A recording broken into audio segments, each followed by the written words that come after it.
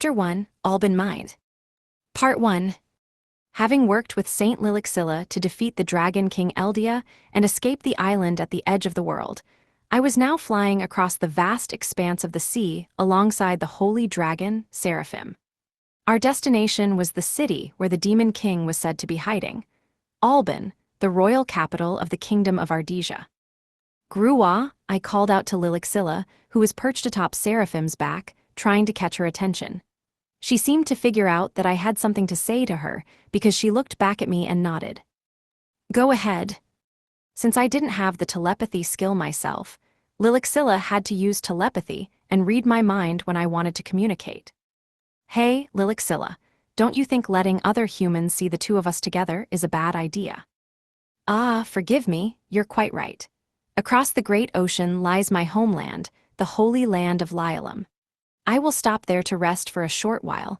Would you mind if we parted ways temporarily once we've sighted land? I will give you a map detailing the way to Ardesia's capital, of course. Well, that seems reasonable. Lilixilla had said she would guarantee my safety and free passage, but that wouldn't be a simple feat. Things were sure to go badly if she brought me into her homeland without prepping anyone for my arrival. Before we part, I'd like to discuss our plan for defeating the Demon King. He's likely rank A, but I think his level may be a little lower than yours. If all goes well, you may not have too much trouble defeating him. But of course, this is all just conjecture. That's great if it ends up being true. Could you explain your reasoning? The Demon King's actions seem far-fetched. He took over a castle of humans by impersonating their princess. This allows him to safely raise his level while also hiding his true identity from me. So he's trying to level up. I guess it was true that if he was stronger than Lilixilla and Eldia, there'd be no need for him to sneak around. But there are holes in this line of thought. First of all, it just seems too roundabout of a method.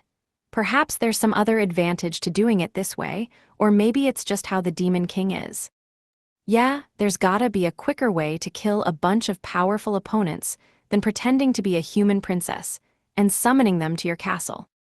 That being said, I've never met the Demon King, so I cannot speak for his personality. And I have too little information about the skills he possesses to be able to say anything about them at all. I'm sure he must have a skill that allows him to transform into a human, but that is all I know. There was a surprisingly large number of monsters who knew the human transformation skill. In order to use it for an extended period of time, you had to find a way to counteract the skill's MP drain. But even monsters that didn't have as much MP as I did could counteract it with skills like the Manticore's Nekomata or Nightmare's 100 Faces. With so little information, it'd be tough to nail down the Dragon King species. Secondly, no matter how intelligent this Demon King may be, the fact that he's succeeded in impersonating the princess is strange. The Demon King may have an accomplice working inside the castle who is helping him keep control. So you're saying there might be other enemies in the castle besides the Demon King? I see. Even if we could theoretically take the Demon King down without issue, we shouldn't let our guard down. With this many uncertainties at play, the idea that he could be underleveled was nothing more than wishful thinking. If you succeed in defeating the Demon King, I will head to Ardesia's capital. Should things begin to get out of hand, I'd appreciate it if you could at least find a way to get him out into the open. If I can expose his monstrous form, I'll be able to act without any concern for the relations between our countries. So if I fail to defeat him and let him escape, or retreat because I'm not strong enough and make him chase after me, you can attack the Demon King under the pretense that he's a monster who appeared in the castle and is trying to escape. That sounds like a plan. When will you be able to get to Ardesia, Saint Lilixilla? The longer we allow him to remain there unchecked, the more it will cost us, and the higher the Demon Lord's level will be when we do face him. I'd like to strike at him right away, but since we need to cross the border between nations, that seems ill-advised. I don't want to do anything that will attract the Demon King's attention. I'll have Seraphim make haste for the royal capital. If he flies like the Demon King is at his back, I'd wager he'll arrive there in 3 days. At this, Seraphim's eyes narrowed slightly in disgruntlement, which Lilixilla couldn't see from her perch atop his back. But 3 days, If I flew hard, it wouldn't take me more than a day or so to get to Ardesia. If I spent the first day flying and the last one defeating the Demon King, that still leave the second day completely free. It might not be a bad idea to use human transformation to get some information in the royal capital in the meantime. I might even hear some rumors about the Demon King. I wanted to get information that backed up what the saint was telling me before I faced the Demon King. Everything I knew about the current one came from her lips. I couldn't rule out the possibility that the saint might be making up the story about the Demon King in order to frame me somehow. Suddenly, I noticed the saint staring at me as I was deep in my thoughts. Crap, she might have caught something I didn't want her to hear. Ball rabbits. Yeah, ball rabbits. Before too long, my thoughts were fully occupied with the image of a tower made entirely of ball rabbits. After a while, I began to see land on the horizon, signaling the end of our long flight. This was true land, the kind where monsters like Adams didn't roam free. As Lilixilla had told us, this was her homeland, the holy land of Lialam. Lilixilla pulled Seraphim to a halt in midair. I moved in front of them and stopped, wheeling around to face them. Lilixilla gave Aloe a map detailing the way to Ardesia and its royal capital, and then our two groups parted ways. Part 2. I headed for the kingdom of Ardesia, flying low to avoid attracting attention. The headwind blew across my scales in a caress, and the salty scent of the ocean air reinvigorated me. As I looked behind me, I noticed that the shockwaves caused by my flight created a valley along the ocean's surface. I asked Aloe, who was riding on my head, to take a look at the map and direct me along a route that would avoid land as much as possible, especially occupied land. A couple of little detours were no problem for me. I might not have been as fast as some others of my rank, but being rank A in and of itself made me one of the fastest monsters in the world.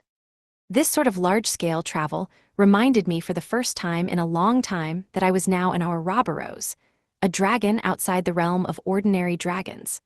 I suddenly found myself missing the days of being a baby dragon, running amok in my little forest. Aloe, who was resting on my head and looking at the map, suddenly spoke up in a voice that sounded close to tears. Master Dragon, I'm sorry, I think maybe I've gotten us lost. Lilixilla had given us a map, along with a tool that looked like a golden balance, which was supposed to help us steer us toward our destination. But the sea was vast, and it was impossible to tell which island was which from just a single glance as we flew by. Plus, we'd taken several long detours that made it even harder to tell where we were. Okay, then I'll fly up a little higher and take a look around. There weren't any large continents nearby, and even if someone saw me, from this distance they'd just assume I was a flying dragon instead of an actual Ouroboros. If I was noticed, I could just fly away. I'd make it to Ardesia before they heard any word of my arrival. I shot straight up, quickly gaining altitude. The ocean's surface fell away beneath me, and I began to see islands dotting the horizon and the continent beyond them. How's that, Aloe?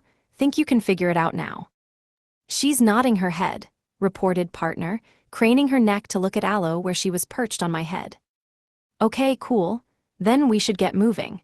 As I tilted my head downward and prepared to descend back to the ocean's surface, I noticed that partner's head was frozen in place, staring behind us. I turned around and saw a massive bird monster, maybe 4 meters long, standing on a lone rock in the distance and repeatedly thrusting its enormous beak into the sea. I figured it must be hunting for fish. It didn't seem particularly strong, so I wasn't sure why partner was so transfixed. But then came her telepathic message. Oh, looks tasty. Oh, so that's what the deal is. Well, we've been flying for a while. Why don't we stop for a bite to eat? Gra, gra. Partner gave a few big nods, looking pleased. What a simpleton. But I was getting hungry too, so I didn't really mind. It's probably rank D or C, so I should be able to take it down with a whirlwind slash or two once I get close enough. As I contemplated my course of action, a large whirlpool began to form on the surface of the sea, near the rock where the bird stood. My psychic sense skill tingled, telling me that there was something lurking in the depths of the whirlpool. The bird monster sensed something was amiss as well and took its head out of the ocean, looked up toward the sky, and tossed the fish it had caught in its beak into its throat. With its meal finished, it kicked off from the rock and flew into the air. Then, a single blue tentacle sprung up from the whirlpool and snatched the bird out of the sky, dragging it back down and into the sea without giving it any chance to resist. I watched in stunned silence, amazed at the suddenness of the scene. Partner, too, was watching the developments with wide eyes. In no time at all, the bird monster was pulled beneath the waves, disappearing from sight. A few final screeches came from the center of the whirlpool as the bird monster succumbed to its fate. Then, a pale figure that was twice as big as the bird monster emerged from the vortex. Ooh, a low roar echoed across the vast expanse of the ocean. What the hell, what is this grotesque creature? Kraken, rank B monster. The king of the sea, lures in ships and dragons with its tentacles, then devours them. One of the 3 great scourges of the sea. Sailors unfortunate enough to meet the Kraken are certain to meet their watery death. Oh ho, so it even kills dragons? Scary. Partner seemed pretty surprised by the Kraken's appearance, and she stared at the strange figure with her mouth open in disbelief. Sorry, partner. The Kraken took that plump bird for itself. I'm sure we'll find another monster of that caliber soon. A thin line of drool dripped from Partner's open mouth. Now that looks tasty. Huh, you want to eat it? I mean, I won't stop you, but do you really think it looks tasty? It's got, like, 6 eyeballs. I'm not sure that's the kind of thing you'd want to eat. I guess it's a little late to question your eating habits, though. As if sensing it was being contemplated for our dinner, the Kraken sank back down into the depths of the whirlpool to make its escape. Hey, go after it. Huh, do you really think we'll be able to catch it? Now. As I was considering our options, I noticed that Partner was staring at my face with a glimmer of magic gathering in her eyes. She was going to use Master's demonic gaze to take control of our body, wasn't she? Okay, fine. I'll try and get it for us, so hold your horses. I swooped down to close the distance between me and the Kraken. But by the time I reached the whirlpool, the Kraken had already disappeared beneath the swirling vortex. That's one fast octopus, I thought. Or maybe it's more like a squid. Whatever it was gone, and I was somewhat relieved that I hadn't reached it in time. Greya. Partner twisted her head around, throwing a tantrum next to me. Fine, I got it. I'll try a little harder. I flapped my wings and fired a whirlwind slash toward the center of the whirlpool. The slash sent a wave of ocean water spraying into the air and made a deep ripple on the ocean's surface. It was hard to tell if I'd actually hit anything or not. I squinted my eyes, trying to look deeper beneath the surface, and saw a faint blue fluid floating up from the recesses of the ocean. Looks like my attack hit. The next moment, a black, gaseous substance sprayed out from the ocean's surface. I flapped my wings, sending out a gale of wind to divert the Kraken's ink. Some of it landed on the tip of my snout, and I suddenly felt a little dizzy. The ink must cause some sort of status condition. A huge, pale tentacle shot out of the whirlpool, heading straight for me. I tried to dodge it by flying up higher, but with my brain feeling like it was rattling around inside my head, I was only partially successful.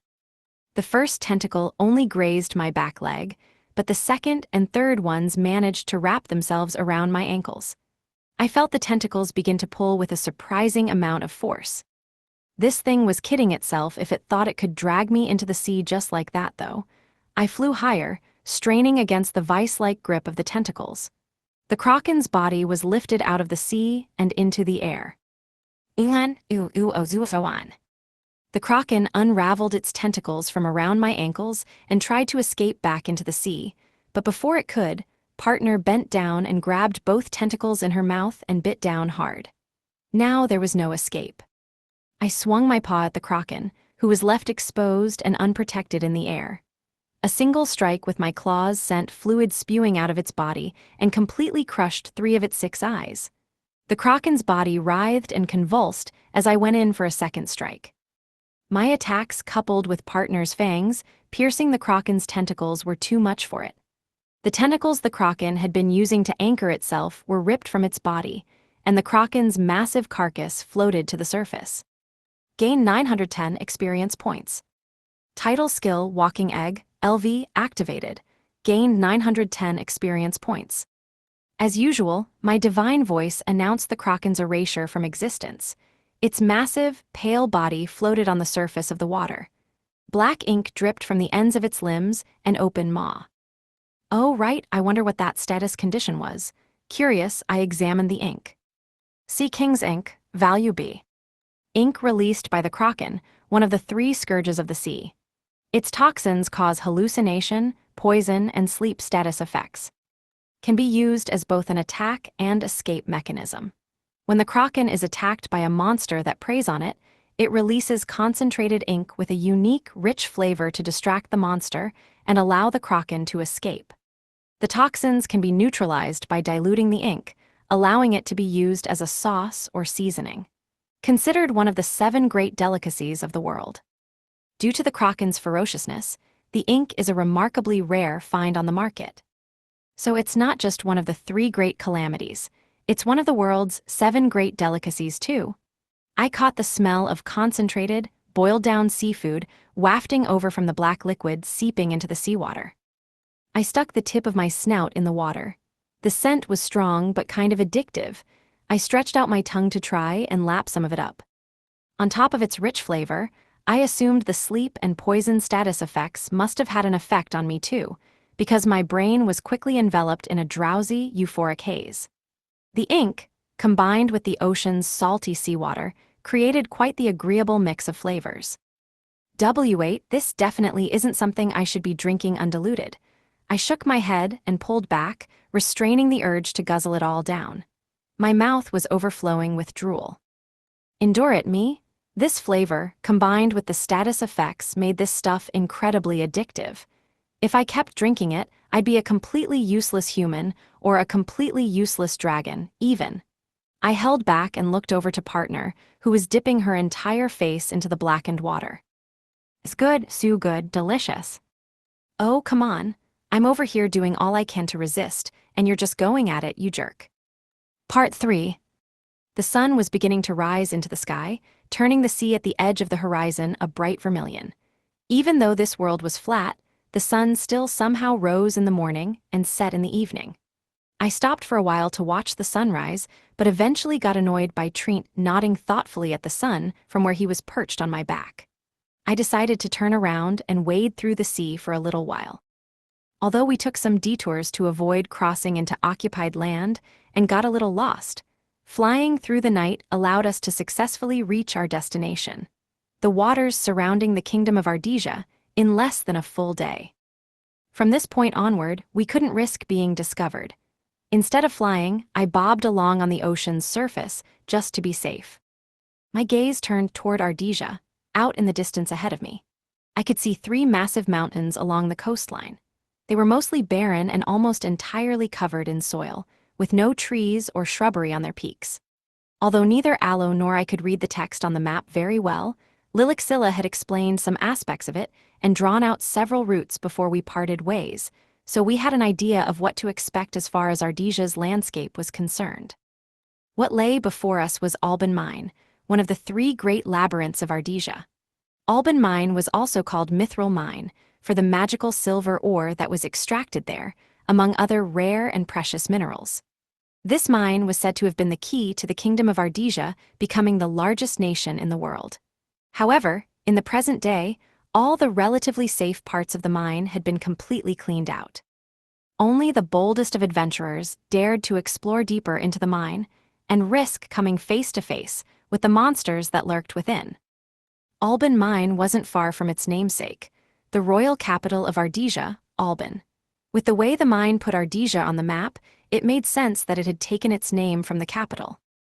Lilixilla had suggested this mine as a good place for me to hide, as it was mostly inaccessible, yet close to the capital, and I'd need a place to rest for more than half of the day in my dragon form after venturing out as a human. She had mentioned that there were some unusually nasty monsters deep inside the mine, but because the mine's unique environment made it the only place they could live in, there was no danger of them coming to the surface. And if they did, Lilixilla assured us, we'd be able to escape them with ease. I'm sure you and your friends will have no issues, she'd said. Lilixilla had been shocked by Eldia's power on the island at the edge of the world, so I figured the monsters in Alban Mine, so close to a human settlement, were probably no stronger than Adam at best. They could be a major threat to humans, but I doubted they'd be much of one to me. It was going to take 3 days total for Lilixilla to get to Ardesia. We'd spent one of those days traveling, but I still had plenty of time to spare. For the second day, I wanted to secure a safe place to wait in Alban Mine and then head into the city of Alban in human form to gather information. I planned to bring Aloe and Nightmare along. Nightmare could use its 100 Faces skill to reduce the MP cost of my human transformation skill, so it was useful to take with me. Wait, does that mean Trient is the only one who's staying back? Is that going to be okay? Well, whatever. I'd worry about that later. First, I needed to get to the mine and heal up from that long flight, and I couldn't use human transformation for long periods of time, so I wanted to find the shortest route to Alban I could. I had to plan out my schedule carefully. On the third day, as soon as Lilixilla arrived, I'd be using the information I learned on the second day to storm the royal castle and defeat the Demon King masquerading as the Ardesian princess.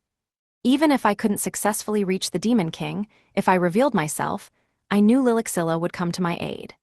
If the Demon King was using human transformation, his HP, attack power, and defense would be reduced by half. I doubt the Demon King is so powerful that he'd be able to take me down in that state. Revealing my true form seems like the best bet. Because of how quietly the Demon King was choosing to operate, I could assume that his stats weren't particularly exceptional. The Demon King wasn't openly attacking humans, and he wasn't going after the Beast King or the Saint either. He'd be up against the Saint, who had already subjugated the Beast King, and me, who defeated the hero and taken his power for my own. We were working together, knew his whereabouts, and were planning to launch an attack on him. I only had a vague understanding of the larger-scale conflict here, but even I could see that the Demon King was behind the curve. He was luring humans in one by one because he had no other choice. He might have been capable of grandiose gestures, like taking over a country by impersonating its princess, but he apparently couldn't fight on the same level as his peers. He had to be a coward by nature. And because of his cowardice, he can't raise his level or respond adequately to the Saint's thorough and hyper-efficient moves. There's no way the Demon King can come out on top against me, Lilixilla, and the Beast King. Lilixilla is definitely coming here to win. I landed near the mine, keeping a watchful eye on my surroundings. The beach was littered with small mounds of black sand. I assumed it was waste from the mineral refinement process, discarded haphazardly along the coast. I dropped Aloe and the others off, then shook my whole body to rid myself of the seawater that clung to my scales. I could see a bunch of different holes leading into the massive mine. There were broken mine carts and tracks all over the place, but there was no way all of them were man-made mining tunnels. The sheer number of entrances struck me as odd, and some of them were so big that even I could fit through them. Well, first things first. I need to rest, plan my next move, and see if there's a safe spot for Trient to lay low while we're gone. And after that, let's get some food, Partner said, bringing her face close to mine. Right, hopefully there's something we can eat around here. You ate plenty of squid and weird fish while we were out on the ocean. Just be patient for a bit. Something else occurred to me. You know, when we go to the capital, we might be able to eat all kinds of delicious food. Even if we stuff ourselves to our heart's content while we're in human form, you'll be hungry again once we turn back into a dragon. I doubt it'll taste anything like the food we've been eating until now, but at the very least, you might be able to try out some new food, right? Partner's eyes lit up at my vague bribery. WL, I guess I can endure it for a little while, but... wait, my bad. I'll be going there in human form, so I won't have any money to get food. And we won't have a lot of time to dilly-dally, so I'm sorry. That was just a passing thought. Partner's eyes flashed, Master's demonic gaze. She took control of my paw in an instant and unleashed a fierce uppercut to my jaw, breaking several of my fangs and sending blood spattering through the air. Part 4. Alban Mine was filled with numerous tunnels, ranging from mine shafts to monster nests. The dozens of holes that dotted the otherwise bald mountains gave them a somewhat rugged appearance. There were bridges connecting the tunnel entrances and stairs carved into the surface of the mountains, but they all appeared quite old. A lot of the scaffolding looked damaged beyond repair.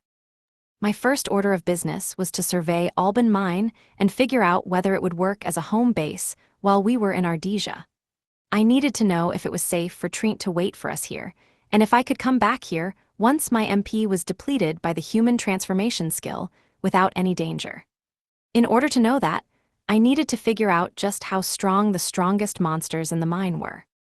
There were other reasons to scope out the monsters in the mine too. Food. The main one being that I wanted to pacify partner by giving her something tasty to eat before I was stuck in my human form for a while. I doubt there are very many monsters in this mine that you'd enjoy eating though, partner. Why not? There are some strong ones in here, right? Well, according to Lilixilla. But this mine is right by the royal capital. Even if they don't go outside because they need to be in the mines to survive, I doubt there are any high-ranking monsters around. Then, how about a tasty one? That leap in logic was too drastic for me to follow. Partner, the strong monsters didn't settle here because they thought there'd be tasty monsters to eat. Only you would decide to settle in a dangerous area permanently because of the meal prospects. I walked around the mine for a while with Aloe and the others until we came across a massive crack in the ground. I peeked my face into the crack. There seemed to be a cavern down there that was wide enough for even me to move around comfortably. When I used my psychic sense to poke around more, I could sense the faint presence of a demon. I didn't know what it was, but I could see a dim light coming up from deep underground. If I'm going to try and get down there, this might be the best place to do it. I'd like to believe there's something tasty hiding out down there, if not delicious. Please, big bad mine, make partners' taste buds sing. The cavern inside the mine had a pretty steep slope, but it wasn't impossible to walk on. The height inside was perfect. Even when I stretched out my neck, the top of my head only just brushed against the ceiling. It was wide enough for two Ouroboros to walk down it side by side. We descended into Alban Mine with me in front and Aloe, and the others following behind. When I reached the end of the tunnel, I quickly figured out the true source of the light. The earthen walls inside the cavern were hardened and crystallizing in some spots, where they emanated a faint bluish-white glow. The light I'd seen from the outside was probably from the clusters of luminous crystals. My vision was just fine in the dark, but there was nothing better than having a bit of light. Besides, the crystals were quite beautiful. I stepped forward to take a closer look. Dragoness magic crystals, value B. Formed from the heat of a magical flame, emitted by a high-ranking dragon. The magic of the flames contained in the crystals gives off a continuous blue light that illuminates cavern depths. Highly resistant to fire, and fetch a high price due to their beauty. B, not bad. I'd assumed all the rare minerals in the shallower parts of the mine would have been cleared out, but it looked like there were still some left. Or maybe there'd been a fissure in the ground more recently. If we dug them out and took them with us, we might not have to worry about money once we got to the royal capital. Not to mention, the fastest way to get information from people was by waving a bit of cash under their nose. I was staring at the dragoness crystals and admiring their luster when, out of the blue, partner sank her fangs into the dirt wall and ripped out a hunk of crystal. As I tried to figure out what she was doing, partner jerked her head upward, then crunched down on the crystal in her mouth with her mighty fangs and began to chew. As soon as she got a good taste, though, she spat it out with a two. Seriously? What made you think it'd be tasty in the first place? Now what are we gonna do? You tried to eat a hunk of dragon crystal. We might have been able to sell that for a decent chunk of change, you know. You eating something in the capital isn't going to make me feel any better. Were you really holding out hope that what I said would come true? You haven't looked at me since you spat it out. Are you still pouting? You healed me with high rest after that uppercut you gave me earlier, so I thought you weren't that mad, but you're seriously still pouting. Look, I'm sorry, partner, okay? I'll tell you all about my adventures in the human world later. Stories about the human world can't fill my stomach. Then I'll buy enough food that you can taste it too. Shia. Nightmare hissed from behind me, joining partner in her protest. Ah, come on. It can barely tell what's going on, but it's still trying to score points with partner. But partner seemed uninterested in Nightmare's appeals. She was sniffing around, trying to see what other smells were nearby.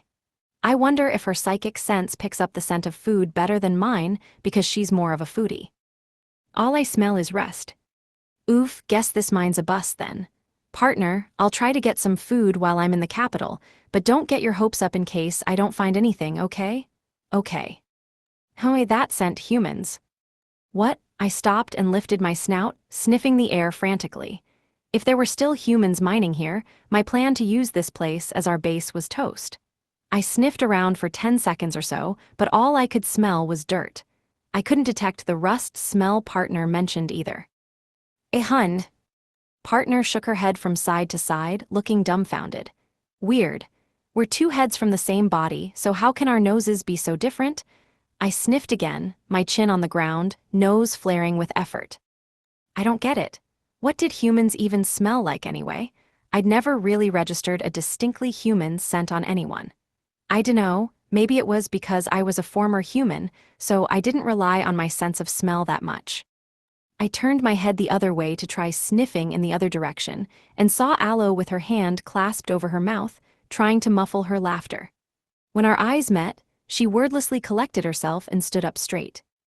Hey, you ain't fooling anyone like that. Did that really make me look that silly? Aloe quickly pointed at Treant, who was standing next to her. But Treant was laughing too, she stuttered. I looked up at Treant. In response to Aloe's heartless snitching, it quietly turned its face to the dirt wall behind it, hiding its expression with minimal effort. Okay, I guess I'll leave the sniffing duties to Partner then. I'm not used to this kind of him. My psychic sense picked up the presence of some kind of small demon in the vicinity. Partner seemed to notice it as well and stretched her neck out, eyes blazing with excitement. At the far end of the tunnel, sliding along the sloped ground, was a strange figure. It looked almost like a silvery puddle of water, about the size of a human. Inside the grayish-silver puddle was what looked like an artificial organ made of steel, which was beating rhythmically.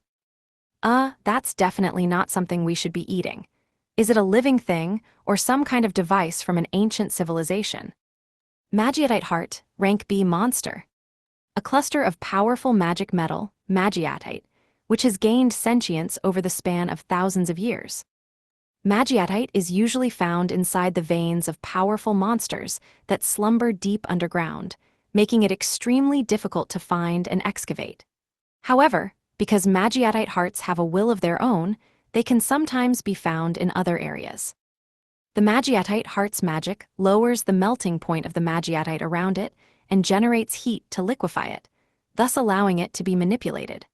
Although its molten body is exceedingly valuable, the magiatite heart's rapidly expanding and contracting attacks are unparalleled in power. There is no end to the number of adventurers who have sought its riches only to become its victims instead. Whoa, that's awesome. That was a pretty rare monster, right? A rank B definitely wasn't something a human could handle on their own, aside from the hero and the saint, I supposed. But if there were monsters this strong hanging around, setting up camp here might be a bit of an issue. By the way, what's magiatite? Magiatite, value A. A magical metal formed inside veins of magical energy, deep beneath the planet's surface. Used to forge legendary weapons. Because of its vast magical power, alchemists have suggested that it could be used as an energy source for magical tools or golems, but this theory has not been confirmed due to the metal's rarity. WHOA, it's got a value? Let's hunt it down. If we can sell it, we'll have more money than we can spend in a day. Man, I'm all hyped up now. There is a legend from ancient times stating that the king of a small country fell ill with an incurable disease. All hope seemed lost until one of the court jesters gave him a piece of magiatite to ingest. He was cured and lived to be 120 years old. That's incredible. This metal's gotta be priceless. However, there have now been a total of 5 past rulers who have suffered and died for believing in this old wives' tale. Oh right. No, yeah, let's not get ahead of ourselves here, but it's still worth a fortune, right? As I fretted, Partner stared at the magiatite heart with dead eyes. It looks gross. Part 5. The grayish-silver core, submerged in the pool of molten metal, changed angles and vibrated slightly. The movement seemed as alive as a human eyeball. As soon as the vibrations in the core stopped, the magiatite heart began to move. It slid across the floor of the cave like it was water, much faster than I would have thought was possible with its strangely shaped body, and headed straight for me. I had Aloe B+, Treant C+, and Nightmare C+ with me. They weren't at very high levels yet, but I was pretty sure they were strong enough to deal with a B Magiatite heart without me. It was sure to be an easy victory. But the Magiatite heart didn't get very close before it quickly moved to the edge of the cave. I thought this thing was tough. It's just gonna run away. As soon as I thought this, a part of the Magiatite heart's body lifted up and shot out a gray-silver mass of metal. I tried to bat it aside with my paw, but it stuck to the surface of my skin, scorching the scales and sending out peals of smoke. It was blisteringly hot. So the heat from its magic core is what melts the hard metal and allows it to move. Maybe I underestimated this monster a bit. This thing is going to mess me up if I touch it directly. I bent down and arched my body, then flapped my wings and unleashed a whirlwind slash. The slash swept over the Magiatite heart's body and pierced the ground beyond it. This thing isn't going to be easy to catch, is it? As I stopped to think, the Magiatite heart's core created a long whip of molten metal and slung it at my feet. That singed my toes. I've got burn marks all over my scales too. I should get a closer look at this thing's stats. Species, Magiatite heart. Status, normal. LV, 5270. HP, 96,112.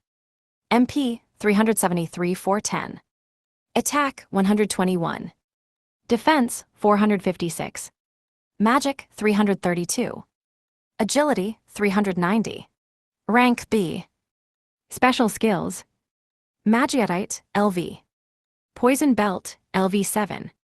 Automatic MP recovery, LV6. Grecian language, LV2. Resistance skills. Physical resistance, LV max. Magic resistance, LV max. Debuff immunity, LV. Normal skills. Magic metal creation, LV7. Liquid, LV7. Corona, LV6. Transform, LV6. Telepathy, LV5. Fireball, LV8. Clay, LV5. Clay gun, LV5. Regenerate, LV6. Metal breath, LV4. Shock absorption, LV5. Evade, LV4. Double poison, LV7. Human transformation, LV1. Title skills. Final evolution, LV. Sage of Steel, LV. Coward, LV. Rare monster, LV. Ancient being, LV. Whoa, what a crazy status screen. That being said, the Magiatite heart didn't have enough attack potential to take me down. At worst, it could give me a couple of nasty burns. But thanks to its shock absorption and evade skills, my attacks weren't going to do a whole lot of damage.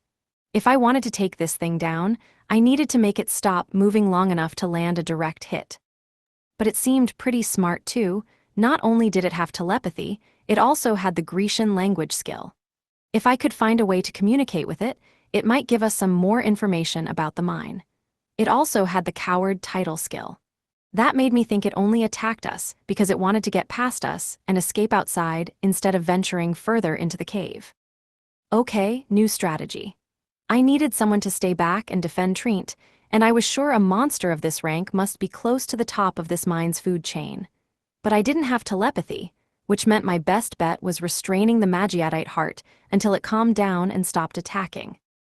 I called out to my friends in my mind. Partner, Aloe, Nightmare, Treant, catch this thing for me. Treant stepped forward. Wait, does that mean we can't drink it? Don't drink it, it'll kill you. A small depression appeared in the Magiatite heart, facing directly at me. It sucked in the air around it, then released a puff of silvery mist toward me. Is that its metal breath skill? I flung a wing over my face to protect it, and immediately felt a searing, continuous pain throughout my entire wing. The mist clung to my wings and hardened, impeding their movement.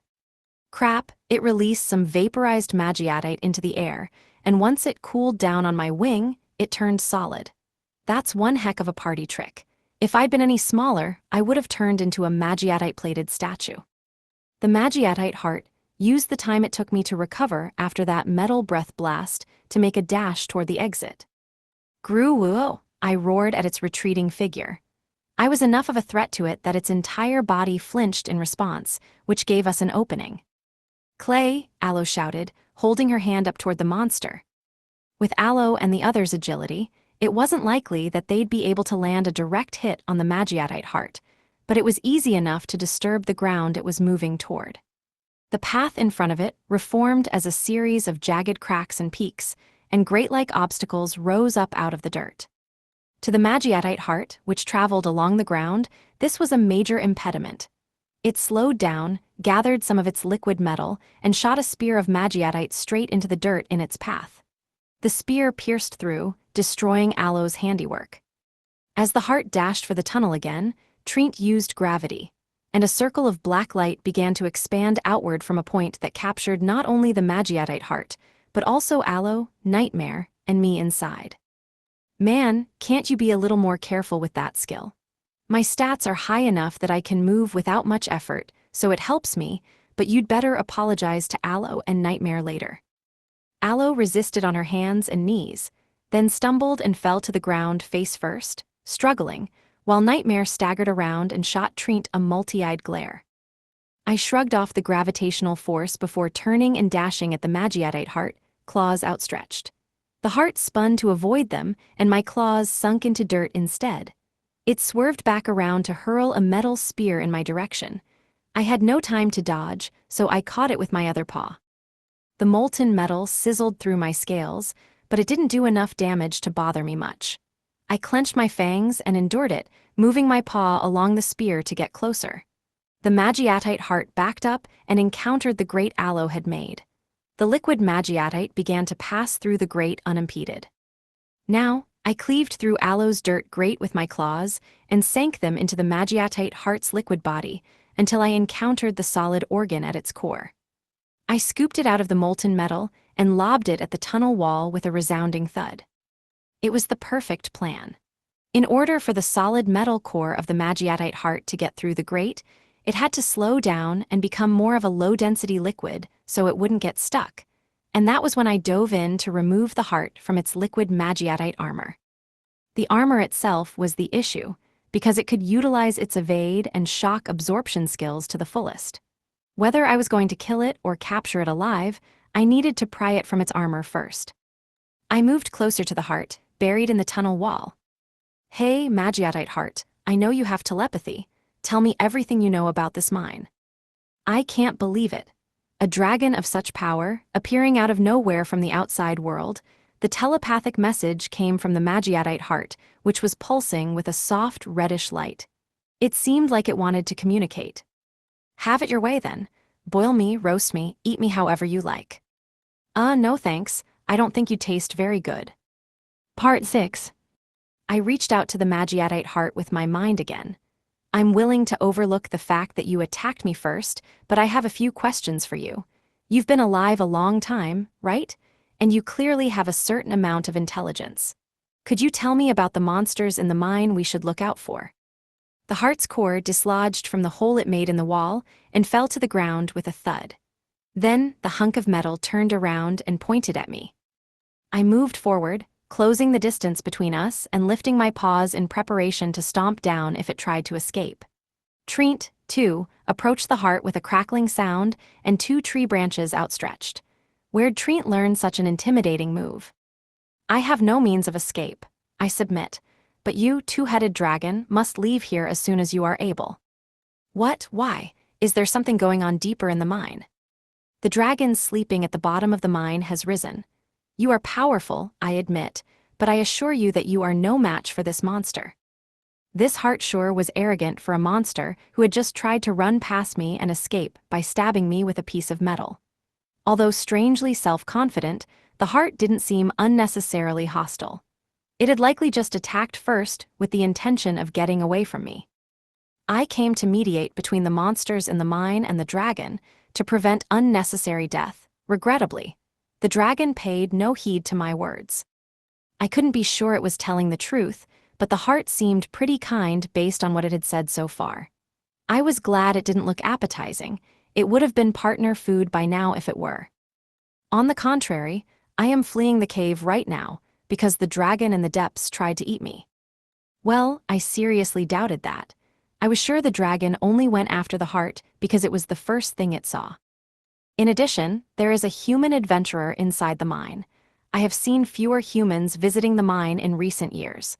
One can presume his purpose here is to take on the dragon.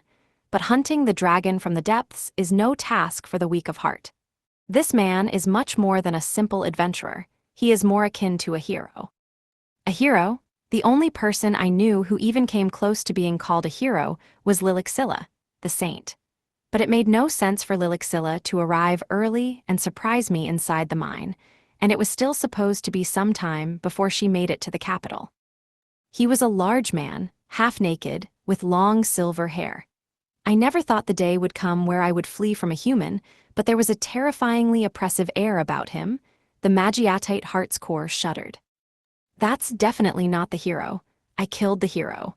Besides, that didn't even sound like the hero I knew. That one had the same name as me, and he was an outcast with blonde hair and slim, feminine features. Partner had sensed a human in the mine, though I assumed that must have been the silver-haired man the heart was talking about. But unless the human had sacred skills somehow, it made no sense for a rank B, Magiatite heart to be afraid of him. No, a human who could intimidate a rank B monster had to be much more powerful than the likes of a Doff or Azalea. Someone like the hero or the saint would be a fierce opponent for even a rank A monster, though. Are we finished here? The Magiatite heart asked, inching toward the exit. Nightmare quickly moved to stand in its way. Nice work. I turned my thoughts toward the heart again. You're an unusually intelligent native species of the mine.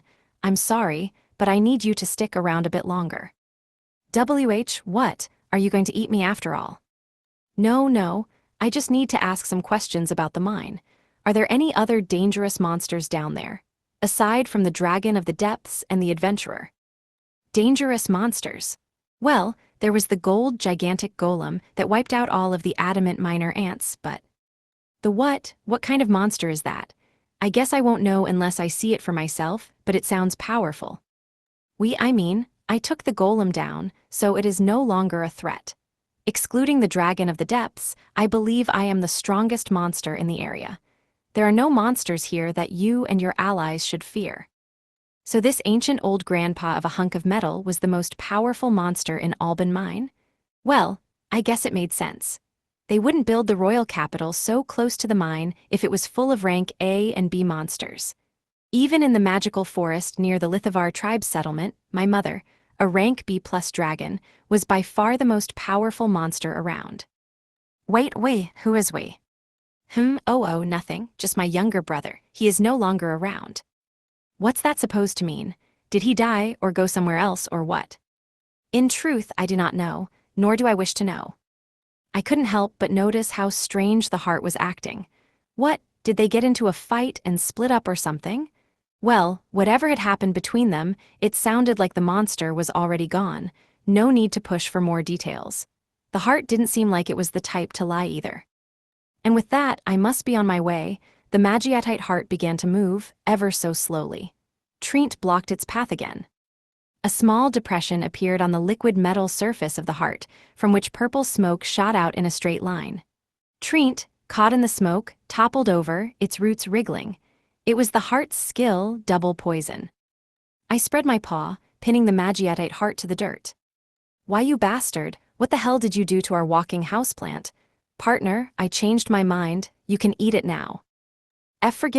Forgive me. My frustration suddenly got the better of me. I have controlled my might now.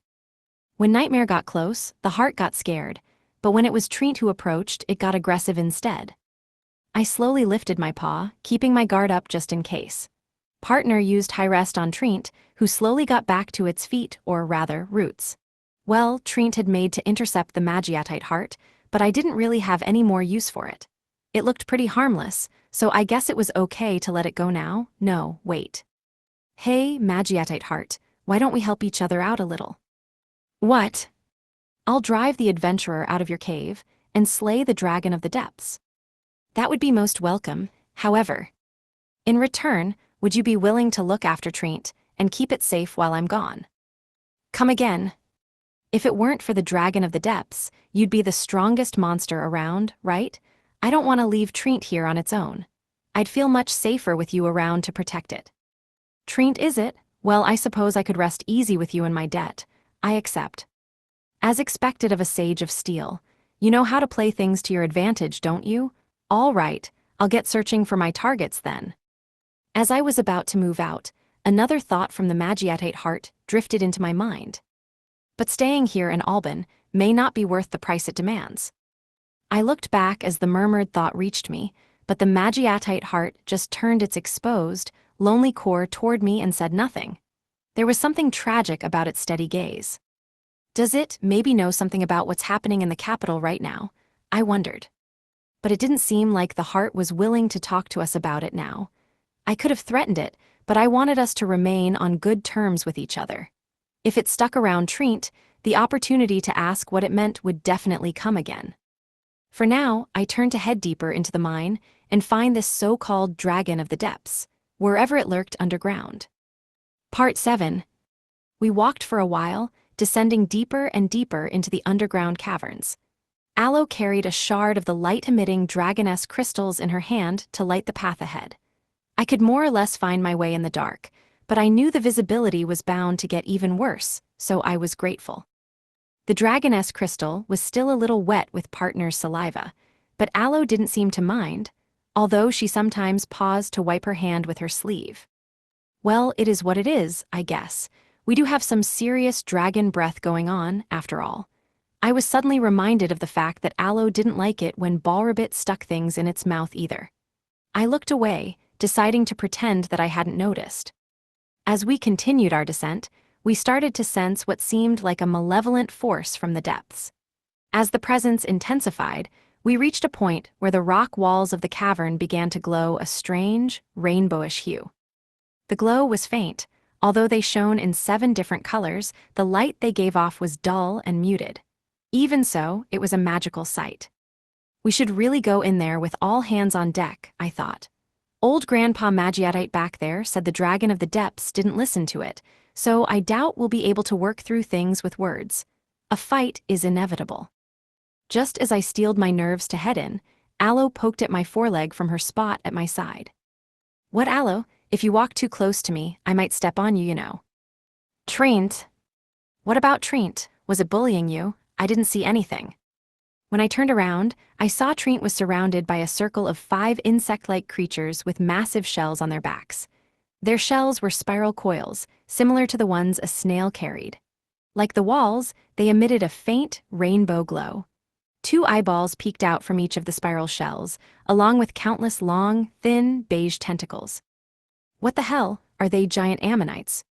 I was so focused on the one closest to me that I barely registered that Treant was surrounded. Grim Ammo, rank C+ monster. An ammonite which has undergone a special kind of evolution after ingesting magical ore. The Grim Ammo's shell is made of a magic ore called amatite. Because of the ore's rainbow hue, many believe it to be a sign of good fortune. So they're called Grim Ammos, huh? I suddenly registered that the dull rainbow glow in the walls must have been from the fossilized remains of thousands of Grim Ammo carcasses that'd been trapped in the ground for however many years. I looked around, my heart sinking, and saw what looked to be a Grim Ammo shell half embedded in the cavern wall. Who, the scene around me suddenly looked a lot less empty than I thought it was. Treant looked at me nervously. Treant's evolution, magical tree, was rank C+. Are 5 Grim Ammos of the same rank going to be too much for it? I wondered. When Treant's eyes met those of the Grim Ammos, it froze and immediately looked down, trying to blend into the background. I doubt that's going to work, Treant. Trees don't grow underground. Grrroo. I let out a soft growl, and the Grim Ammos scattered like spiders scuttling back into their hidey holes. Partner bit at one of the fleeing Grim Ammos and got a mouthful of amatite shell. She crunched into it with a series of cracking and snapping noises. Dang, talk about no mercy. Gained 130 experience points. Title skill Walking Egg, LV, activated. Gained 130 experience points. Small fry like those sure are easy to hunt, huh? How's it taste? I asked partner. She slowly nodded and spat out the remnants of the shell. The innards of the broken shell were littered with cream-colored body fluids and little bits of grim ammo flesh. Oh, that's kinda gross. It's not bad. It's a little tough, though. Could use some more seasoning, she responded, still chewing. I figured she must have been talking about the meat itself, since I couldn't hear the crunch of the shell anymore. Wanna try a bite? Partner opened her mouth, showing me the crunched and chewed remains of the grim ammo on her tongue. I'm not really a huge fan of eating other people's leftovers, or other dragons' leftovers, for that matter. Even if we're technically from the same body. Whatever, more for me. Partner closed her mouth and started chewing again, almost like a cow chewing its cud. She was a girl, shouldn't she be a little more modest? Or was this normal for dragons? Well, whatever. I'd have another chance to try a grim ammo if we ran into any more in this mine. Just then, a high-pitched clang echoed from the end of the passageway. It sounded like the source of the sound was quite close. At the same moment, my psychic sense picked up on the presence of two beings in that direction. It seemed like a human and a large monster who were fighting each other, just like the Magiatite heart had described. Maybe we should pick up the pace. After confirming that the way back was free of enemies, I sped up and headed for the innermost part of the underground tunnel. I noticed Treant desperately chasing after me as I went. I felt like there was no need for Treant to rush, since I'd made sure there were no enemies coming from the rear right now. But considering the fact that I'd just missed a bunch of grim ammos coming up to attack us, I understood why Treant wasn't exactly quick to trust my judgment. The end of the grim ammo tunnel opened up into a massive cavern. At the center was a dragon about 10 meters long, its entire body covered in emerald green crystals. Crystal dragon, rank B monster. A dragon whose entire body is covered in magical crystals. It boasts high defense and wields magic that allows it to freely manipulate its magic crystals, such as its Crystal Squall skill, which is both powerful and difficult to evade. It cannot fly, but one must exercise caution when it spreads its wings in preparation for this skill. Although the crystal dragon only eats magical crystals and ores, its petrifying breath can turn opponents into magic crystals, so finding food isn't a problem. Isn't a problem? That terrifying skill sounds like the definition of a problem. I figured this must be the dragon of the depths that the Magiatite heart talked about. However, it didn't seem like we'd have to worry about fighting this particular opponent. The crystal dragon's body was covered in gaping/wounds, and its HP was already at 0. The crystal dragon's huge body slumped to the dirt, defeated. In front of it stood a large man with long silver hair and a sword as long as he was tall in his hand. The dragon's body began to shake. The fissures in its gleaming crystalline body deepened, its thick legs crumbled, and its broken wings fell to the ground. In front of it, the large man raised his great sword. The dragon's thick neck shook, then broke off and tumbled to the ground in front of him. This human man had defeated the crystal dragon. It had to be him. There weren't any other humans or monsters around. He took on a rank B monster by himself and killed it. This felt impossible, based on what I'd seen of humans thus far. The highest-ranked humans I'd met in this world were Adolf, the knight commander from Harani, and Azalea, Tolman's bodyguard and the captain of the Hungry Hunters, both of whom were akin to rank C red ogre ants in terms of stats. The only humans I knew who could take down a rank B monster were the hero and the saint, who both had sacred skills at their disposal. So who the heck was this guy? If there were supposed to be 2 humans and 2 monsters with sacred skills, like the legends said, that quota should have already been filled up by the hero, the saint, the demon king, and me. But well, the crystal dragon seemed pretty strong, but it probably wasn't very fast if all the crystals coating its body were any indication. If this guy used a combination of different skills to kill it, he might have been able to manage it. In my experience, though, humans just weren't able to gain stats of the same caliber as monsters.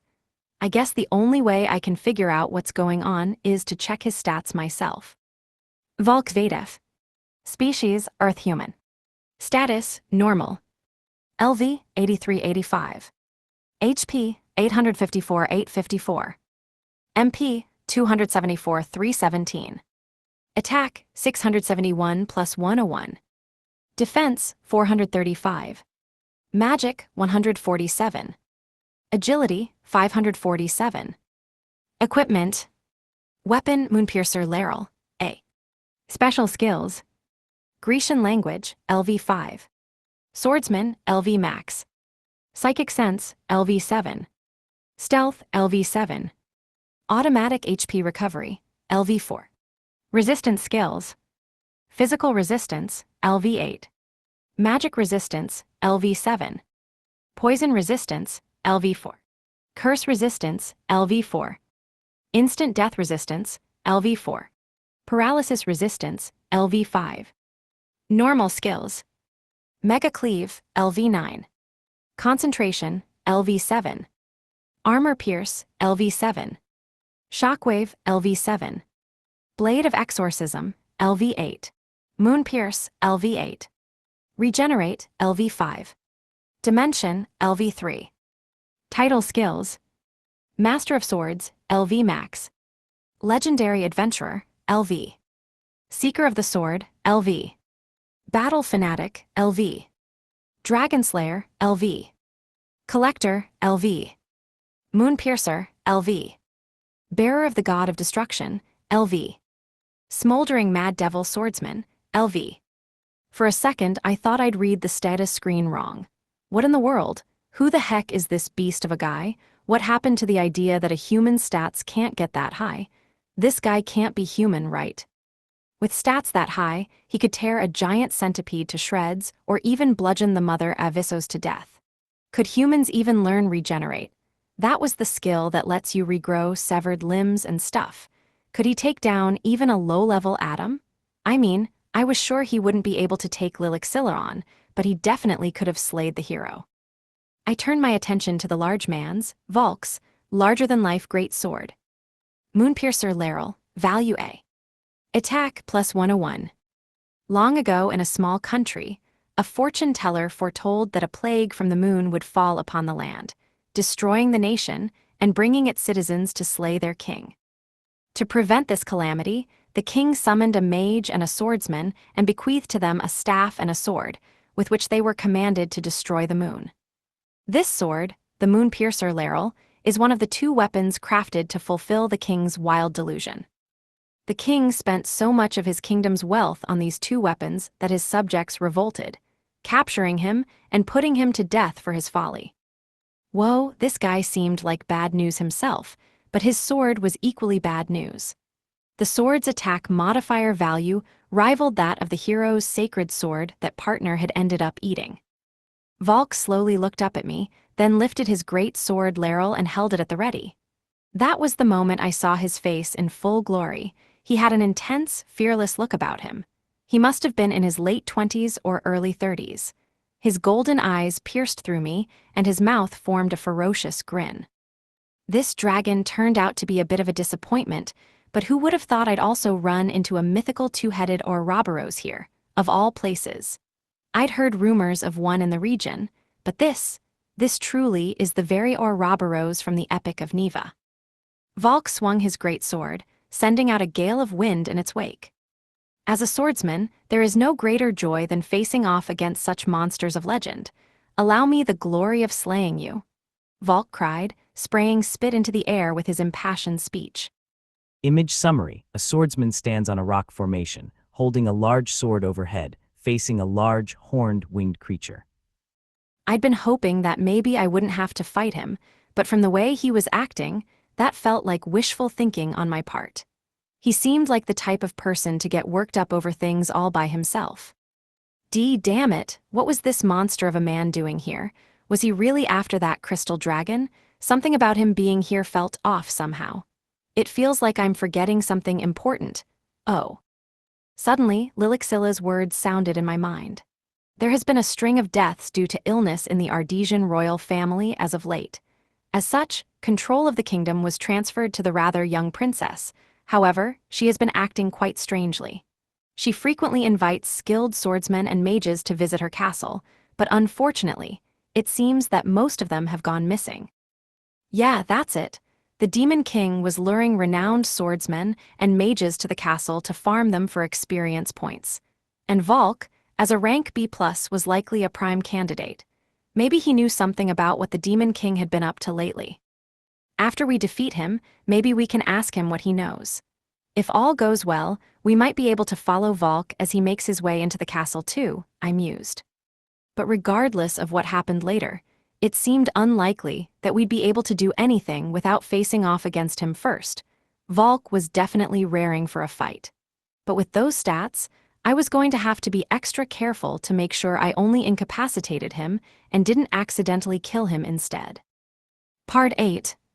Volk raised his great sword and started to run straight at me. His eyes shone brightly through the gaps in his silver hair. "I will hunt you down, Ouroboros. Prepare to meet your maker." He was fast. Maybe it was just his sense of determination, but he seemed even faster than his stats suggested. No, calm down. My agility was much higher than his. If I kept my cool, taking him down should be easy. I motioned for Aloe and the others to stay back, then dropped onto my haunches to ready myself for an attack from Volk. Hiya! Volk swung his great sword in 3 mighty cleaves as he ran, generating 3 shockwaves from the tip of his sword that came flying toward me. I flapped my wings, then concentrated the resulting wind magic on my forelegs and let out a vicious whirlwind slash. As I'd hoped, my slash successfully cancelled out Volk's skill and even managed to reach him, although its attack power was dramatically reduced. Volk evaded the wind blades by leaping forward and dodging deftly from side to side. I would have liked to have stopped him by flipping the entire surface of the tunnel around us over with a well-timed earth fall. But if I had done that in a cave this deep underground, I might have ended up burying both of us alive. We stood a fair distance from each other. I knew that the only way Volk could attack me here was with his shockwave skills. My goal here was going to be to disrupt Volk's movement so I could finish him off at close range. "Partner, I need you to use Master's demonic gaze on him. Although her skill level was still pretty low, it would give me the opening I needed to get close." Volk's magic resistance was high, but his magic stat was low for his level. Master's demonic gaze may not do much, but it'll do something at least. I can't use that unless he makes eye contact with me. If you pretend to draw in a breath, I'm sure he'll look at you right. Nah, I can't do it. It's up to you. Come on, just pretend. Oh, and at the right moment, shoot some death at him. But don't hit him. I don't want to actually kill him. Just shoot it in front of him so he stops moving or something. That's basically cheating, you know, partner replied, pulling back her head and squinting at me with distaste. Hey, don't say it like that. If we want to neutralize him safely, there's no better way, right? I'm a pacifist at heart. Feints and diversions are prime battle tactics. Sorry, but I'm not so dragon-brained that I think the only way to win a fight is head-to-head combat. I thought partner might not get on board with my plan, but after a moment, she arched her head back and sucked in a deep breath. When our Ouroboros breathe deeply, the force generated is so powerful that it seems to distort the space around us. The base of our neck swelled, more on partner's side than mine. Wow, you're a lot more committed than I thought you'd be, I thought, impressed. Partner gave me a sideways glare. Volk turned his attention to partner.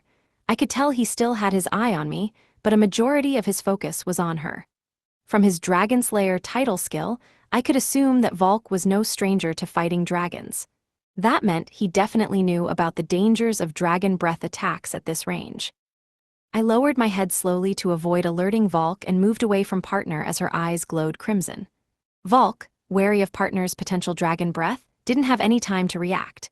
His face froze in shock and his sprinting legs stumbled, but then he rolled sideways in midair and barely managed to keep his balance, landing in a crouch. Sweat dripped from his forehead.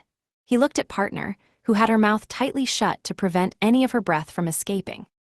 He must have thought she was going to release a peal of dragon breath in his direction any second now. HNNNNG, you're fooling yourself if you think a silly little trick will be enough to stop me. Volk thrust his great sword into the ground and used it to get back to his feet, knees trembling. He used the sword to drag his still immobile body along, and his eyes darted to the side, trying to find a way to dodge partner's hypothetical breath. All right, sorry things had to go this way. I lowered my head and rested my chin on the ground, then opened my mouth and released the scorching breath I'd been secretly preparing. A raging fire burst from my jaws and rushed toward Volk. What? Simultaneous breath attacks? The flames caught Volk at a completely unexpected angle, forcing him to pull back the leg he'd extended to kick off from the ground and try to flee in the other direction. Then Volk looked sideways at Partner, and his eyes widened. Graza, Partner let out the breath she'd been holding in a calm, relaxed exhale. Whoops, I timed that wrong, ran out of air. Then came a sputtering Volk with a meaningless monologue. What nonsense! A proud dragon, a mythical two-headed dragon, no less, using such trickery. Volk's handsome features were distorted, his eyes filled with rage. He had more of a dragon brain than I did. Sorry for not giving you the fight you wanted, but I'm just your average guy, so I'd rather fight your brawn with some brains. I charged forward like I was trying to chase the fire and stretched my claws out toward the figure silhouetted in the flames. Volk, who was using the blade of his great sword as a shield, noticed my approach and quickly hoisted the great sword into the air once more. I slashed downward, and the edge of his blade caught my claws. For a moment, we were locked in a stalemate, then the rest of the flames engulfed Volk. I could weather the fierce fire with my scales and overwhelming HP, but they had the potential to be lethal to him. He was no match for me in terms of raw physical strength either.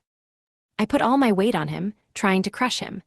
Volk swung his great sword and slammed my claws into the ground. My claws are stuck.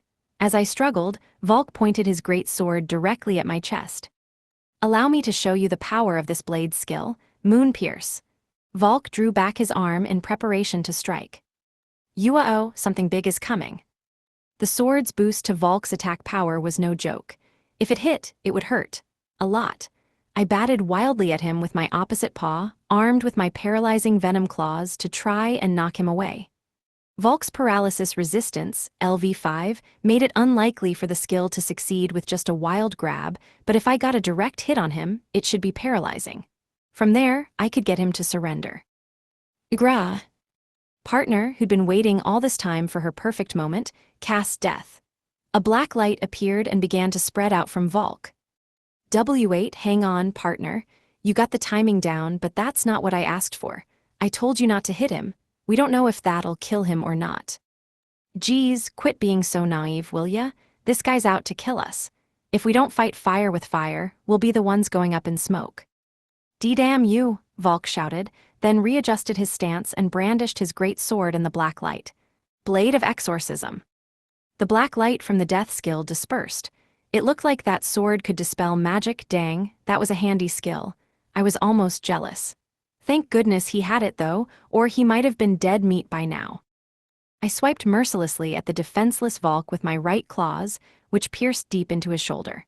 The force of my slash sent the silver-haired giant flying through the air, and Volk's grip on his great sword weakened.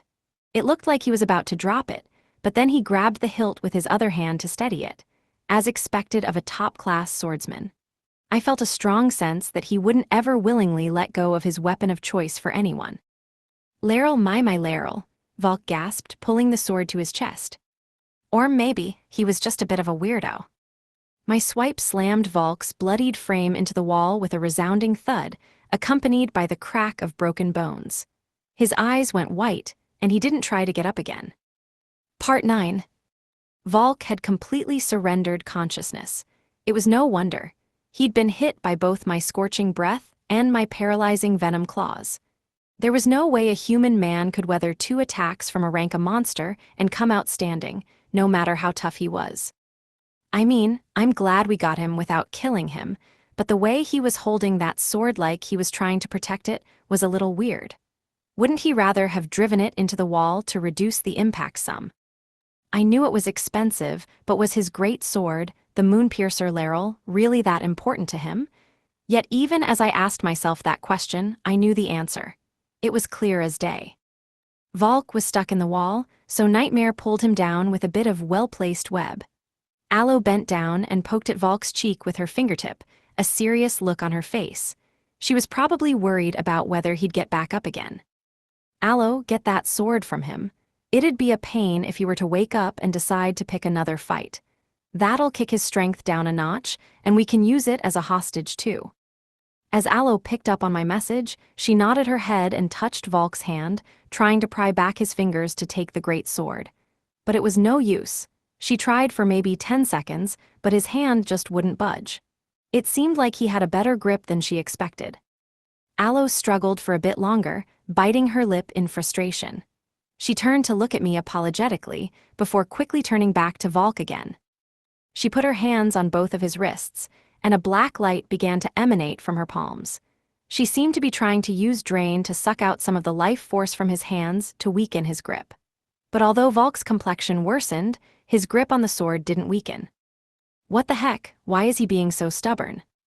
But I guess for a swordsman like him, surrendering one's sword to the enemy was as bad as dying, so it was no surprise that he was being stubborn.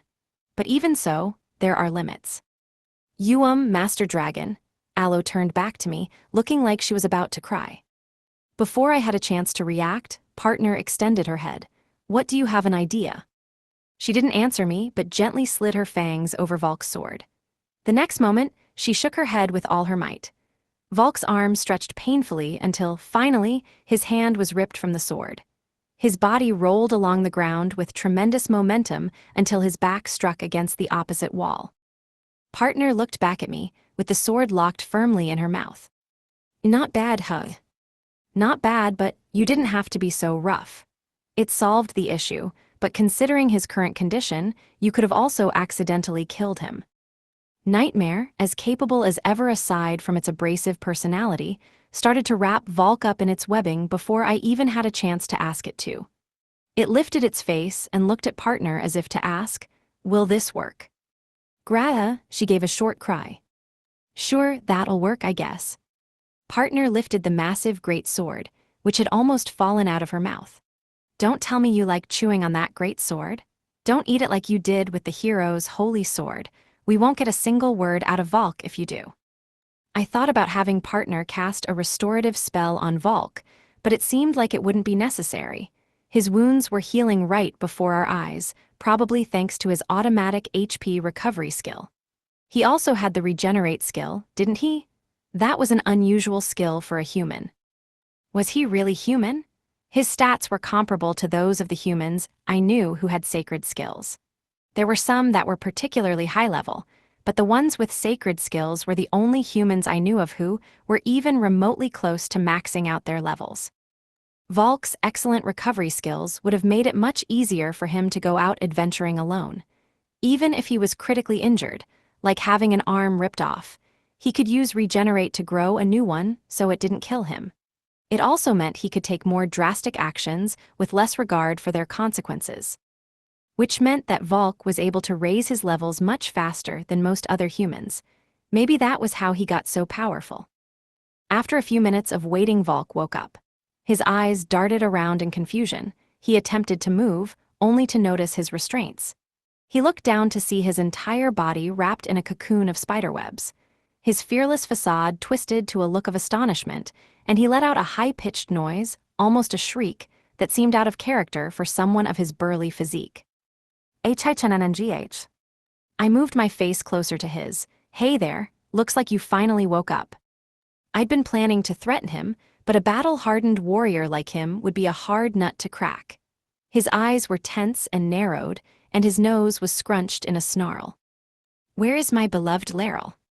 Wow, he's more concerned about what happened to his sword than the fact that his body's being turned into a spiderweb Daruma doll. Partner moved her head closer and showed him his great sword locked behind her fangs. A look of anguish washed over his face. Damn it, if it weren't for all these threads, I'd... Volk trailed off and began to struggle, trying to break free. Aloe placed her hand on the back of his head. If she unleashed all her magic at once, she'd blow his head clean off before he could get himself free. HNG, very well, I lost. Kill me and be done with it. To meet my end halfway along the path of the sword, at the claws of a dragon, well, I suppose it is a fitting end for Volk the Dragon Slayer. Only halfway? It looked like he was close to reaching the end of the path of the sword, considering his stats. I honestly doubted there was another swordsman in the world better than him. Even the great hero was so far below his level that this guy could mow him down with a single cleave. Now, the easiest way for us to communicate is if I use human transformation. Sorry, partner, but you'll have to sit out for this one again. After a moment of rummaging around my mouth, I spat out the raggedy clothing I'd taken from the Lithovar tribe settlement, which I'd been storing in there all this time, and used human transformation. My insides began to melt, and my body shrank rapidly, partner's head along with it. It seemed like my body was getting more used to the transformation each time I used it, because this change was much smoother and faster than it was before. I gently patted my face with my hand to make sure that I was fully human. Yup, definitely human. I reached up and ran my fingers through my hair. I used my hand to support my throat and gave my voice a try. Okay, not bad. Master Dragon? Aloe squeaked, a faint blush forming on her deathly white Levana-lich cheeks. She looked away and held out my freshly vomited rags with both arms. Sorry, thanks, Aloe. I haphazardly started pulling on the rags. Valk looked up at me with stunned eyes. What? Why would an Ouroboros, a two-headed king of dragons, go to the trouble of using human transformation here? I picked up the Moonpiercer laurel from where it had dropped nearby and swung it lightly through the air, then set it on my shoulder and turned to face Valk. Now, where to begin? Suddenly, the confused look in his eyes disappeared, and he nodded as if he understood. He must have figured out we were looking for information and wanted to speak to him. He was a quick study, seemed like his legendary adventurer title skill wasn't just for show after all. He knew how to adapt. If you're choosing to take the form of a man to face me, I see. That must mean you wish to duel on equal terms. Interesting, very well then, I accept. Face me and fight. What? No, that's not the goal here. I've got a couple of questions for you, I told him. If you answer them honestly, I'll let you go. I have no reason to actually kill you. Valk was silent, his sharp warrior's eyes drilled holes into me. Okay, why wasn't he talking? Was this some kind of psychological warfare? I wasn't very good at the whole interrogation thing. Maybe I should have been more demanding about it. Was I being too soft on him by offering to settle things peacefully? Or was he too prideful to accept me letting him off the hook? Or maybe he was planning to catch me by surprise and make his escape. We couldn't be too careful. He was a legendary adventurer, after all. He'd been able to survive all kinds of predicaments before. That was the only way he could have made it to his current level. I had to stay alert and keep my guard up. I noticed that Valk wasn't looking at my face. His eyes were focused on a spot a bit lower, where the great sword rested in my hand. Of course, I'll give you back this laurel thing too. The moment I lifted the sword, he began to speak. You and our Ouroboros wish to ally yourself with a human. I was wondering why he went quiet all of a sudden. He was just worried about what happened to his sword. He gave in because he was so concerned. It was like he cared more about that sword than his own life. Anyway, let's get on with it. Did you come to Alban because the princess invited you to her castle? I asked Valk. The rumor was that the Demon King was pretending to be Ardesia's princess in order to lure powerful humans to the castle and kill them to grind experience. If Valk had been an adventurer based in the royal capital, he probably would have already had a run-in with the Demon King. The fact that he was still alive suggested that he'd recently come to Alban with a specific purpose, and it made sense for him to come if the princess invited him. If his answer was yes, Valk could be a valuable source of information about the princess.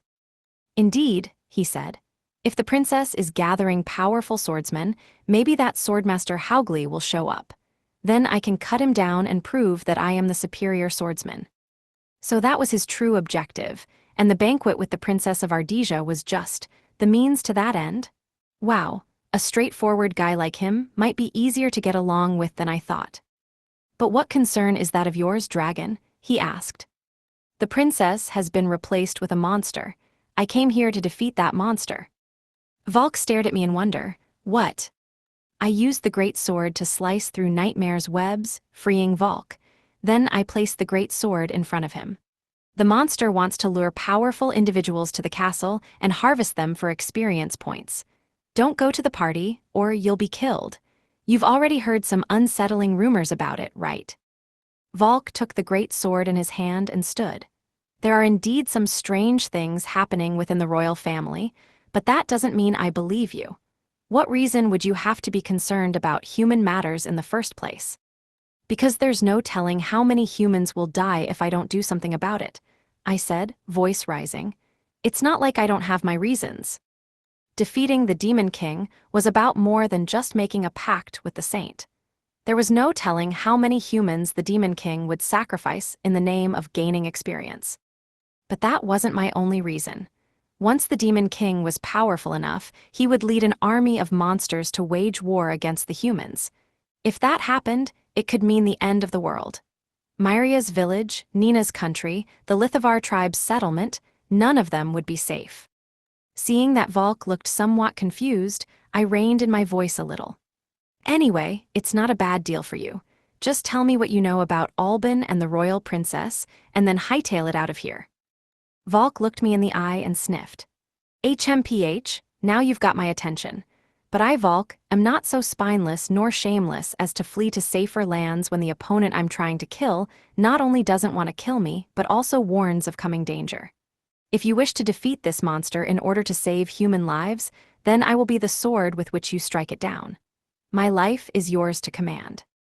Oh, is this guy suddenly offering to team up with me? I mean, he was even stronger than Aloe, so I wanted to take him up on it, but this felt a little rash. Besides, going to the princess's party is my best shot at confronting Haugli. Even if it is a trap, I won't let that opportunity slip away. He's a slippery one, that Haugli, so unpredictable that I have no idea where he is. I've been searching for 10 years, but I haven't been able to track him down even once. Did he say 10 whole years? I could get not wanting to give up on something like that, but still. And I would get the chance to slay this creature myself, correct? It may very well end up being too much for a human to handle, but I still have a few tricks up my sleeve. I'm pretty sure the Demon King will be too tough for a human to take down. He was apparently having a hard time leveling up, but he'd gone to the trouble of making this elaborate plan, so it seemed like he had a lot of willpower, at least. The Demon King was definitely stronger than Alusia the hero was, though. Worst case, he'd turn out to be the same class as Eldia. Volk was probably the highest class human in the world, but if I was able to beat him, there was no way he'd stand a chance against something like Eldia. But he still had a few tricks up his sleeve, did he? I wondered what they could be. I didn't see any other skills in his status screen that looked like a secret weapon. Part 10. After hashing out my plan to investigate the royal capital with Volk, I returned to my dragon form and headed back to the mine's upper levels, where Grandpa Magiatate was waiting. I do not know why the silver-haired man is with you, but very well. I suppose I can look after your treant for a while. We ended our conversation while I stared at the core floating inside the heart's liquid metal. Treant would be safe and sound. Treant turned to me with a face like an abandoned puppy's. What? I didn't have a choice. I need to go to the royal capital, and you can't transform into a human, right? You see why you can't come? If you go into the city, the humans will kill you. They'll pick off all your leaves. The inhabitants of this world won't show you any mercy if they know you're a monster. Master Dragon, am I coming to the capital too? Aloe asked. I'm a little nervous. Despite her nerves, her mouth was agape, and her eyes were shining with excitement. She looked less nervous and more hopeful than anything else. I'm glad to see you're looking forward to it. I was debating whether or not to bring you along, but I think it's a good idea. Even if she was discovered, Aloe was a Class B monster. She'd be able to get away without any trouble. Plus, I'd be there, and Volk could always act as a decoy. Treant glanced at Aloe, whose shoulders flinched. She turned her head away. Treant stamped on a log with its roots. Seekamon Treant. All that was left now was to decide if I wanted to bring Nightmare along or not. Nightmare had the human transformation skill, and also had a special skill that would reduce the amount of MP needed to stay in our human forms. Taking Nightmare with us wasn't out of the question, but its human transformation skill level was still quite low. It was level 3 for me when I learned it, and I'd since gotten it up to level 5, but that was still a little bit low for me. Nightmare, how about you try using human transformation? Nightmare turned its white face to the side and pretended it wasn't listening. Hey, do you want to stay with Treat then? Are you sure? As I called out to Nightmare in my mind, I felt Treat's eyes on me. Sorry, I got a little too carried away for a second. There was no response from Nightmare. It seemed like it didn't have any particular interest in visiting the human city. It didn't try to use its human transformation skill either, so I got the impression that it didn't care much about saving the humans. It was me leading this time, after all, not partner, which meant Nightmare probably had little to no motivation to come along. Well, there's no point in forcing Nightmare to go. Sorry, Grandpa Magiadite, but you'll have to look after Nightmare for me too. I do not mind. Nightmare didn't seem to have any objections to this, although Treat was looking a little miffed at the thought of having to stay behind with it. Treat probably wanted Aloe to stay behind, since it didn't get along well with Nightmare. It didn't like me much, and I got the feeling it liked to make fun of Treat too. Nightmare was smart and helpful, but also kind of indifferent. It reminded me of a cold honors student. Me, on the other hand, I tease you with love, Treat. You know that, right? HMPH, I wanted to see Nightmare's human form, Partner muttered. As soon as Nightmare heard Partner's message, it jolted up and moved closer to Partner's head. What do you want? Partner asked, a little taken aback by Nightmare's quick movements. She lowered her head to Nightmare's height, which made her neck stretch back a little. No, I'm not bothered by it. No, that's not what I mean, it's just. They were somehow communicating face to face, but neither of them had telepathy, so they seemed to be having some difficulty. It was refreshing to see Partner looking so confused, and Nightmare shot me a glare when it saw me grinning at her from the side. I quickly looked away. I didn't catch all the details, but Nightmare says it's coming with you, Partner said to me once the conversation was over. She still had a look of bewilderment on her face. Geez, Nightmare was much easier to deal with when Partner was the one telling it what to do. What a simple bug, it was almost cute. Well, whether you can come or not depends on how good your human transformation is, I replied. Nightmare stood up, wriggling all its limbs. Then its body shrank, making a strange creaking sound. Its red eyes moved toward its temples, and hair began to sprout along its entire black carapace. Finally, its body morphed into a humanoid frame that was a little over 5 feet tall. The black exoskeleton remained mostly intact, it just morphed into something resembling a robe. Nightmare's face was covered by a white mask in the shape of a waxing crescent moon, just like it was in its spider form. Image summary: a black and white drawing shows a figure with a hooded robe and a crescent moon mask. Owing to the red eyes and the black robes, Nightmare's human form looked a lot like its spider form. Did it really count as human transformation? It felt more like camouflage to me. Well, at least Nightmare's body was pretty much hidden. Its getup was weird, but it probably wouldn't give us away. Nightmare's chest protruded slightly, which made me realize that it was, in fact, a she. Nightmare was female. Up until now, I'd always assumed she was male because of how attached she was to Partner. So, you want to take off the mask, Nightmare? It's just, I'm curious about what your face looks like under there. As usual, Nightmare ignored me. Instead, she twirled around in front of Partner, showing herself off to gauge her reaction. Partner took a sparing glance at her and remarked, blunt as could be, not bad, I guess. My eyes were fastened on Nightmare, but she didn't even look my way. Not that that was a surprise. I turned my thoughts to Partner. Could you ask her to take off her mask, please? She nodded. Hey, take the mask off. Nightmare froze, completely taken off guard by Partner's request. After a few moments of silence, she tilted her head up to try and protect the mask. Aloe, take it off her, Partner ordered Aloe. It was rare for her to order Aloe around, so Aloe was a little surprised, but she approached Nightmare with an unexpected amount of gusto. Nightmare's shoulders started to shake. Wait, stop, she doesn't seem comfortable with this. Aloe raised her hands, and the floor of the cave began to transform. Long arms made of clay appeared and twisted themselves around Nightmare's body. This was Aloe's skill, lingering rope. Within seconds, Nightmare was bound tight. Aloe moved her hands toward Nightmare, who struggled in vain to escape the rope. I took the hood of Nightmare's robe into my mouth and lifted her up out of the lingering rope, then used my forelegs to get rid of all the dirt arms. I said stop and I mean it. It's not that big of a deal. That was uncalled for. I was just kidding, okay? I'm sorry, Aloe apologized solemnly. Don't you think Nightmare's the one who deserves an apology? I asked, to which Aloe lowered her head in Nightmare's direction as well. Good, that seemed genuine. I feel like I'm in charge of a classroom or something. What about you, assistant homeroom teacher partner? Do you have anything to say to Nightmare? Tim, what are you all grumpy about now? Why you're so inconsiderate, partner. As I sat there, stunned by partner's rude attitude, I felt a sudden burning pain on my tongue and spat out a very disgruntled Nightmare faster than I could think. Bleg, what the heck was that? It was then that I noticed the red strand of web hanging from my mouth. Wait, was this Nightmare's poison web? Before Nightmare hit the ground, she shot the web out from beneath her mask and used it to swing to the top of partner's head.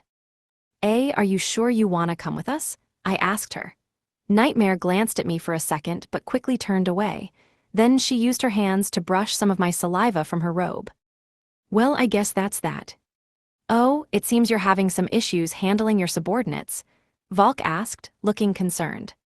Yeah, they're being even more of a pain than they usually are. Chapter 2, Royal Capital Reconnaissance. Part 1.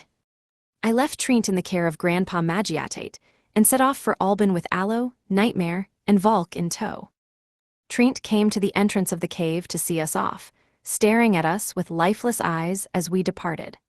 While I was sure Trient wouldn't have wanted Nightmare to stay behind with it seemed equally put off at the prospect of being the only one left behind while she got to accompany me. Sorry, Trient, I'll buy you some nice fertilizer or something. Once my automatic MP recovery got my MP back to max, I went to use human transformation, but Valk stopped me. I doubt we'll attract any human onlookers all the way out here. There's no reason to waste your MP while we're traveling. I grunted and looked at Aloe to ask her to be my interpreter. She came up to us nervously and hid herself halfway behind one of my legs like she was afraid of Valk. Master Dragon says, he wants to know if you have any advice or strategies that might help us. Valk thought for a moment, then said, I would suggest capturing one of the steel horses that live near Alban Mine. It is a type of magical beast widely ridden by adventurers traveling into Alban. We will have no issue taking it into the capital. A steel horse, huh? It would be nice to have a faster mode of transportation. I could run fast enough, but I wouldn't want to leave Aloe and Nightmare in the dust. Sure, I could carry them all on my back, aside from Valk, but doing that would draw a lot more attention our way. Having a magical beast as an extra set of legs would grant us an added degree of mobility. Steel horses are timid beasts that will run at the first sight of danger, Valk added, but capturing one should be no issue for someone with your speed. All right, that sounds like a good idea. Let's go catch ourselves a steel horse. We wandered around Alban Mine for a while, until we happened across a magical beast in the distance that I immediately knew was what we were looking for. It was a horse whose entire body was reinforced with what looked to be sheets of metal. I could even see what looked like seams, and in some places, cracks, in between each plate. It almost looked like a toy horse made of tin. There sure were some bizarre monsters around here, and not just monsters either. Valk was by far the strangest creature I've encountered since I got here. All right. Let's find out what exactly these steel horses are all about. Steel horse, rank C monster. A horse monster whose body is made entirely of metal. Incredibly sturdy and agile, but it possesses no other abilities of note. When faced with an opponent of equal or higher rank, it will use its impressive speed to flee in the blink of an eye. However, when its favorite mineral food, adamant dragora, is present, it becomes unusually aggressive. I see. Valk had summed them up pretty well. Rank C, huh? I wouldn't break a sweat fighting these things even if an entire herd attacked me at once. Had Valk ridden one of these all the way here? Aloe, picking up my thoughts, asked him for me. Did you ride a steel horse to Alban as well, Mr. Valk? Valk looked back at her. Aloe's shoulders suddenly trembled with fear, and she vanished behind my leg. No, I made the journey by foot, of course. Oh, right, of course. You know, I felt like the reasons for catching this steel horse were flying out the window left and right. That being said, Having to keep pace with Volk on foot would be a pain in every sense of the word, so I was better off finding an alternative. We're fortunate to have found one so quickly, Volk continued. They are useful steeds if you can find one, but they tend to be elusive. But they were timid too, he'd said, which meant that if something spooked them enough, they weren't going to listen to their rider.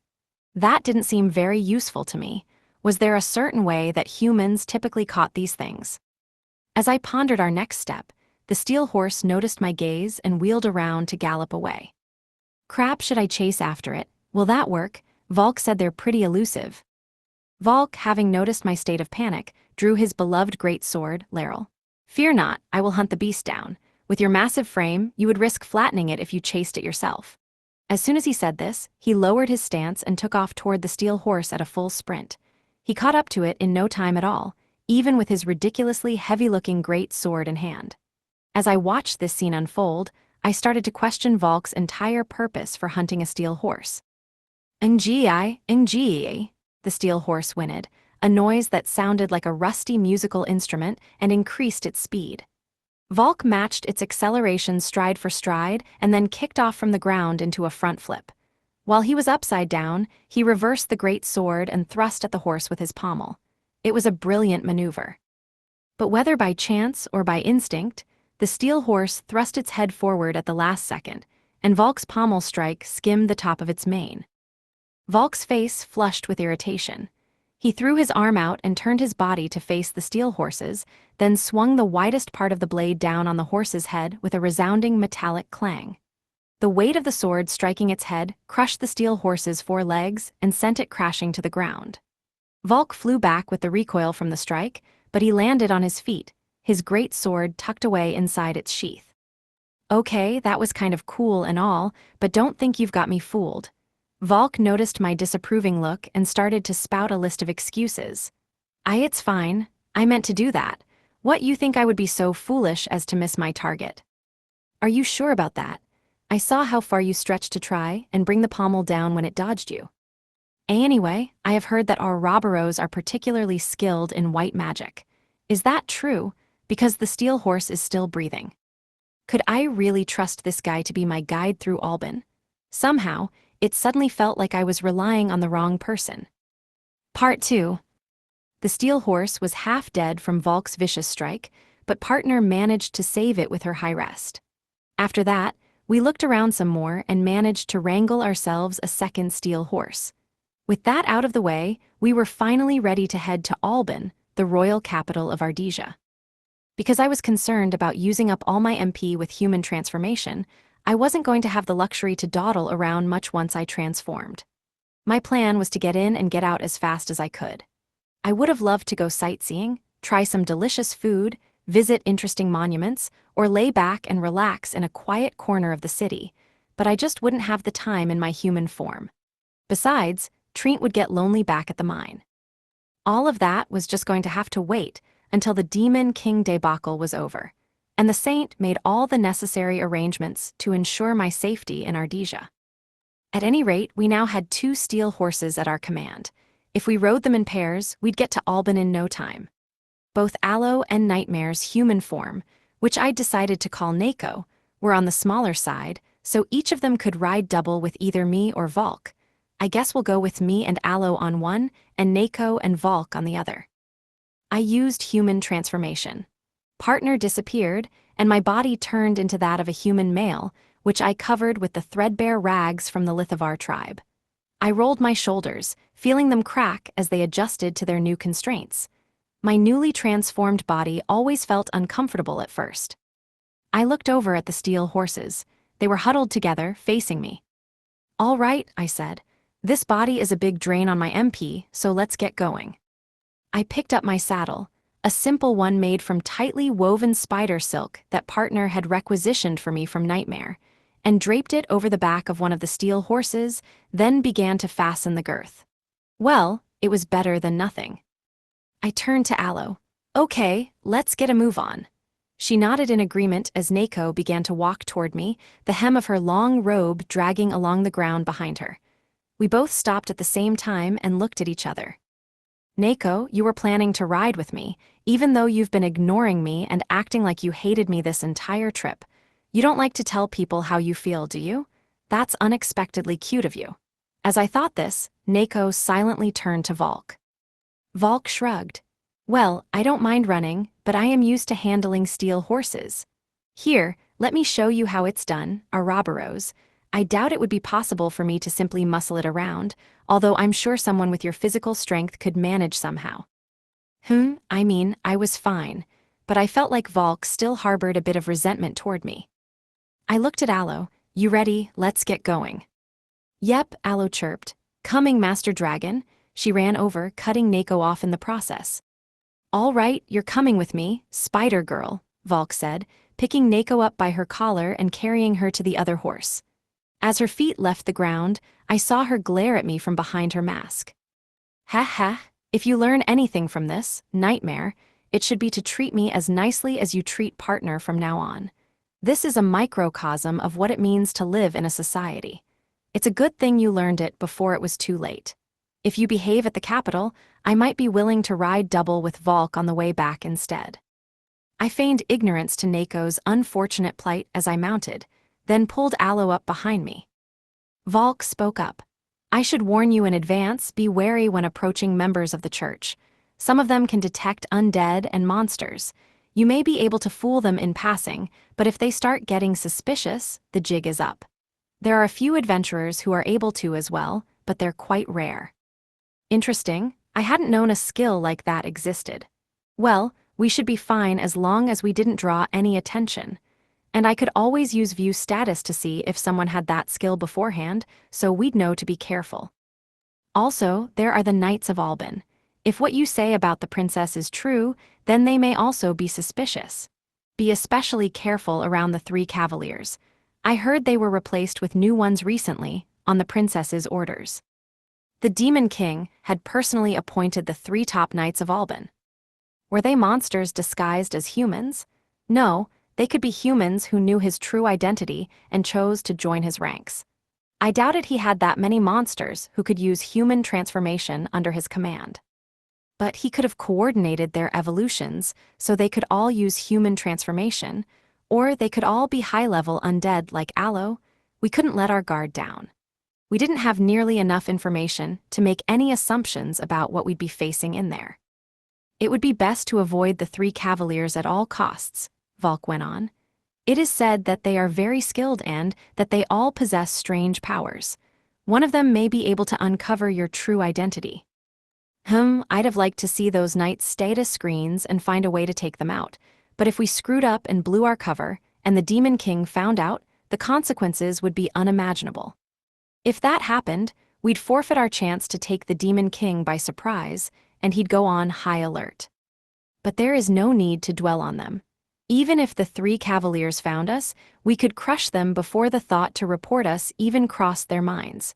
I'd gladly take them on. I've been itching to face them in combat since the first time we crossed paths. No thanks. We won't be able to fool anyone if you start a fight in the middle of the royal capital. Was this swordhead planning to ruin our info gathering by destroying part of the capital? I was not interested in scratching that itch. Thanks for the advice, I said. Let's try to avoid them at all costs for now. Could you tell me a little more about them along the way? What they look like, anything you know about them, that sort of stuff. But for now, let's get going. Right, of course. To make steel horses run, you have to kick them in the sides with your legs. If you wish to change direction or stop, all you have to do is yell at them or grab them by their necks and yank. Right, how to ride a horse, the Valk way. Maybe we would have been better off making some reins too. Just watch me and copy my movements. Here we go. Don't kick them too hard, or you'll knock them out. Valk swung his legs up wide and buried his heels deep into his steel horse's sides with a blow that was almost too brutal to be considered a kick. The steel horse shrieked, then launched forward from its haunches and bolted off in a straight line. Part 3. Wow, this place sure does deserve the title of royal capital. Alban was the first large city I'd seen since I showed up in this world. Rows of tall, red-roofed buildings lined the city streets. The bustle of the city was refreshing to me. It reminded me of the cities in my old world. We walked through the streets of Albin, Aloe peering out at the crowds from behind me. She probably wasn't used to being in a place with so many humans about. This wasn't a surprise to me. She wouldn't have encountered many humans in the forest other than the Lithovar tribe. This was her first time in a city, and her eyes shifted from place to place in wonder. Nako, on the other hand, looked out at the city unabashedly, even though there were some curious glances from passers-by at her white mask. Either she had some thick nerves, or she simply didn't care. "My apologies for keeping you waiting," our robber rose. I looked in the direction the voice came from and saw a large, half-naked man who stood out among the crowd. Volk. When we arrived in Albin, he'd headed straight for the city stables to have his steel horse kept for him. I was tempted to snap at Volk for suddenly blurting out my species and potentially blowing my cover, but I figured it was probably fine. There was no way anyone would think this guy was actually showing a evil dragon around the royal capital. "I know we are short on time," he said. "I will accompany you on your hunt for information until you need to depart." Yeah, we definitely were short on time. In order to leave the royal capital of Ardesia peacefully, I had to maintain the human transformation spell until we got back to Albin Mine, which meant I only had about an hour and a half to search max. It had been a long time since I was last in a crowd of humans. I wanted to unwind and enjoy the finer pleasures of this world city, but that would have to come later. My plan for today was just to gather as much information as possible about the princess and the Demon King. I had 3 things I was hoping to learn more about: the truth behind how the Demon King had successfully replaced the princess, the 3 cavaliers who protected the princess, and what species the Demon King was. Since the first of those goals seemed difficult to accomplish, I decided to focus on the other 2. Beyond that, I wanted to pick up on any rumors going around about the royal family. Since Volk already knew the gist of what was happening in the capital, it wasn't important for us to spend a lot of time looking into that aspect. Although somewhat hard to believe, our sword fanatic friend Volk was still a member of civilized society, if only on its outskirts. Volk knew about the sudden deaths of members of the royal family, Princess Kry's subsequent actions, and had basic knowledge of the 3 cavaliers, which he told us about on our way to the city. After the sudden string of deaths in the royal family, the young Princess Krys had quickly risen in position to become the supreme power in the kingdom of Ardesia. The kingdom's throne was still vacant, however, and a cabinet of advisors now gathered to make political decisions. According to the kingdom's customs, once Princess Krys found a husband, he would ascend the throne and become king. However, the princess was in poor health and rarely left the castle. Since becoming the last member of the royal family, she had been throwing parties to hear stories from traveling adventurers, replaced the 3 cavaliers with people from her inner circle, and sent out a proclamation saying that whichever man brought her the most expensive gift would be her husband, and thus the new king. She seems to have a rather selfish side, Volk had concluded. It was one thing if she was just a selfish princess, but I couldn't help but view her actions with a certain amount of suspicion. They all seemed like excuses for gathering adventurers together to kill them for experience, replacing the country's strongest soldiers with monsters, and creating rivalry among the high-ranking nobles. The 3 cavaliers were Rogihale, a man of character who was also the bishop of Albin; Samuel, a former adventurer who became one of the cavaliers because Princess Krys took a liking to him; and Mephisto, a girl rumored to have been brought in from the slums. There had apparently been some uproar about the inclusion of a church official and a traveling adventurer in the top ranks of the Knights of Albin, but Volk didn't seem to know much about them beyond that. The only other thing he knew was that people were joking that Samuel had only been chosen as a cavalier for his looks. When I heard that, I couldn't help but imagine that the frail Princess Krys, confined to her castle because of her illness, might just be acting out due to frustration. It'll be hard to find information about the princess in the time we have, so let's focus on the 3 cavaliers, I said. The fastest way to do that would be to happen across all 3 knights. If they were all monsters, then it was almost certain that the Demon King had taken over the princess's body. If we knew how strong his most powerful monsters were, then it'd be easier for us to plan our attack, and we could get an idea of what the Demon King's rank was. However, direct confrontation was risky, and we needed to avoid it if at all possible. If we screwed up and revealed our identities, we'd lose the element of surprise. Guess our only choice is to look for someone who might know something, but we don't have much time, so we'd better move quickly. While I looked around to search for our first lead, I noticed that Aloe's eyes were fixed on a storefront featuring a few basic mannequins in a variety of dresses. Her grip on the back of my rags tightened. "Aloe," I began, "you know we don't have a lot of time, right? There are a bunch of places I'd love to check out too." "Why yeah, I know," she sighed. "Sorry, Aloe, I promise I'll take you shopping for clothes or whatever you want when we get a chance. But not today. What we're doing, it's not just the future of Alban, it's the future of the entire kingdom of Ardesia and even the whole world that's at stake." Aloe's expression hardened, and she gave a strong nod. "I'll do my best to help however I can, Master Dragon, whatever you need." Suddenly, I heard a woman's voice from off in the distance that stirred my memory. "I never thought I'd be invited to attend a party thrown by Princess Cries. Ha ha. I don't know what I'd do if she offered to make me one of the Knights of Alban. I still enjoy my life as an adventurer, but..." For some reason, even though there were dozens of people passing by, it was this woman's voice that stuck in my brain. It was a clear voice that stood out, but it was more than that. It was like my brain naturally focused its attention on it. I turned my head and saw a blonde woman, clad in light armor and carrying a sword at her waist. She must have come here for the princess's party, like Volk, but why did I feel like I recognized her from somewhere?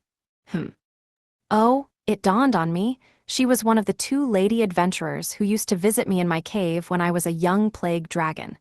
We had a strange connection. It wasn't a great memory, to be honest. But going to the princess's party was a bad idea. Should I try to stop her? Would she even listen to a shady-looking guy like me if I came up to her and started spouting all this crazy stuff? She seemed very boisterous, and I felt like she might be hard to convince. The other adventurer I met in the cave was a female demi-human with a giant wooden hammer, right? I followed the swordswoman's eyes, wondering if the other adventurer was around somewhere too. But I've heard some nasty rumors going around about her. The girl who responded had mousy brown hair that I immediately recognized. She wore a white robe and gloves, and she carried a long staff. Large eyes peeked out from under cropped bangs. There are stories of people who talk about the princess getting surrounded by knights one night and never coming back home. My eyes widened, and I instinctively hugged the wall nearby to conceal myself. It wasn't the female demi-human with a hammer. That girl with the brown bob cut was none other than the first person I came to trust in this world, Maria. What's she doing here? Did she leave her village in the forest with the adventurer? I wanted to talk to her for a second and find out what happened. Should I follow her? And no, wait, what if she blows my cover? I peeked out from behind the wall and did a quick double check of her appearance. Nope, it wasn't just a lookalike, it was definitely her. Maria Melania. Species, Earth human. Status, normal. LV, 1770. HP, 6464. MP, 7676. Attack, 36 plus 8. Defense, 47 plus 12. Magic, 69 plus 15. Agility, 58. Equipment. Weapon Healer's Staff, D+. Armor, White Mage Robes, C. Special Skills. Grecian Language, LV5. Mage, LV4. Resistance Skills. Poison Resistance, LV4. Magic Resistance, LV2. Confusion Resistance, LV1. Normal Skills. Rest, LV4. Fireball, LV4. Waterball, LV2. Wide Rest, LV2. Care, LV2. Fire Sphere, LV1. Clay, LV2. Clay Shield, LV1. Title Skills. White Mage, LV4. Monster Master, LV2. WHYAT? She sure has grown up since I last saw her. Back when we first met, Myria was just a simple villager who knew how to use a little bit of magic, but it looked like she'd been grinding and built up her levels since then. She knew all kinds of magic now. Myria suddenly looked in my direction, and I jerked my head back behind the wall. After I'd killed Gregory in Maria's village, I scared all the villagers and left. To her, I was probably nothing more than a dragon who'd evolved into a true demon in body and soul. It'd probably be better for her if she never saw me again. Eesh, that was close. She almost saw me. Wait, shouldn't I try to act more confident? People would start getting suspicious if I kept creeping around everywhere, and she wouldn't recognize me in my human form anyway. What are you doing? Volk asked, waving a hand in front of my face and peering at me in suspicion. He followed my line of sight to Maria.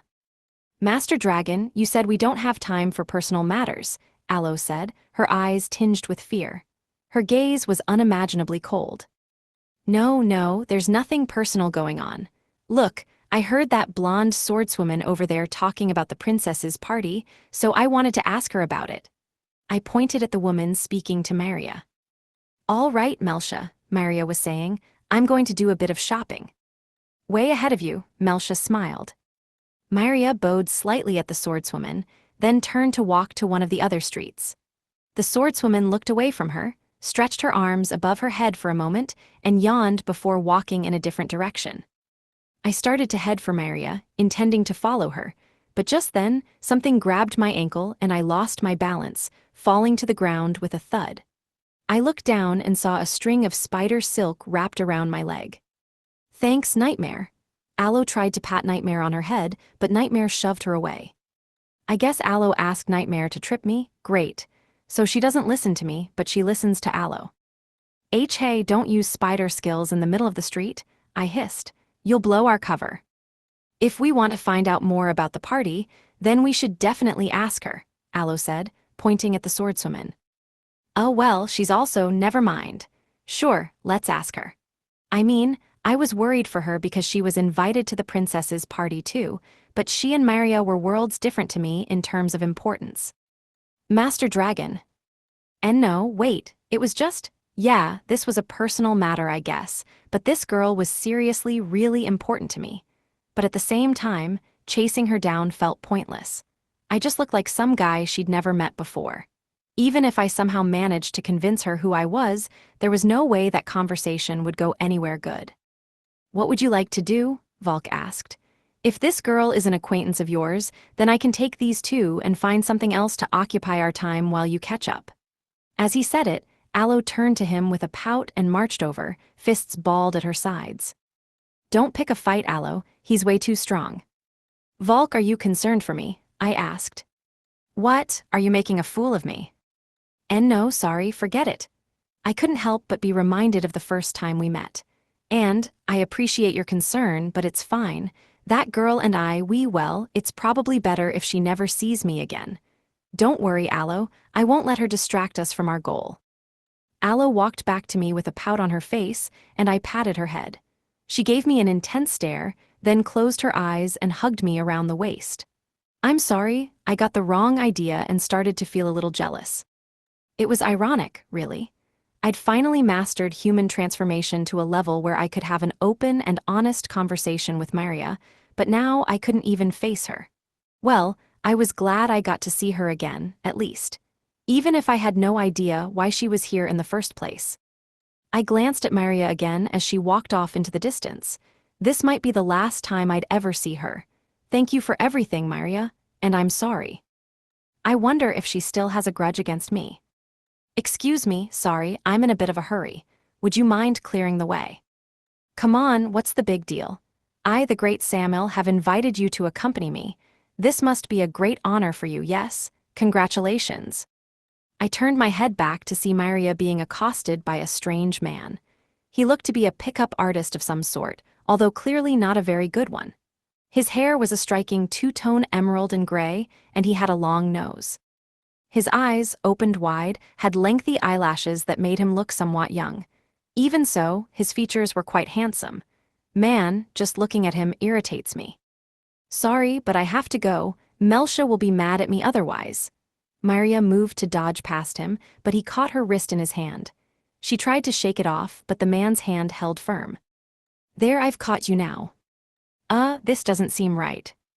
Just as I was trying to decide whether to jump in and stop him or not, Maria's body jolted like it was struck by lightning. and she slumped into his waiting hands. M. Maria. Maria Melania. Species, Earth human. Status, poison major, paralyzed unconscious. LV, 1770. HP, 3564. MP, 7676. Oh, he poisoned her. When? I didn't see that at all. What the hell is he thinking? The man spoke, looking at her with false concern. Hey, what happened? Are you okay? Are you sick or cursed, maybe? Here, let's get you somewhere you can rest for a while, why don't we? That bastard had officially crossed the line. I kicked off the ground and headed for them, ready to bash his face in. W8 Ouroboros, calm yourself. That man, he's... Volk shouted at my back as I ran into the crowd. I knew how it looked. Anyone who wasn't paying attention a second ago would just assume he was trying to look after a sick girl. If we made any unsavory moves, he might try to pin the blame on us. That was why, in order to expose the poison he used and save Maria, I needed to knock him out with a single punch. He could potentially use a skill to block it, in which case I'd just have to beat him to a pulp and get him to confess. Regardless, I had to do something. There was no telling what kind of trouble Maria would be dragged into otherwise. The man was supporting Maria's limp body, but he looked up at the sound of my footsteps. His eyes narrowed quizzically as he caught sight of me, and then he raised his free arm in a lazy block. Although using human transformation halved my attack power, I could still probably kill most humans with a single direct hit. Guess I'll go easy on him then. I leapt up and swung my fist down at the man's right cheek from midair. Then I was knocked sideways, blocked me. What? Did I go too easy on him? This guy can't just be your average pickup artist. Is he an adventurer or something? The man's leg swung at me in a kick as I hit the ground. He was faster than I expected, nearly as fast as Nell, the soldier from the Hungry Hunters. Was Albin just chock full of super powerful adventurers or what? I moved my body away and blocked his kick with my arm. Image summary: a manga panel shows a horned figure lunging forward while a man in armor protects a collapsed girl.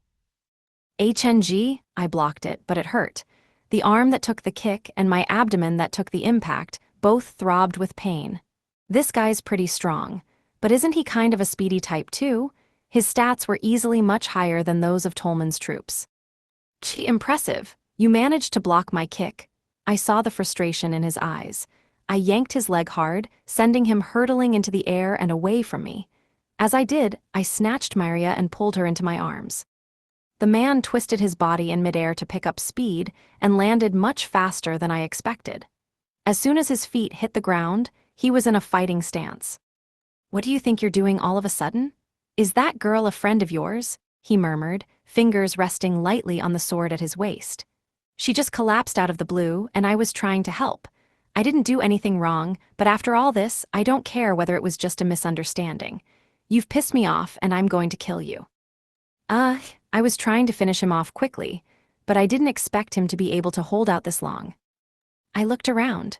We were in broad daylight, on a side street that was a little less busy, but we were still in public. Passers-by were taking the long way around to avoid getting caught in the middle of our fight, and we'd assembled a small crowd of onlookers. If we kept this up, we were going to make a huge scene. I couldn't fight and protect Maria at the same time. I set her down against the wall, then stood in front of her and glared at the man. I'll finish you with a single thrust, he declared, then drew his sword, leaned back, and came straight at me.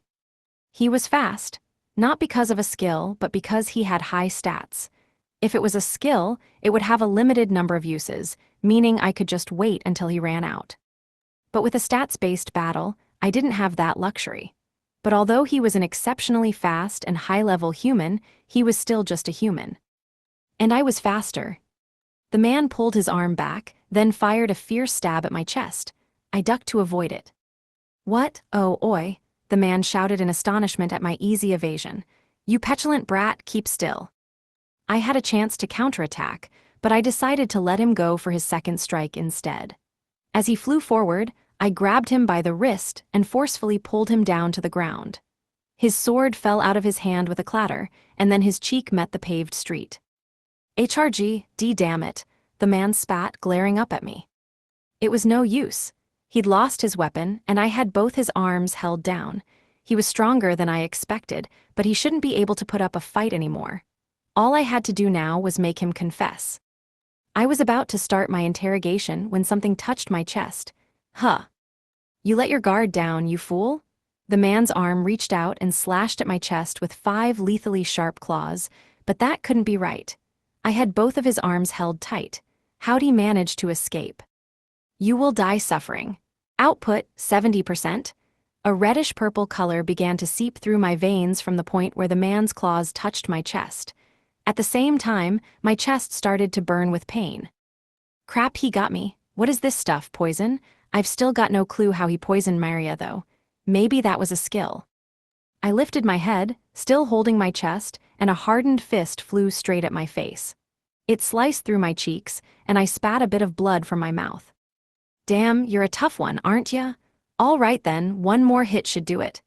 Just before the second punch connected, Volk leapt through the air toward me. He smacked me with the flat side of his great sword and sent me flying toward Aloe, who managed to catch me despite her small frame. And no way I lost. Even though being in human form halves my stats and skills, I never thought a mere human would beat me. If Volk hadn't saved me, I might have been in some serious trouble, or worse, my human transformation might have lifted. The man looked warily at Volk, who gave a slight bow. For a dragon hunter who'd come charging up to me like a bullet, he was being surprisingly demure. I got the feeling that the man he faced was someone very famous. Forgive me, I believe there has been a misunderstanding. Sir Samuel, Sword of Death, and one of Ardesia's 3 cavaliers, would you please stand down? Volk asked. Wait, cavalier. Then he's one of the 3 knights that report directly to the princess, who I'm trying to gather intel about.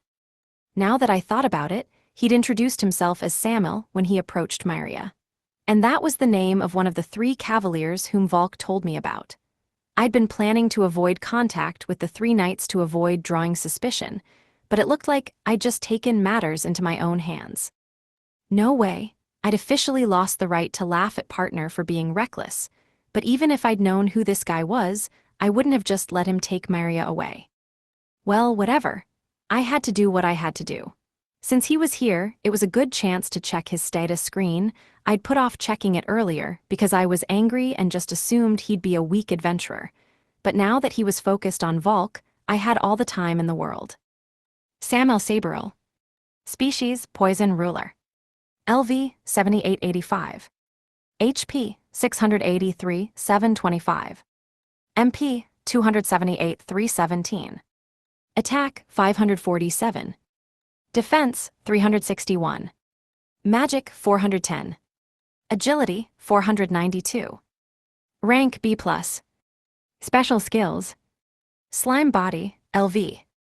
Automatic HP Recovery, LV6. Poison Belt, LV8. Grecian Language, LV4. Tentacles, LV6. Swordsman, LV6. Resistance Skills. Poison Immunity, LV. Paralysis Resistance, LV8. Curse Resistance, LV7. Confusion Resistance, LV4. Physical Resistance, LV3. Magic Resistance, LV4. Normal Skills. Color Change, LV6. Poison Touch, LV7. Poison Tongue, LV8. Double Poison, LV8. Poison, LV7. Neutralize Poison, LV6. Diseased Breath, LV6. Tentacle Lash, LV5. Gravity, LV4. Regenerate, LV5. Paralyze, LV7. Sleepies, LV5. Slow, LV4. Confuse, LV3. Poison Clone, LV4. Title Skills. Piece of the King, LV. Final Evolution, LV. Tenacious, LV6. Poison Master, LV7. Demon King's Underling, LV. 3 Cavaliers, LV. Sword of Death, LV. Lust Demon, LV. Wait, so he's not actually human. The name Poison Ruler didn't ring a bell, but he had slime body. Did that mean he was some kind of slime? By a random stroke of chance, I'd managed to find one of the guys I was looking for, and everything I needed to know, all at once. It was like Lilixilla had said. The princess had been replaced by the demon king. But a slime? Really? An image of the gross, sticky Forte slime that had been working behind the scenes during the incident in Maria's village came to my mind. If the Forte slime was the demon king, then I'd understand the need for all this secrecy. Maybe it was summoning all the adventurers for more than just experience. It might be looking for rare skills too. But I was pretty sure I beat the Forte slime by smashing him into the surface of a lake at the bottom of a canyon, so. We apologize for attacking and accusing you, Valk stated, standing in front of me as if to protect me. This conflict is good for neither of our reputations. Let us end it here. Without a word, Sama lifted his sword and pointed it straight at Valk. Valk nodded and readied his great sword as well. Very well, it seems I have no choice. If you believe you can defeat me in swordplay, then prove it. W8 stop, Valk stand down. I leapt up to try and restrain him. Although this street was less busy, we were still in the royal capital. More and more people were coming to see what was going on. There was no reason to drag this on any longer. Even if we managed to take the cavalier down, it would only make the demon king suspicious. I took too long to figure out what the cavalier was, and I got served my just desserts before I had a chance to fight for real, but everything had turned out okay in the end. If I'd beaten him and exposed his true identity, there would have been a massive panic. Plus Valk might not be able to beat Samuel. While he had the physical strength to win, Samuel had all kinds of status effect skills at his disposal. Valk, with his low magic stat, would only be able to take him down in a proper fight. If Samuel wasn't planning to let this slide, then the only thing we could do was run away. I'm taking Maria and getting out of here, I decided. If Samuel kept coming after us, then I'd fight him to buy her some time. Samuel had used poison touch on me, but because my stats were so high, the poison status effect didn't seem to be bothering me much. I'd be able to buy time in hand-to-hand combat. Even as a human, my body had enough physical strength to hold up against another human. That way, Aloe and the others could escape in the meantime. It wasn't like we couldn't beat him. Samuel had slipped through my fingers once, but now I knew he must have used slime body to make his arms thin enough to slide out of my hands. I wasn't going to fall for the same trick twice. It'd be an issue if the other two cavaliers or some of the Demon King's minions were here, but the capital was a big city. Samuel had obviously been acting on his own when he started bothering Maria, so he probably wasn't planning to meet up with any of his friends anytime soon. I won't back down, Valk smiled. I have always longed for the chance to meet one of the three cavaliers in combat. If the enemy does not wish to withdraw, then there is no reason for me to back down either. Whether I fail and die, or defeat you and am chased from the city, I will have no regrets. Just leave that girl alone. See, come on, I appreciate the rousing speech, but I don't want Valk to cause a scene or get seriously injured or something. Now, have you decided which one of you is going to die today? Sir Samuel, are you out here causing trouble again? A voice echoed from the far end of the street, behind Samuel. We turned to see a group of men dressed similarly to Samuel rushing toward us, swords strapped to their waists. There were 6 of them in all. For a second, I was alarmed that enemy reinforcements had arrived, but then I realized they assumed Samuel was in the wrong. Did you forget that Princess Cries told you not to go around picking fights with strangers? Dame Mephisto is furious. The man standing at the front of the group of 6 put his hand on the shoulder of a girl with purple hair who was standing slightly behind him. She was the shortest of the group, probably in her mid-teens. The others were in their 20s or 30s, so she stood out. The girl stared at Samuel with a face devoid of expression. She glanced at Valk, then tugged at the man's sleeve and went back to judging Samuel. The man dropped to one knee and turned his head toward her to listen. The girl whispered something to him, and then he nodded and stood. And who do we have here? Is that Lord Valk, whom Princess Cries has also invited to her party? What were you thinking, picking a fight here? Dame Mephisto is quite angry, you know. Mephisto? Oh, that was the name of one of the 3 cavaliers. The girl from the slums who Princess Cries recruited, right? She must be a monster too. Mephisto, would you leave me be for now? I am not foolish enough to do anything rash in such a dire predicament, Samuel said, glancing at the unconscious Maria. Mephisto shook her head. Sir Rogahale is angry too. she said in a small, hoarse voice. Samuel's shoulders trembled slightly at the name. Just like him to act all high and mighty. Samuel looked over at us and then returned his sword to its sheath. It seems your lives have been spared for now. Is Samuel backing off? I wondered in astonishment. Lord Volk, the man standing in front of Mephisto, bowed his head. I beg your forgiveness for the inconvenience Sir Samuel has caused you. Please do not take any offense.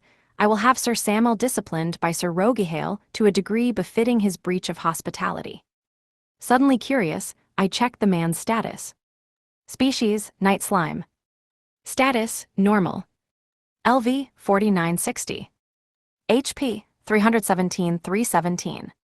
MP, 266,266. A night slime, huh? Rank C+. I didn't expect even the random soldier grunts to have somewhat high ranks. Beyond that, night slimes were specialized in attacking, with less magic and more attack and agility. To top it all off, they also had a set of tricky and versatile skills. Considering even Adolf had only barely managed to take down rank C, Red Ogre Ants at his very best, even a top-rated venturer would have a pretty tough time fighting one-on-one against this slime soldier. With how many monsters I'd seen on the street so far, there had to be all kinds of monsters holed up in the castle. This felt like the Saints' worst-case scenario. Based on the conversation I'd had with Lilixilla, I'd assumed that we'd have the upper hand against the Demon King, but in reality, he was probably way over-leveled. If Samuel was a B+, then the Demon King was basically guaranteed to be a rank A or higher. At worst, he could be as strong as the Dragon King, Eldia. And I didn't know why, but if I thought about that slime and my divine voice, I couldn't help but be reminded of that Forte slime I fought in Noah's Forest. But that thing was dead. I killed it and got experience points for it. But if the Demon King was the Forte slime or something like it, we were in trouble. That slime had the ability to steal skills, which it definitely took advantage of while we fought. It held its own against me, even though I was a rank B, and it was only a rank D at the time. If that thing was a rank A now, I couldn't even imagine how powerful it would be. I assumed the Mephisto girl was similar to Samuel in terms of strength, but I opted to check to be sure. Mephisto Merkalua. Species, dual slime. LV, 7185. HP, 584,584. MP, 427,427. Attack, 313. Defense, 326. Magic, 497. Agility, 511. Rank B+. Special skills. Slime body, LV. Grecian language, LV3. Automatic HP recovery, LV4. Automatic MP recovery, LV5. Tentacles, LV3. Swordsman, LV5. Stealth, LV7. Psychic sense, LV2. Fly, LV4. Twin heads, LV. Split personality, LV. Mutual understanding, LV5. Resistance skills. Poison immunity, LV. Paralysis resistance, LV8. Curse resistance, LV7. Confusion resistance, LV4. Physical resistance, LV3. Magic resistance, LV4. Normal skills. Color change, LV7. Poison, LV3. Graviton, LV6. High rest, LV3. Death, LV4. Ooze bomb, LV7. Illusion, LV5. Confuse, LV5. Diseased breath, LV4. Tentacle lash, LV5. Mucus cage, LV4. Regenerate, LV4. Detach, LV. Title skills. Piece of the King, LV. Final evolution, LV. Follower of the Demon King, LV. Three Cavaliers, LV. Sword of the Mythical Butterfly, LV. I knew it, a rank B+ dual slime. I wasn't familiar with the species, but judging by the skills she had, I pegged her as more of a trickster-type opponent. As I'd expected, she was no match for the poison ruler Samuel. Mephisto caught my eyes on her and glared back at me. I quickly looked away. She seemed somewhat uncomfortable, but she still left alongside Samuel and the others. I picked Maria up. Samuel had maintained that Myria had just fallen and he was simply trying to help her out. He only bothered to apologize to Volk because he was invited here as a guest by the princess. He'd barely even looked in my direction. I couldn't use high rest in my human form. I needed to find someone who could cure the poison or use some kind of recovery magic. If worse came to worst, I'd have to take her with me from the capital and make partner heal her. Thanks to our run-in with the three cavaliers, I'd learned more than enough on this trip. Enough to know that the Demon King definitely wasn't someone I could ignore or leave to someone else to defeat. While I held Myria, I looked around at all of the onlookers. As soon as I started meeting some of their eyes, the crowd began to disperse. They'd probably just wanted to get in on the drama from afar and not get pulled into the middle of it. But a middle-aged man caught my gaze and peeled away from his spot in the crowd to approach me. "Pardon me, would you like me to treat her? I used to run an apothecary, and I am something of a white mage. In exchange, would you be willing to have a few words with me inside my home?" Part 4. I, along with Myria, Volk, Aloe, and Nako, hurried to the home of the former apothecary owner who'd offered to heal Myria. The man, whose name was Modi, had used rest to heal Myria on the spot. If he also had a way to cure the poison, then her life would be out of danger. Modi's house was close by. He'd apparently come running out when he heard the commotion. When we entered, we were greeted by a dusty counter and shelves lined with medicine bottles, speaking to his home's history as an apothecary. At the far end of the room, a girl with brown hair sat up in her chair, bewildered by our sudden appearance. She looked like she'd been on the verge of falling asleep. "Forgive me for not introducing myself properly earlier. I am Modi, and the girl sitting over there is my daughter, Liuan. Liuan, look sharp, we have guests." He called out to her at the back of the room, but Liuan simply nodded without looking at him. I tried to greet her with a slight bow of my head, but I got no response either. "So is that young girl a friend of yours?" Modi asked, closing the door to the back room and turning his attention to Myria, whom I'd carried here on my back. It seemed like he was trying to divert the conversation away from Liuan. No, well, I just saw that man harassing her, and I knew something was up, so I jumped in to save her." I could feel Aloe's eyes staring a hole through my back, but I didn't pay her any heed. The last time I saw Myria, I'd been a plague dragon. I recognized her, but even if I wasn't in my human form, she wouldn't have been able to recognize me. Besides, that was when I killed Gregory, threatened Myria, and then left the village. If she finds out who I really am, then my only choice would be to run. I see. That was brave of you. But I would caution against getting involved with the three cavaliers any more in the future. They are the subjects of some rather unsavory rumors. You are travelers, yes. Then allow me to offer a word of advice. Never step foot inside the castle, even if you are invited by the princess herself. My main priority right now was to make sure Myria was safe, but beyond that, it seemed like I might be able to pick up some more information about the three cavaliers from a truly unexpected source. I glanced at the bed in the corner of the room and gave a questioning look to Modi, who nodded. "Yes, put the girl in the bed and let her rest."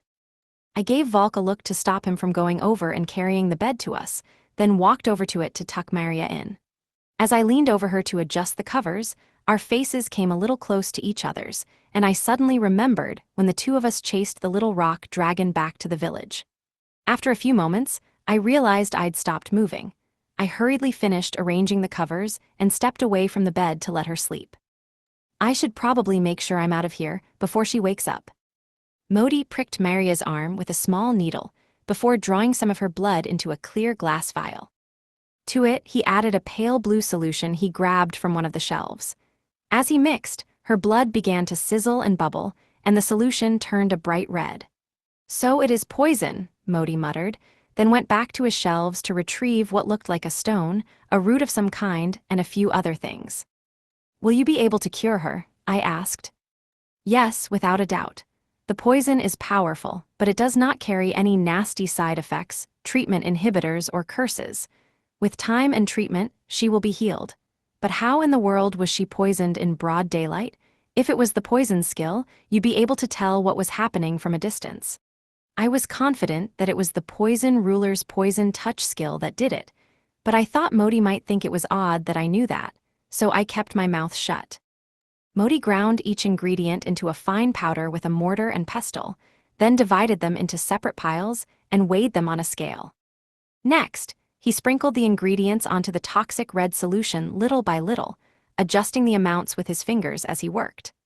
The solution began to change colors until it eventually returned to its original pale blue hue, with Maria's blood swirling around inside it. Modi nodded in satisfaction, took out a small piece of paper, and placed the powder on it. I didn't think it was anything harmful, but I took a glance at it, just to be safe. Greater antidote, D+ value. A medicine that cures the poison status effect, also restores a small amount of HP. Because it is custom-made, it is highly effective against the specific poison in question. A high-end product made by a professional. Ooh, nice. Guess Modi wasn't a former apothecary owner for nothing. I let out a sigh of relief. I could finally relax. Modi poured the medicine into Maria's mouth and tilted her chin up. After a few minutes, color began to come back to her face.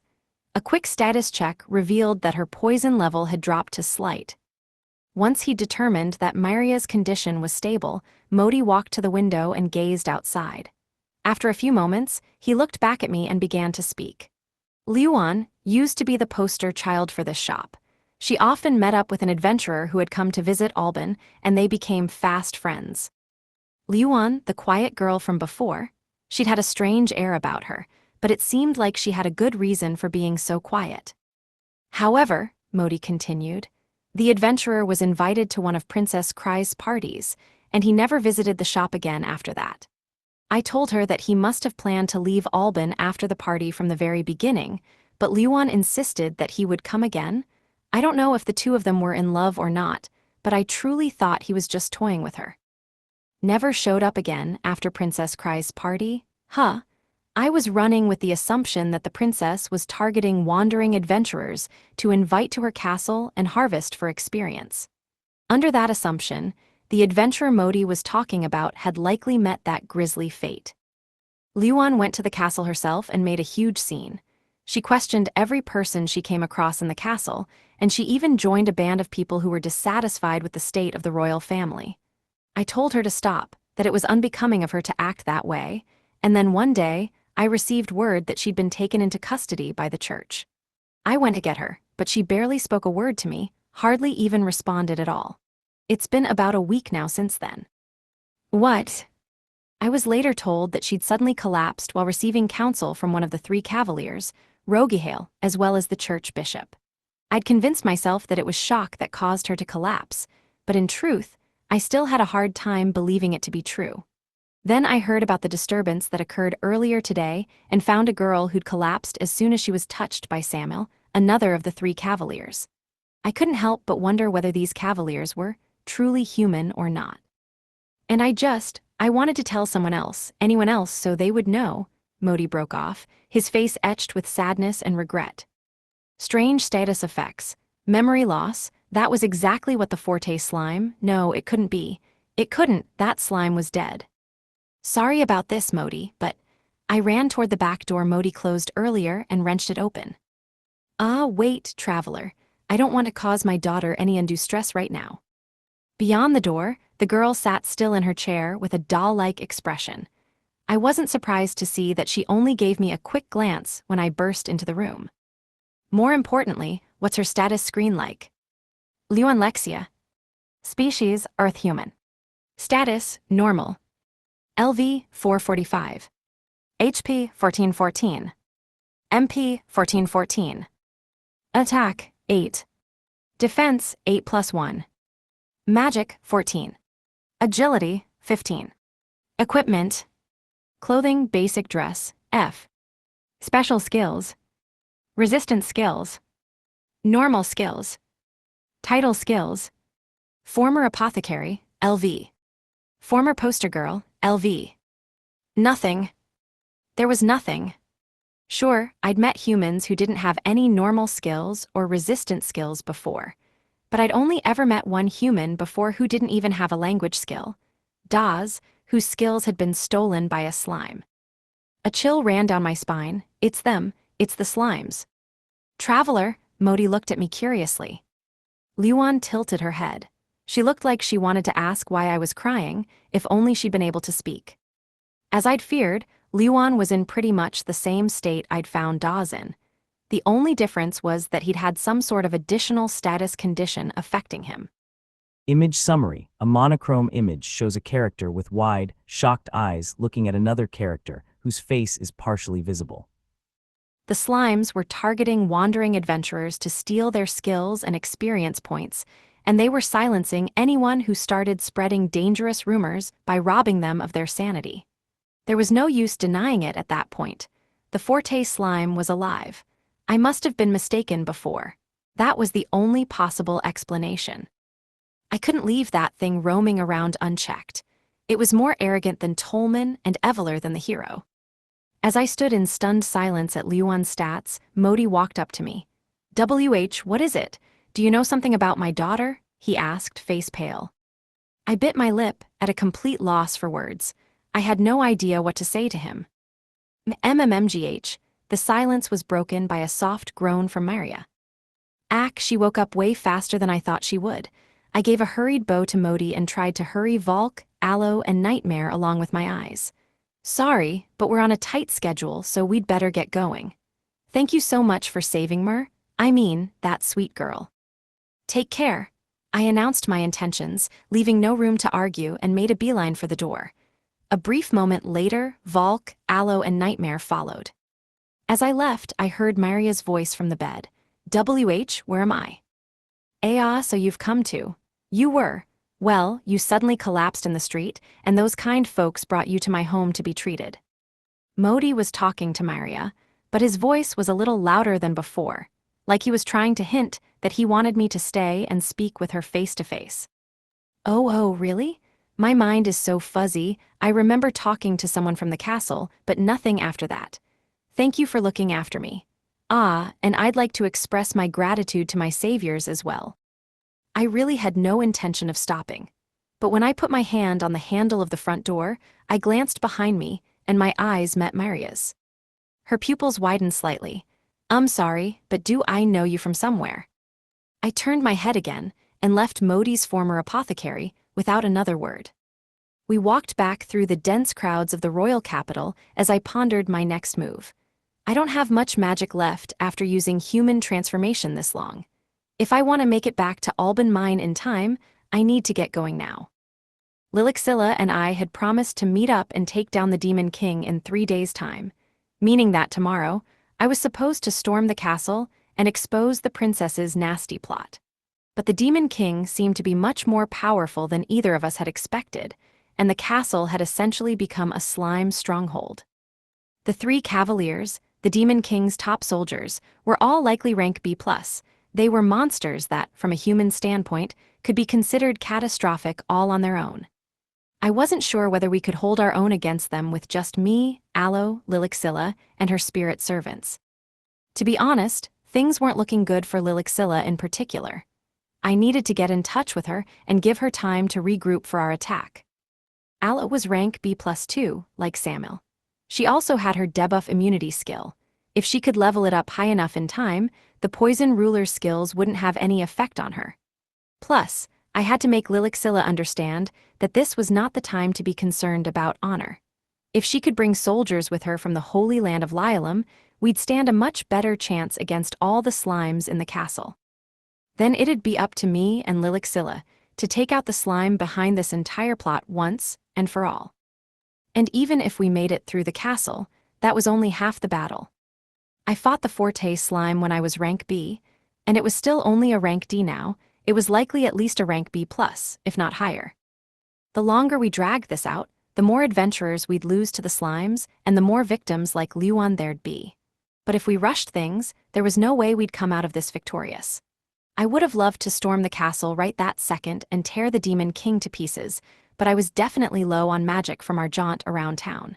If I went on a rampage, the 3 cavaliers would kill me, and then I wouldn't even be able to fight my true target. That was the reality of the situation. We needed time to prepare. Waiting until tomorrow wasn't enough. We had to build up our strength and then join forces with Lilixilla to take down the Demon King. That was the only way we had any chance of succeeding. Lilixilla would definitely agree with me once she heard what I'd found out, at least. I was sure she wouldn't force us to go ahead with our plans. As I thought this, though, I felt a sudden, intense sense of foreboding, an overwhelming feeling that I was overlooking something important. "Volk, when is the princess's party?" I asked. "Tomorrow. What, did you think I wouldn't go? I am fully aware of the risks, thanks to the information from that old man. But they sound like an apt challenge for yours truly. If they intend to feast on me, I shall make a feast of my own. Besides, the legendary swordsman I seek may show his face around there." It's tomorrow. My heart sank. Tomorrow, all of the adventurers who'd gathered here by the Demon King would be killed. "Would you be willing to consider not going?" I asked. "If you gave me a hand, we could probably take down one of the 3 cavaliers. To be honest, the Demon King seems to be much stronger than I thought he'd be. I need some more time to prepare before we attack." Volk's stats made him comparable to rank B+ monster. The only issue was that he had a really straightforward and honest fighting style, which meant he might not be great against monsters with a lot of tricks up their sleeves. Still, he had what it took to fight them on equal footing. "Forgive me, but I must go, if only to confront Haugli. No matter what else takes place, there will be a man there who is fit to challenge me. And if our enemy is truly a villain who aims to wreak havoc on the entire country, my honor will not allow me to simply flee." I was silent. Could I really sit back and watch all those humans walk into the slime's trap, knowing they'd die? Was I really okay with that? "If you're worried, why not come along? Each guest is allowed to bring 1 companion. With you along, we may even be able to snap the Demon King's neck before he knows what's coming." They were allowed to take a +1? I'd assumed they'd only allow the people who were invited to go, to avoid suspicion, but maybe it was the other way around. By allowing guests to bring the person they're closest to, they could eliminate them both at once and reduce the chances of anyone coming to look for them the way Luan did. I thought for a moment, then shook my head. The slime I knew wouldn't be taken by surprise like that. Besides, he was a coward, and with so many regeneration skills, a single surprise hit wouldn't be enough to take him out. The deciding factor in our fight wouldn't be HP, it'd be MP. "I need to get back to Alban Mine. Sorry, Volk, but I'm not coming with you tomorrow." "Very well, then I suppose we'll say our farewells here and now. Take the steel horse I left stabled, you can use it to ride back to the mine." With that, Volk turned on his heel and walked off. I watched his retreating back as it grew smaller with distance, then eventually disappeared from sight. Part 5. Our information-gathering adventure in Alban over, I headed for Alban Mine with Aloe and Nightmare atop our 2 steel horses. As we approached the mine, I ended my human transformation and let the steel horses go. The ride gave me a chance to hash out my plans. First, I decided I'd focus on leveling Aloe and the others up a little bit, and then I'd find a way to swell our ranks of allies to build a force that could take on the Demon King. I'd avoided using fake life before now out of personal preference, but I felt like I wouldn't have the luxury to be so discerning this time around. This fight would be on a different level than anything we'd faced before. But it wasn't like I didn't have any reservations. All of poor Luan's skills had been erased by the slimes, and it was hard to tell whether she still had any sense of self left at all. Her fate was likely happening to others all throughout Alban. That slime was just creating more and more victims in order to prevent his crimes from being exposed. He didn't care if he destroyed the princess's reputation and social status, and he probably had no intention of taking things any further than this either. His only concern was how long he could keep the current situation going. It pained me to leave Volk to his fate at the princess's party. We hadn't worked together for long, but I didn't dislike the guy. He was a sword-obsessed weirdo, and he attacked me on first sight when we met, and sometimes I wondered whether anything I said was getting through to him, but he was also surprisingly kind and attentive. He had a strong sense of self-worth, and he was nice to be around. If I let things play out the way they were going, Volk would most likely die. All the adventurers who were invited to the party tomorrow would as well, and all the experience and skills they'd acquired over the course of their lives would become property of the Demon King. I knew that, and I was going to let them die. You're such a pain." Partner's thoughts drifted through my head. I looked over to see her giving me a stunned stare. If you're just going to keep stewing about it, then go take them out and get it over with. It doesn't matter how many small fry there are. If we drag our main enemy out into the open, that pretentious Lilixilla lady will finish him off, right? I wanted to kick partner for acting like it was that easy, but she had a point. No matter how many rank sea monsters the Demon King had under his command, they were sure to seem rather cute compared to the Avisso's nest we'd fought. The 3 Cavaliers too. They'd be a tough match for Aloe or Nightmare, but since Volk was already going to be there, I could have him help me fight them. As for the Demon King, if I could just drag him out of hiding, Lilixilla and Seraphim could kill him. Of course, I'd help too. And if we weren't enough to take him down, Lilixilla still had her secret weapon, her second spirit servant, Beelzebub the Beast King. But all that was the best-case scenario. In reality, things were bound to go south. There were a lot of risks and unknowns, and a lot of dangers for Aloe and the rest. I'd have loved to go beat the crap out of that slime jerk hiding in the center of the castle right now, but my hide wasn't the only one I had to worry about. Aloe, Nightmare, and everyone else's lives were on the line. If I lost, there wouldn't be anyone else to stand in his way. One reckless misstep, and the saint might be killed once she got involved, leaving no one to stop the world from falling into the hands of the slime. The stakes were simply too high. Partner sighed and shook her head. Come on, you're being way too uptight.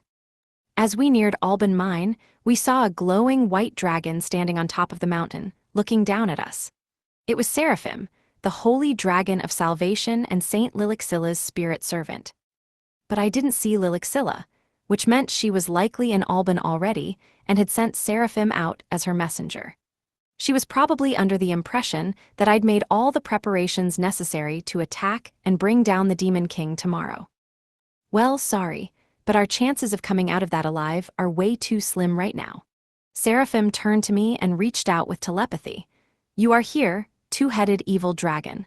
I have come to tell you that the saint has already made her way to the royal capital. So Seraphim was here as a messenger for Lilixilla. I knew it. It was impressive that the spirit servant could still function so far from its owner. What a useful skill. Tomorrow, Seraphim announced proudly, the Princess of Ardesia invites a new batch of adventurers into the castle. Holy Knight Alphys will infiltrate their ranks in disguise to sneak into the castle. The princess is not often seen roaming the castle, but she will make an appearance in the parlor room during this time, which will be a perfect opportunity for us. This greatly reduces the risk of her escaping if we fail to kill her. That is your target destination. The saint said that she leaves any further detailed actions up to you. Geez, Saint Lilixilla was nice and humble toward me, so why were Seraphim and the Holy Knight Alphys so arrogant? Maybe it was because they were both women who called themselves holy, while I was an evil Ouroboros who toyed with life and death. Well, I couldn't imagine Alphys or Seraphim defying their master's orders and smiting me or anything. Their attitudes didn't feel great, but as long as they didn't impact our joint mission, it wasn't worth addressing right now. More importantly, I had to shoot down Lilixilla and Seraphim's proposed plan while I still had the chance. I closed my eyes and bowed my head. What is it, evil dragon? I'm sorry, I know this was the most convenient plan for you. But just as I was about to send a thought to Seraphim to ask her to delay our plans, the reason I'd had such an uncomfortable feeling all this time finally clicked, and my eyes widened in fear and realization. Wait a minute. What is it? I kept my head down, thinking frantically. What Seraphim had just said about the princess planning to attack adventurers she'd invited to the party jogged my memory. Melcia, the swordswoman who was with Maria, mentioned how excited she was about being invited to the princess's party. I didn't think much of it at the time, and then I had to deal with the entire Samel conflict right after, so it had slipped my mind entirely. I'd been under the impression that the slimes wanted experience and skills from only their carefully chosen adventurers. Because of that, I'd assumed that they'd only invite powerful adventurers with decent levels so that they didn't have to bother killing a bunch of weaklings along the way. But I should have given my assumptions another thought when Volk told me he was allowed to bring a companion. That meant there was a good chance that Myria would be on her way to the castle tomorrow as Melcia's +1. If that happened, then she probably wouldn't make it back alive. No, wait, Myria was just attacked by Samuel. It wouldn't make sense for her to go to the castle tomorrow when she'd collapsed the day before. She might just take it easy and nap the day away. But I had a bad feeling about this. Changing my mind at the last minute, after all these foreboding coincidences. It seems you have some concerns, Seraphim asked with a probing look. The telepathy skill allowed Seraphim to send thoughts to someone else, but it let her read their thoughts as well. If I wasn't careful, she'd catch on to what I was thinking. Judging by the way she was looking at me, she probably already picked up on some of it. And no, it's just I'm worried that a girl I know might be coming to the princess's party tomorrow, so I'm a little preoccupied. I sent the thought toward her and looked away. I see, the suspicion faded from Seraphim's eyes. This excuse lined up with the information she'd gathered from my thoughts, so she must have decided it checked out. Somehow, I'd managed to outsmart her telepathy. If I hid my intentions from Seraphim here, I'd only end up getting the Saints group involved, and we'd be flying into enemy territory with an incomplete force. Their lives, souls, and ultimate mission were at stake. Deceiving them to make them cooperate with us felt disingenuous. I knew all of that, but I kept my mouth shut all the same. Soon enough, Seraphim kicked off from the top of the mine and began to fly toward Alban. I watched her depart in a daze, my mind racked with guilt about not telling her anything. But there was nothing I could do to change it now. This issue was way over my head. This was why I didn't want to bring any personal feelings into it. Why did it have to turn out this way? If I'd realized sooner that Myria might be involved, I could have persuaded her not to go. And if that didn't work, I should have stopped her, even if it meant kidnapping her or giving her a serious injury. As I raised my head and stared at the direction Seraphim had flown off, my dear neighbor on my left gave a short, mocking gra. I turned to look at partner, who was grinning like she was enjoying herself. Come on, it's fine, right? They obviously just see us as a useful asset they'll cut ties with if we fail. Don't be so gloomy. It's not like you to worry about someone who just throw you away, even if they end up sacrificing themselves. Don't overexert yourself trying to save them. But that's not what I'm worried about. If I go there to try and fight, I won't be able to get through the slimes without help from Aloe and the rest. But if I take them with me, I'll expose them to all kinds of dangers. If you're going, then I'm going too, Master Dragon, Aloe declared, looking up at my face. I'd follow you anywhere. Nightmare tilted her head in exasperation, then spat a web from her mouth and climbed on top of Partner's head. Clearly, she wasn't going to help me, but she'd go if Partner was going. I see how it is. Treant, who'd apparently come all the way from Alban Mine to greet us, flexed its trunk like it was puffing out its chest. You Treant? I appreciate it, but your slow movement speed and inability to disguise yourself will make it hard for you to even get close to Alban. Of course, I will also do everything in my power to keep you safe, my master. Did Treant just talk? It had gotten the telepathy skill while we were on the island at the edge of the world, but it had never used it until now. Nightmare, Partner, and I all looked at Treant in shock. Treant turned its head around, embarrassed, and went into pretend tree mode. Aloe, however, didn't seem surprised and just watched Treant with interest. Treant, have you been secretly talking to Aloe? Actually, why even make it a secret in the first place? Graya, Partner lightly headbutted me under the chin as I stared at Treant. What was that for? You finally cheered up a little. I have to listen to all your mental ramblings, and they're getting me down too. Don't bite off more than you can chew on your own, okay? Oh, Partner. My mind was made up. If I didn't make my move tomorrow, I'd regret abandoning Myria, Volk, and the rest of the partygoers for the rest of my life. If I'd known that from the very start, I would have realized that even if it was reckless and I might fail, it was better to try and save people than do nothing at all. Tomorrow, I was going to settle the score with the slimes once and for all. Part 6. Once we got back to Alban Mine, I immediately started leveling Aloe and Nightmare up. The liquid metal Magiatite heart, who I dubbed Grandpa Magiatite, came along. Unfortunately, because Treant couldn't turn into a human, it couldn't come with us to defeat the Demon King. This leveling session would just be a chance for it to earn some extra experience. Treant looked very sad that it would be left out again, but there was nothing we could do. If I wanted to bring it along, I'd have to fly all the way to the castle in dragon form with it on my back and start our assault that way. That wouldn't just alert the Demon King to our plans, it would pit all of the royal capital's forces against me as well. I was worried that if that happened, Lilixilla would be forced to face off against me. All things considered, Treant, who was slow and clumsy by nature, presented too much of a danger to bring with us for this fight. There just wasn't enough of a reason to justify it. Aloe patted Treant on one of its branches comfortingly, while Nightmare spat spider silk onto the ground, stressing Treant out even more. "Partner, Nightmare won't listen to me, so could you please make her behave?" "Why, it's fine, you're so fussy. It's just a joke," she replied, exasperated.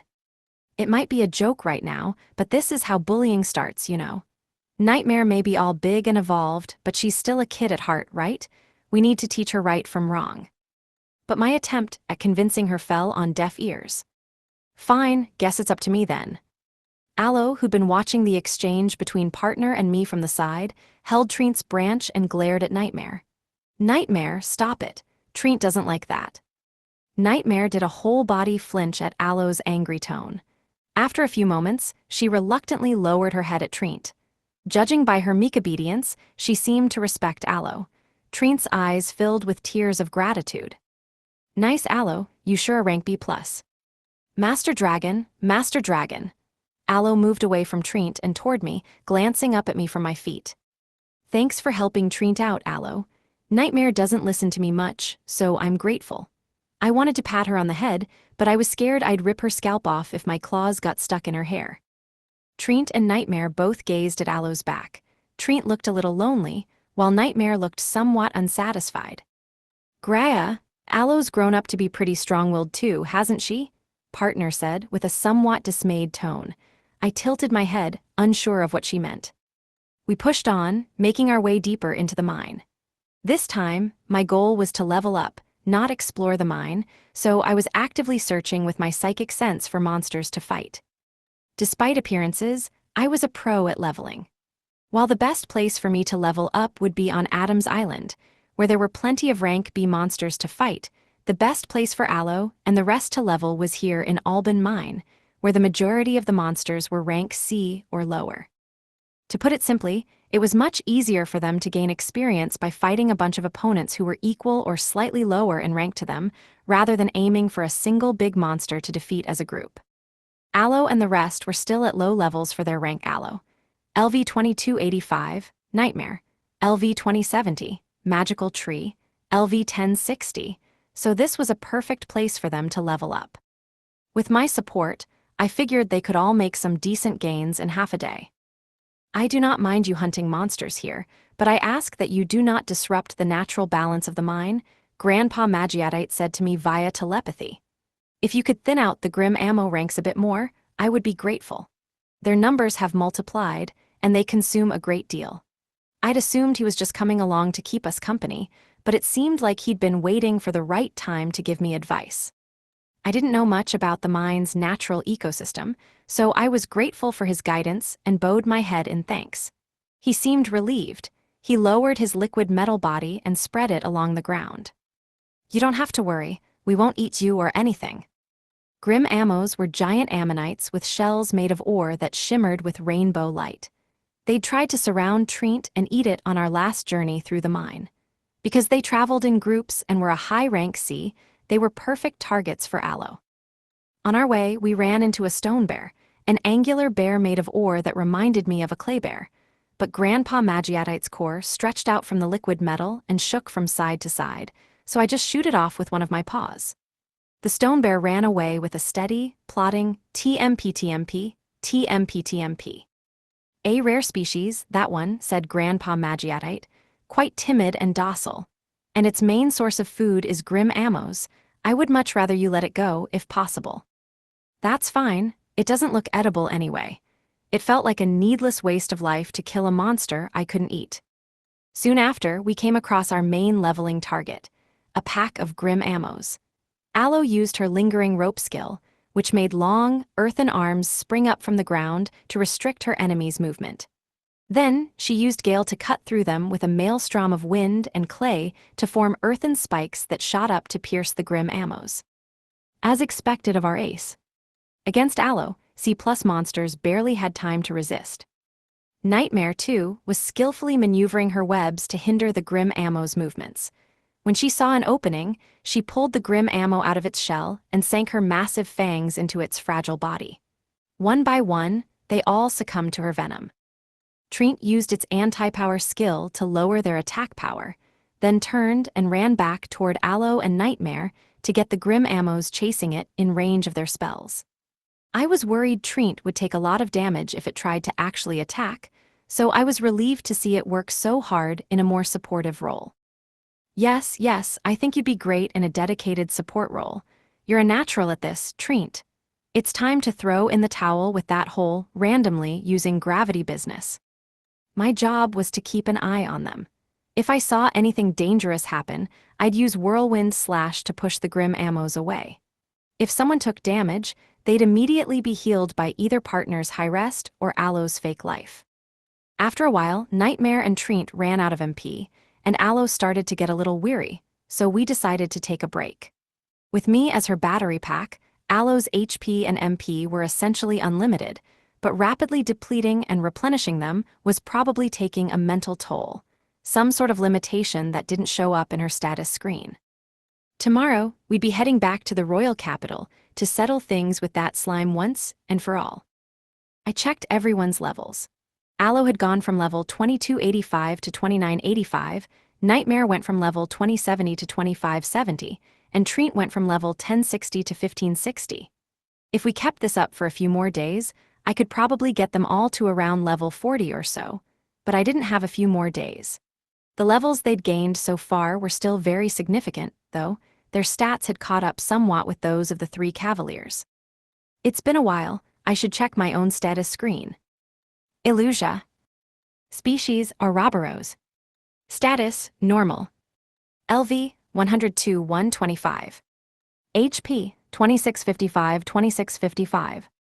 MP, 453-2564. Attack, 1029. Defense, 584. Magic, 1129. Agility, 735. Rank, A. Sacred Skills. Human Realm Path, LV. Special Skills. Dragon Scale, LV7. Divine Voice, LV5. Grecian Language, LV3.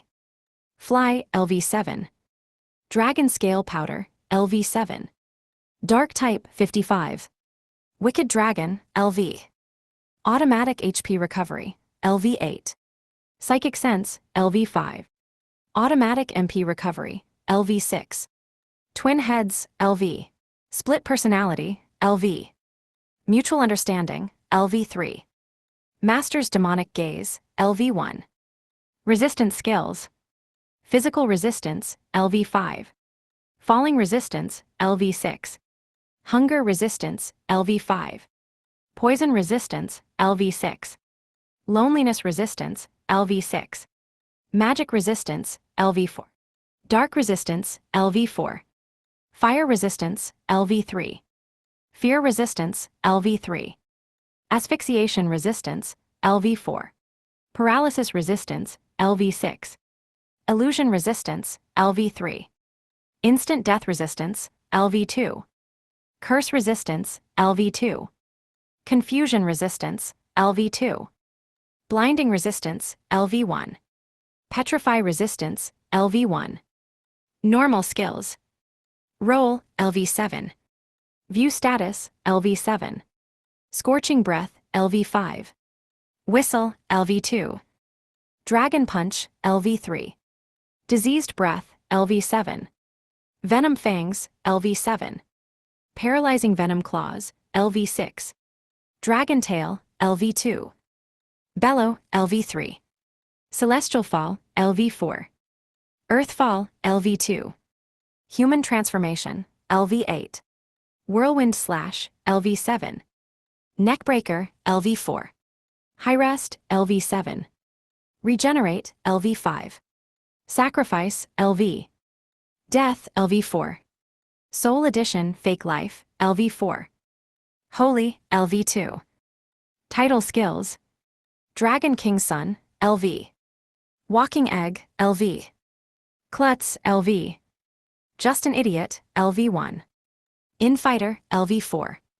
Pest Killer, LV8. Liar, LV3. King of Evasion, LV2. Wrongdoer, LV9. Calamity, LV9. Chicken Runner, LV3. Mr. Chef, LV4. Dastardly King, LV9. Stalwart, LV4. Giant Killer, LV3. Ceramic Artisan, LV4. Clan Boss, LV1. Laplace Authority Interference, LV2. Foreknower of Eternity, LV.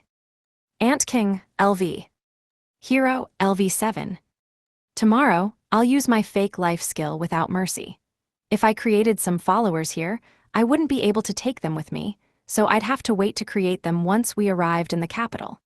I didn't know how useful they'd be, since they'd start at level 1 like Aloe and Treant did, but they might be able to create some distractions for us, at least. That skill felt like it could be pretty handy, depending on how I used it. Name, Aloe. Species, Levana Lich. Status, Cursed. LV, 2985.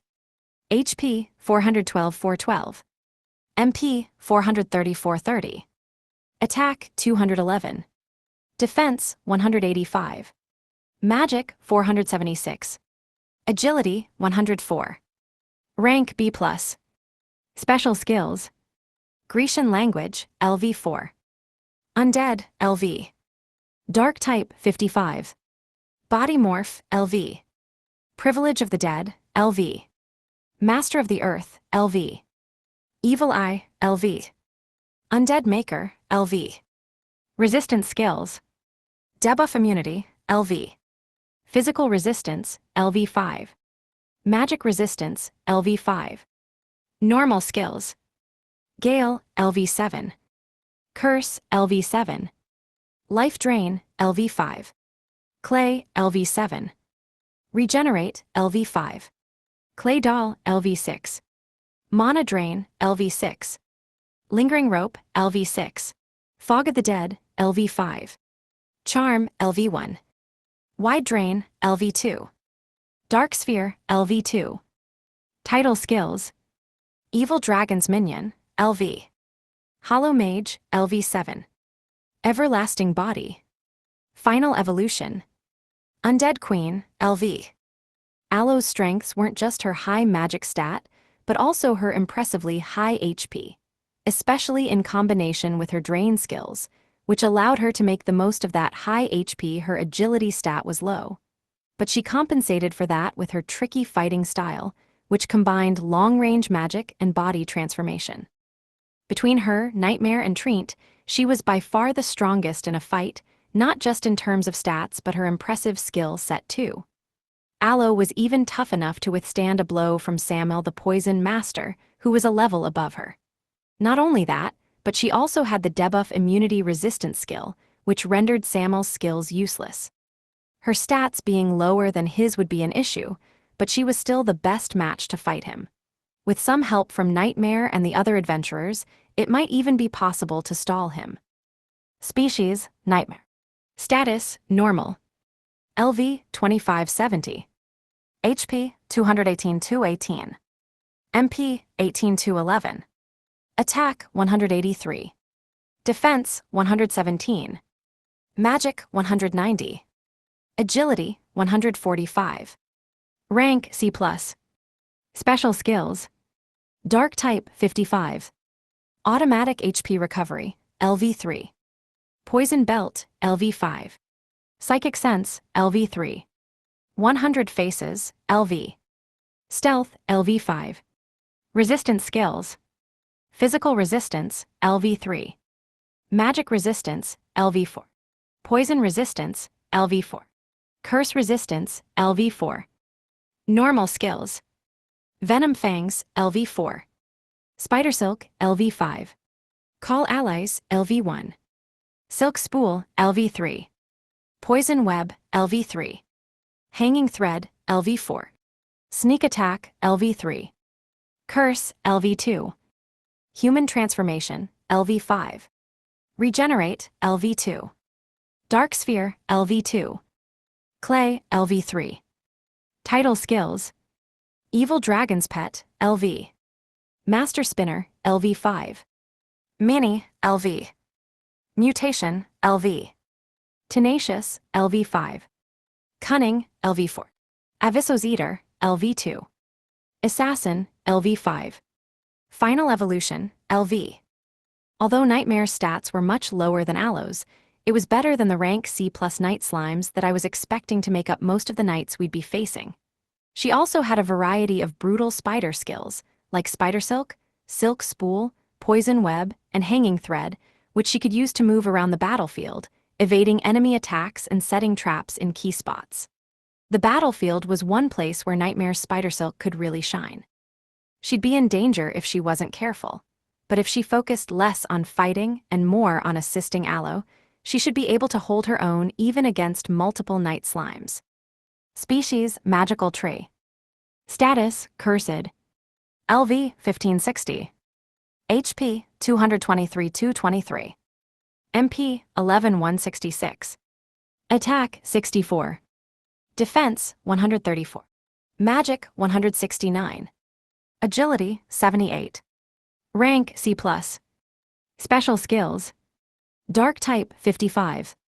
Grecian language, LV2. Harden, LV3. Resistance skills. Physical resistance, LV5. Normal skills. Take root, LV4. Clay, LV2. Rest, LV4. Fire sphere, LV2. Aquasphere, LV2. Clay sphere, LV3. Wind sphere, LV2. Telepathy, LV2. Gravity, LV3. Poison cloud, LV1. Physical barrier, LV3. Anti-power, LV4. Title skills. Evil dragon servant, LV. Devourer of the fruit of wisdom, LV. White mage, LV4. Black mage, LV4. As for Treant, well, it was still lacking in terms of levels. Aloe would benefit if it was around to use anti-power, but unfortunately, I didn't have the means to carry Treant around during our fights. I bowed my head to it, and it quickly bowed back. We took turns sleeping in the depths of the Alban mine tunnels. As I rested on my back, Grandpa Magiatite came up to me. "You intend to kill the Demon King?" he asked. It seemed like he'd already figured it out, so he knew about the Demon King. "Are you going to try and stop me?" I replied. He thought for a moment. No, Grandpa Magiatite shook his head in disapproval and moved away. What's his problem? Something smells fishy. Part 7. Early the next morning, I crawled out of the Alban mine tunnels with Aloe and Nightmare. We'd released the steel horses we used on our last journey to the royal capital, so we decided to catch some more to ride in on. Aloe chased the steel horse with Gale, while Nightmare set a web trap to catch it. Treant stood next to me, watching the situation intently and stretching its trunk. "Treant, wouldn't you be able to stop a steel horse with your gravity skill?" I asked. Treant shook its head sadly, perhaps a little scarred from our previous unpleasant gravity ordeals. "Oh, I see, that's tough. It'd be hard to catch up to the steel horse to hit it with gravity with your legs anyway." While I got lost in thought with Treant, Aloe and Nightmare got the 2 steel horses they'd caught ready. I watched the horses as they looked timidly at their surroundings, then turned my gaze toward Alban in the distance. Today was the day I'd finally settle the score with that slime. I was done letting him yank me around. No, not just the slime. I'm settling things with my divine voice too. The divine voice was meddling with that slime somehow. It had to be involved with its creation one way or the other. It must have been the one who made it into the Demon King, who would lead an army of monsters and feast on humans. Lilixilla believed that the divine voice pitting monsters and humans against each other was a positive thing, because it meant the fate of the world was in our hands. She even said there was proof of that in the Holy Land, but I still didn't buy it. I didn't know what I could do about an entity that seemed to be such a large part of this world system. But when I went to the royal capital and learned about the slime's evil deeds, I became convinced of one thing. The divine voice, which toyed with human lives through that slime, didn't deserve to be vindicated for any reason. Hey, divine voice, I know I haven't asked you for much lately, but you're still watching me, aren't you? I'm not letting you get away with this. First, I'll take out that slime. And then, I don't know when exactly, but I'm definitely going to beat the crap out of you too. Special skill, divine voice. LV5 is unable to provide that explanation. The message came from my divine voice, as if to mock me. All right, are we ready to head out? I asked, looking at Aloe, Nightmare, Partner, and finally landing on Treant. Treant looked at Aloe and me in turn, and its trunk started to tremble. It seemed to be worried about whether we'd come back safely or not. I noticed it was trying very hard not to look at Nightmare, although it kept stealing glances at her when no one was looking. Treant was clearly worried about her too, but was trying to hide it. Don't worry, Treant, we'll all be back soon. I'll keep Aloe and Nightmare safe too. I already beat the slimes once after all. As we made to head out, I saw liquid metal with a solid glowing core rushing toward me from the mine. It seemed Grandpa Magiatite had come to see us off. I see, you are leaving again, he asked with telepathy. I lowered my head and tried to keep eye contact with him. That's right, old man, I'm going to go save the world. I cleaned out most of the dangerous monsters in the mine when we were leveling up, so you should be safe, but would you mind looking after Treant, just in case? Forgive me, but I cannot, Grandpa Magiatite said, shaking his body from side to side. What? Why not? Was he about to say he'd never help someone who intended to hurt the Demon King or something? I thought Grandpa Magiatite hadn't given his allegiance to him, but was I wrong? Dragon, I ask that you take me with you. I may not look like much, but I am strong in my own way. I should be of use to you. I was stunned. That was an unexpected offer. But it was true that Grandpa Magiatite was a high-level rank B with a lot of useful skills.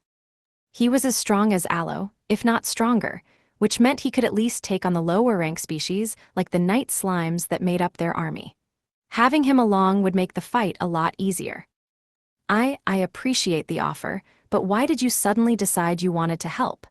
Didn't you know we were planning to defeat the Demon King when we got back from the capital yesterday? I did, but I was afraid of him. That is why I have hesitated until now. However, I feel responsible for the Demon King's reign. Responsible? Why?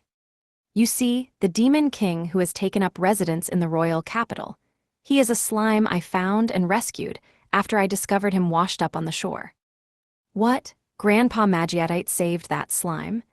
If he ended up on the beach, did that mean he was washed to the sea from the river at the bottom of the cliff I knocked him down?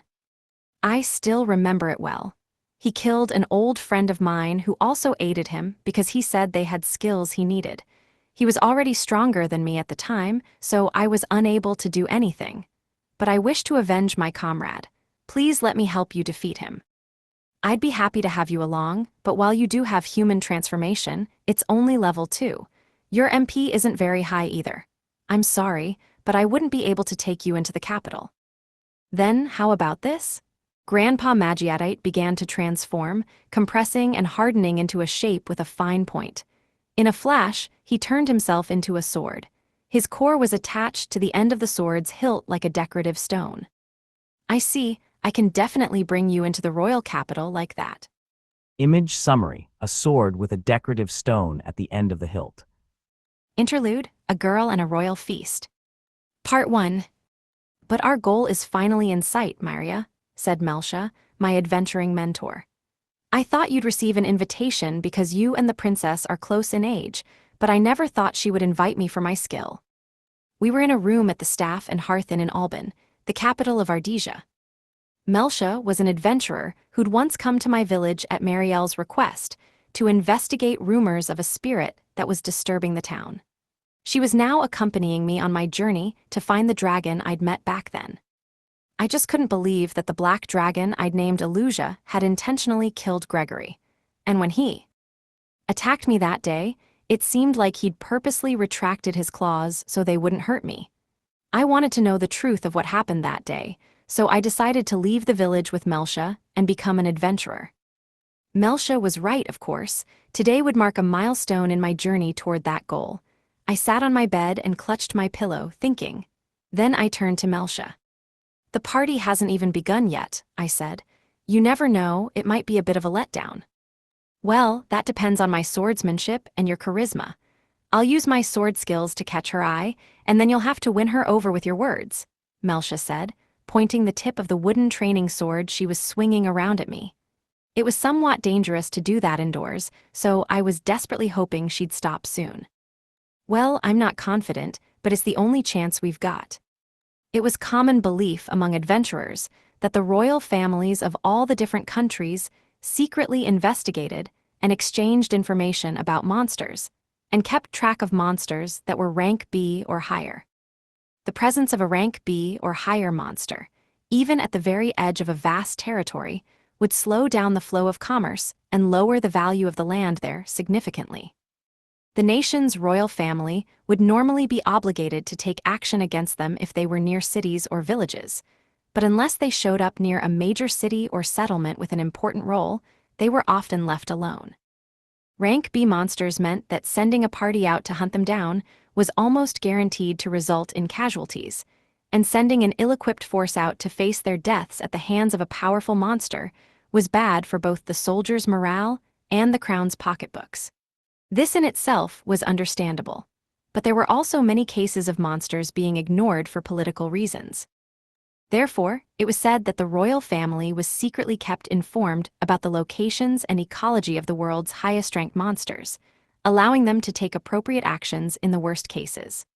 Although it was hard to know how true this rumor was, there was no way Ardesia, a country with so much influence over the surrounding countries, would be unaware of the existence of a higher-level monster capable of causing a disaster. During my travels, I'd learned that Alusia, the dragon I met in the village, was a plague dragon. Although ranked as a lower B in terms of danger, dragons with wings were incredibly mobile in comparison to their grounded counterparts. Furthermore, the former demon king from 500 years ago was said to have been a plague dragon at one step in his evolutionary path. There were plenty of reasons to keep an eye out for Alusia. "But are you sure you're okay, Myria?" Melcia asked, her voice filled with concern. "I heard you collapsed on the street yesterday." "Oh, I'm fine, just got a little dizzy is all. Sorry for worrying you." "Listen," Melcia warned. "I know that today is an important day for both of us, but don't overdo it if you're not feeling well. It doesn't feel right for you to be unable to move for several hours just because of a dizzy spell. If you're hiding something." I couldn't tell Melcia that I'd been approached by one of Princess Kry's 3 cavaliers and then collapsed. There were rumors about Samuel, the cavalier who'd approached me, and his poor behavior. He had originally been on the path to being an adventurer, and it was said he hadn't yet shaken some of his more unsavory inclinations. The apothecary who'd helped me didn't have a great impression of the 3 cavaliers as a whole either. I just had a bad feeling about this whole thing, but if I told Melcia about it, she definitely wouldn't let me accompany her to the castle. Although, I am a little worried your sword skills won't be impressive enough to catch Princess Kry's attention. I heard there's this dragon slayer coming who's a living legend. He's rumored to be the best swordsman on the continent. I gave a wicked laugh, which caught Melcia's attention. "Why, you don't know that?" she sputtered. "I'm a very well-trained swordswoman. I may not win a mock duel against him, but I can still put up a good fight. If people aren't exaggerating, he's apparently strong enough to slay high-rank monsters all on his own. He'd probably be able to split a big tree down the center with the wooden mock duel sword. Right, Inky?" I said to Venom Princess Lacerda, who was crawling around next to the bed and cleaning herself. Inky looked at Melcia for a second, then turned her head toward the window in apparent disinterest. For some reason, Inky had appeared at every step in my journey and saved me from threats time and time again, so I eventually registered her with the Adventurers Guild as my familiar. However, even though she was helping me, I felt like she harbored some hostility toward me for some reason. She used to be a lot more arrogant and abrasive, but she'd softened up quite a bit as of late. "HMPH?" Melcia went quiet. It seemed the conversation had suddenly turned in a direction she didn't want to go down. Haugli, the legendary swordsman, was another adventurer who was supposed to have been able to defeat high-rank monsters single-handedly. However, it was said that he was trapped and killed more than 10 years ago by a nobleman after Haugli refused an invitation to work for him. He was no longer around to claim such a title. "Anyway, it's about time to get ready," Melcia said. I nodded and looked at Inky. "Mind watching the room for a little bit, Inky?" I asked. Inky looked up at me for a moment, then shrugged like she didn't mind. However, a moment later, she leapt up and pushed me onto the bed. Hey Kaya. "Myria?" Melcia asked in a panic, hand on her sword hilt. Since Inky became my familiar, she'd saved both mine and Melcia's lives on a number of occasions. We'd learned in the adventurer training course that because the relationship between a human master and a monster familiar was built solely on trust, one should never point their weapon at a familiar. "Inky, stop, huh?" Inky pressed her face against my body and gave a few quick sniffs. Then she jumped off me and knocked the clothes I'd washed and hung to dry yesterday to the ground and started sniffing those as well. Inky, what are you doing?" I asked, tilting my head in confusion. Melcia, too, was looking at Inky's back curiously. It wasn't common for the usually cool and composed Inky to make such a fuss. Part 2. Miss Melcia and your companion correct.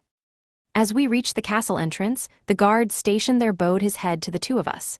He smiled at Melcia, then glanced at me with narrowed eyes like I was a bother. "Welcome to the castle. Please come in." The soldier led us through the castle garden, and I spoke to Melcia in a hushed tone. "Am I not supposed to be here or something?" People said it wasn't common for visitors to actually bring a companion. Maybe a servant sometimes, but not someone who's obviously a fellow adventurer. I don't usually come to events like this, so I don't know much about the unspoken etiquette rules or anything, to be honest. "I'm starting to want to just go home," I joked feebly, then shook my head to dispel my moment of weakness.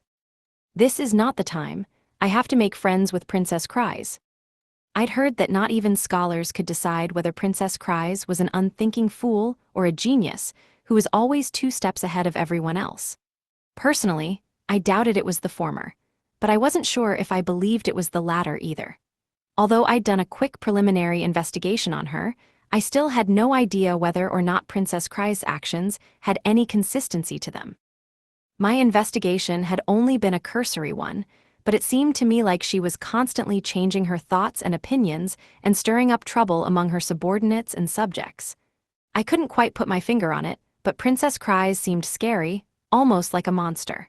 A monster I needed to stand against. Judging by the guard's reaction to me, I felt like my initial impression wasn't very far off. I was a little suspicious as to whether I was really allowed to be here with Melcia. However, I had a story that I thought might attract the princess's attention. I'd never defeated any particularly impressive monsters or ventured into incredibly dangerous territories, but I felt like she might enjoy my story about becoming friends with Illusia. This was the only weapon I had for winning the princess's favor. Melcia and I followed the soldier into the castle's reception hall. There were several circular tables arranged in groups and set with plates, spoons, and other tableware. The invited adventurers had already begun to gather. I was told that 9 adventurers in total had been invited. There were 8 people in the room including us, and 2 of us seemed to be companions. I saw a tall man who looked like a knight with a servant woman standing next to him, an old swordsman with a long white beard, and a younger swordsman. The remaining 4 guests were a gentlemanly guy with a monocle and a dagger at his waist, a petite swordswoman who looked younger than me, a purple-haired mage with a tattoo of a magical beast on his face, and a slender man with a large sickle slung across his back. I'd never seen any of them before, but I'd heard rumors about a few of them. The gentleman with the monocle was a famous adventurer known as Bernard the Mind's Eye. He was said to operate more as backup than a direct fighter. And the mage with the beast tattoo was Gazan the Deadly Flame. Unlike most mages, he specialized in powerful close-range magic and knife skills. Melcia seemed to be the 7th guest to arrive, excluding the 2 attendants. That meant there were 2 more people coming. A chair had been prepared for the princess as well, but she hadn't yet arrived. A few minutes later, a woman with short, golden hair appeared. She wore a heavy robe, as if she were trying to conceal herself, and her mouth was covered with a bandage. Of course, there were many adventurers that had dark pasts and hid their true identities, but was it really okay to come to the castle dressed like that? I felt like if they really wanted to hide their faces, then they probably shouldn't be here in the first place. Next, a huge man with long silver hair appeared in the doorway. He carried a massive sword, befitting someone of his physique, and he seemed more spirited and driven than the other adventurers. Melcha, is that? Ah, yes, that must be the Dragon Slayer. His features matched the rumors we'd heard. This had to be Volk the Dragon Slayer. And the great sword he carried was undoubtedly his beloved Laurel. Melcha's voice sounded a little off when she spoke, and when I looked up at her, I realized she had her eyes fixated on Volk. I didn't blame her. His face was incredibly beautiful and well-defined, like a sculpture of some mythical male deity. Volk swept his eyes over all of us as if he were looking for someone, then sighed like he was disappointed. 7, 8, 9. Yes, that's everyone. Haugli isn't here? I came all this way because I thought this would be a good chance to face him in battle, but it seems he slipped away again. I remembered the name Haugli. He was said to be an adventurer who died 10 years ago. But if he were still alive, it wouldn't be surprising for an adventurer as famous as him to be invited to the princess's party. Whether he'd accept the invitation or not was another matter, though. He was said to have no interest in gaining political power. Volk glanced around at the rest of us again with a look of disdain, then his eyes fixed on me and Melcha. Looks like there are only 2 people here who may be of any actual use. Ah, and you're the young girl who had the unpleasant run-in with one of the 3 cavaliers yesterday. I'm surprised you showed up. At that, I averted my eyes, staring at the ground in front of me. Guess he was there to see me collapse yesterday. Melcha gave me a probing look. Those of you who do not wish to die today, I urge you to depart at once, Volk intoned. The faces of the other adventurers filled with doubt. Of course, none of us knew what he was talking about, me included. One of the nearby guards approached Volk with trepidation. Pardon me, Mr. Volk, does there seem to be a problem? Oi, where's the princess? He demanded. Your master dares to summon us all here, then not bother to show her face? What cowardice! My utmost apologies, sir. The princess is a busy woman, so I will inform you of her impending arrival shortly. Unsurprisingly, the castle guards were afraid of the massive dragon slayer and reluctant to confront him. This became clear as he closed in on them with a hostile look in his eyes. Bernard of the Mind's eye was getting impatient too. He turned to the older swordsman and called out to him. Beware, Romuladen, the dragon slayer intends to make a move. It seemed Bernard and this Romuladen fellow had known each other from the start. Romuladen's apprentice bit his lip and put his hand on his sword hilt at his waist. Oh, I see. So Princess Kry's impostor will only show its face after we've been neutralized or divided into individual enemies. In that case, I know what I must do. Volk drew his great sword from his back. Watre you. The next instant, the guard's torso was severed from his body, armor and all. Part 3. How did you? The guard's upper body hit the floor, splattering green blood all over it. His unmoving body turned a translucent green and began to ooze through the gaps in his armor onto the floor. The crumpled goo twitched and convulsed, and then, as if exhausted, collapsed and turned into a runny liquid. I was startled for the second time that night. The guard wasn't human. The guards turned hostile immediately, lining up on either side of the hall and drawing their weapons. You've gone too far now, one said. The princess anticipated some resistance, you fool, replied another. It's about time one of the more sensible ones got smart. We caught the saint as expected too. All has gone according to the princess's predictions. The dragon slayer is as beastly as they say. He skipped all the fun and games to go straight for first blood. It was indeed unexpected, but we will not be outdone by you dim-witted adventurers. One by one, the guards' complexions all shifted green, and their eyes and mouths disappeared, leaving behind mere dimples that only slightly resembled faces. Massive green droplets oozed from their bodies and formed a puddle at their feet. The guards had all transformed into disfigured, sludgy masses encased in armor. The strange guards glanced at the other adventurers, then 3 of them approached Volk at once, surrounding him. This guy's definitely gotta go at least, one of them yelled. Aquasphere. Water began to spin at high speed from his outstretched hand, until it formed a sphere and flew at Volk. Volk blocked the sphere with his great sword as a second guard held out his hand and cried, "Ooze whip." Volk quickly adjusted his stance and jabbed at the guard with the pommel of his great sword to repel him. HNG. However, the guard's slime arm extended to the side and began to encircle Volk, binding his body tightly. "I've got him, do it." The third slime raised his sword. "Take this, spirit sword flash." The guard's sword turned a translucent green, similar to the slime's body. Then the blade shot forward, the tip aiming straight for Volk's heart. It was an instantaneous attack which left no room for intervention.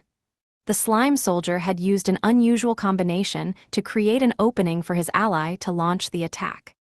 They could use this on just about anyone, I thought. It's a complex attack, something not even top-notch adventure parties can pull off easily. The next moment, the guard's arms that were tightly constricted Volk's body were torn apart by force. Volk, his great sword in one hand, caught the sword aiming for him with the other and swung it around him. The momentum sent the soldier's body flying through the air. Ugh. Hiya. Volk swung his mighty great sword twice in quick succession. The soldier drawn in by the ooze whip took both hits, the first shattering his armor in midair as the second tore through his body in an explosion of goo. Galog. Volk's attack didn't stop there. The great sword's 2 slashes projected out across the floor, heading straight for the third soldier. This was a basic swordsman skill, shockwave, which was generated by powerful sword swings. Melsha had once told me that this skill, which allowed close combat swordsmen to attack at mid-range with ease, greatly improved the scope of the user's sword abilities. However, although shockwave usually took a small amount of time to prepare, I didn't notice any lag in Volk's attacks. His shockwaves were also unnaturally large. They seemed stronger than the attacks of a powerful black mage. These blows were the attacks of a true swordmaster. As soon as the shockwave collided with the extended slime blade, it exploded. The guard's face was slashed to shreds, and he exploded, leaving a heap of shattered armor and green ooze. Volk grinned, his face half covered in slime. "You small fry are no match for me. You'd better call for the princess now. I'm starting to get impatient." Volk had defeated the 2 other disguised guards in an instant. The remaining guards froze. Then the whispers began. They were only pretending to be human. Call the 3 cavaliers at once. We'd all heard a few rumors about this place, that adventurers who attended Princess Kry's feast disappeared, that the princess had been replaced by a monster. But no one had truly believed it. They'd all assumed the rumors were simply born out of contempt for a rather eccentric princess who had some strange behaviors. But presented with this scene, the truth of the matter was clear as day. "Myria, let's get out of here." Melsha ran for the doors, her sword drawn. I nodded and followed her. "There's nowhere to run." One of the other strange guards appeared in front of us, blocking our way. "Lucent Luna," Melsha shouted, pointing her sword toward the ceiling. A ball of light appeared on the sword's tip and shot down at the guard's helmet. "Inga." "Now there is." Melsha leapt up and landed on the guard's shoulder with her full weight. Then she used her 2-handed sword to pierce through the joint in his armor at the bottom of his neck and drove the blade into his chest. All right," she shouted. "Foolish girl," the guard hissed, grabbing her blade in his hand. "We use real armor to reduce incoming damage, but unlike other fragile monsters and humans, we don't have any weak points. Did you really think a point-blank stab would do the job?" He yanked the sword out of her grip and threw it across the room. "Urk." "Ooze whip." The guard's arm snaked out and struck Melsha's abdomen in midair, sending her flying backward, bent at the waist in pain. "Gah." "Melsha," I yelled, "hold on, see clay shield." A shield of clay floated in front of Melsha, which she caught and hid behind. Clay shield was a skill in the clay family that had excellent impact resistance and damage reduction properties. It was somewhat rare and praised by the Adventurers Guild for its usefulness in fights against powerful demons. However, the tentacle-like arm that swung toward Melsha broke through it like it was nothing at all. Then it wrapped around Melsha and threw her to the ground, shattering her armor. "It's no use," Don't underestimate us just because the Dragon Slayer put up a good fight, the guard shouted. This monster disguised as a guard is probably an upper C rank, I thought. I've taken down something this strong with Melcia and Inky's help before. However, the monster we fought back then had about the same agility as we did, and he didn't have any ranged attacks. In short, it had been a good match for us. We'd had the advantage of sheer numbers to make up for our difference in strength. We took advantage of its weaknesses, trapped it, and managed to take it down. I'd never expected that facing a monster with balanced agility, strength, and intelligence would be so scary.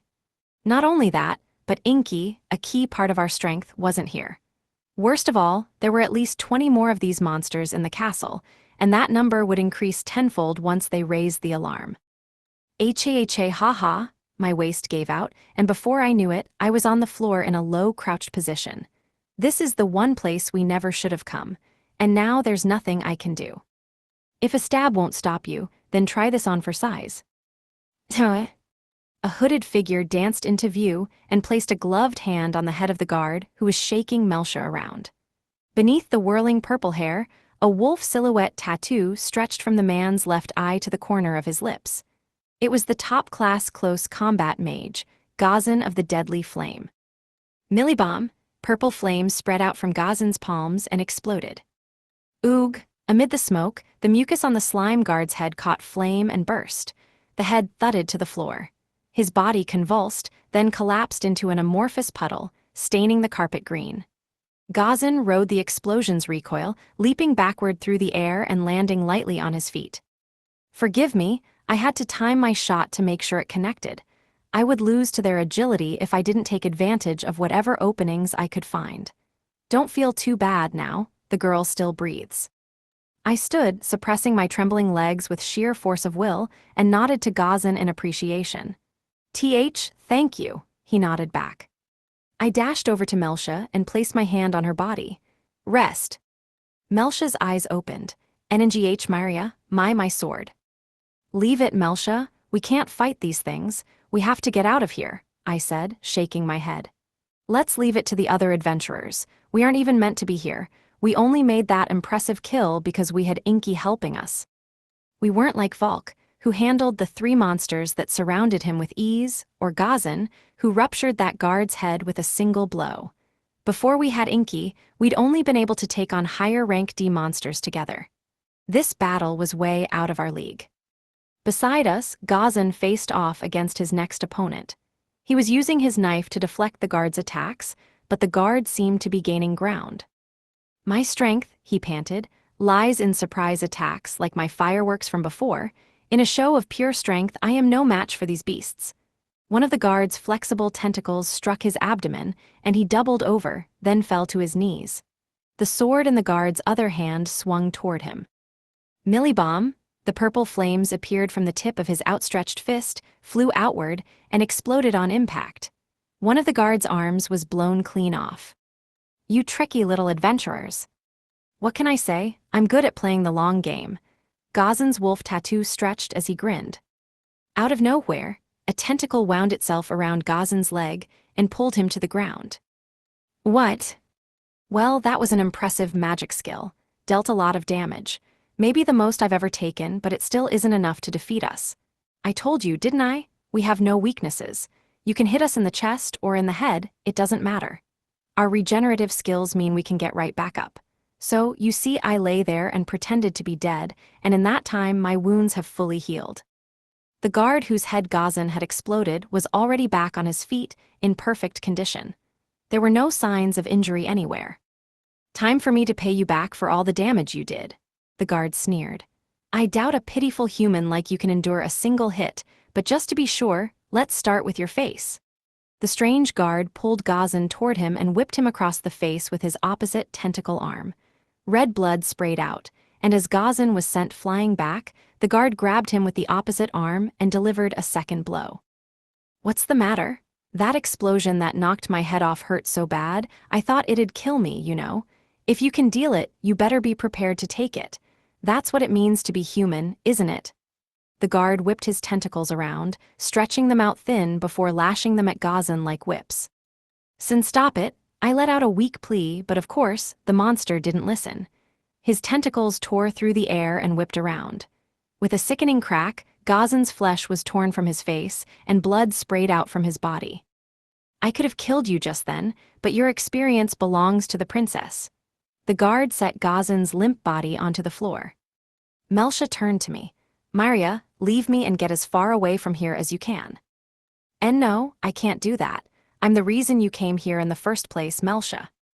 You must. If you don't, we'll both die here. But I looked around. There were two of the strange guards at every door. We were completely trapped. They were going to kill every person here in order to keep the truth hidden. The only time we would have been able to escape was when Valk told us to, before the battle began. But now it was too late. Is there any way for me to get both Melsha and me out of here? I looked around again, thinking desperately.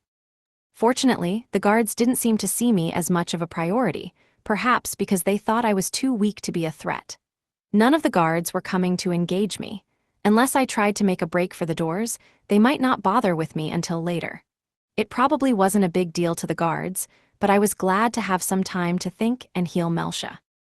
In one corner of the hall, the man with the monocle, Bernard of the Mind's Eye, supported the older swordsman Romuladin and his apprentice with magic as they fought three of the strange slime guards. However, they were clearly being overwhelmed. Romuladin was covering for his apprentice's weaknesses and somehow managing to keep them fighting, but judging by their injuries, I doubted they would last long.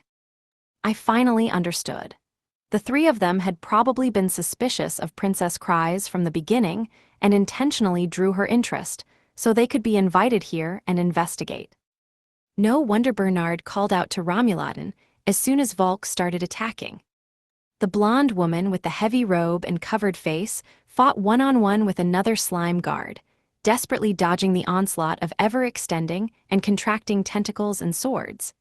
But for some reason, her expressions seemed a little artificial. Is she just pretending she's having a hard time?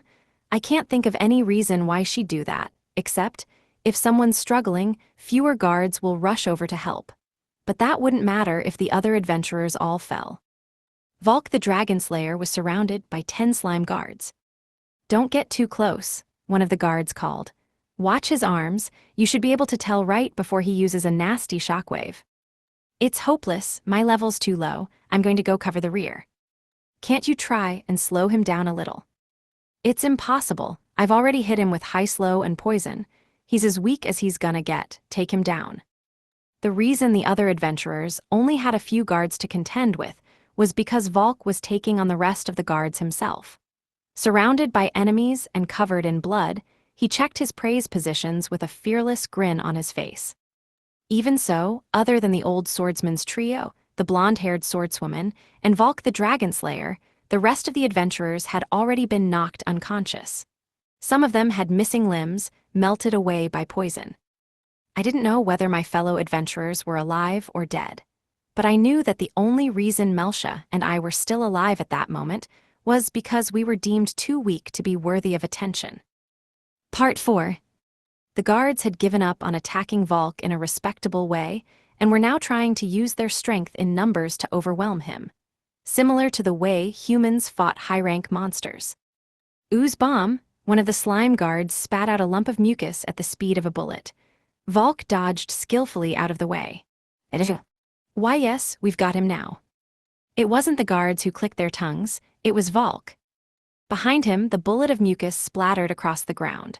Smoke billowed upward, and the ground began to melt. Valk's back was hit with some of the splatter, and blistering burn marks appeared on his skin. His movements began to slow, starting from his left foot. The molten ground beneath his shoe seemed to dissolve items around it. But worse, once the resulting liquids began to mix, they hardened, sticking his shoe to the floor. Ooze bombs, kill him with ooze bombs. They're costly, but they have a wide range, and they can stop his movement even if they miss. Better yet, knock him down now, but make sure you don't kill him. He's prime pickings for the princess. Tentacles rained down on him from all sides. Valk suddenly vanished from sight, then reappeared again as he sprinted forward and cut down one of the defenseless slime guards. What? Impossible. There's no way he could escape from an ooze bomb's adhesive so easily. Volk grinned and lifted his leg. The soles of his feet were covered in blood. His shoes had melted and stuck to his bare skin, but he'd peeled the skin from his feet by force. Smoke rose from his bloody feet, which quickly regenerated. "He's on a whole different level," I whispered. I could understand why he was revered and feared as the strongest adventurer on the continent. He was fighting well against an entire army of unknown monsters. His prowess against them was not a matter of strategy, but of sheer power. Even so, this marvel of a dragon slayer was getting visibly worn out. His breathing was ragged, and the sword and arm attacks he'd been able to handle with ease at first were now occasionally landing direct hits. Two of the people in Romuladin's party had already been defeated. Now it was just Romuladin fighting on his own. His distress showed clearly on his face. On the other end, the dimpled faces of the slime guards were lifted in easy smiles. Think, I can't take down one of these slime guards myself. But if I don't do something, Melcha and I are dead. Anything that'll slow them down. Suddenly, Volk's words from earlier echoed through my brain. "Looks like there are only two people here who may be of any actual use. Ah, and you're the young girl who had the unpleasant run-in with one of the 3 cavaliers yesterday. I'm surprised you showed up." I'd assumed the two people he'd been talking about were Romuladin and Bernard. However, there was clearly a big gap between their abilities. That was why Romuladin was still holding his own against the 3 guards, even though the battle had been all but lost. So maybe from Volk's point of view, out of the two of them, Romuladin was the only one of merit. By process of elimination, I figured the other person Volk believed was of use had to be the blonde swordswoman who'd survived so long against the guards. But if she was as powerful as Romuladin, she should have been able to defeat her single opponent by now.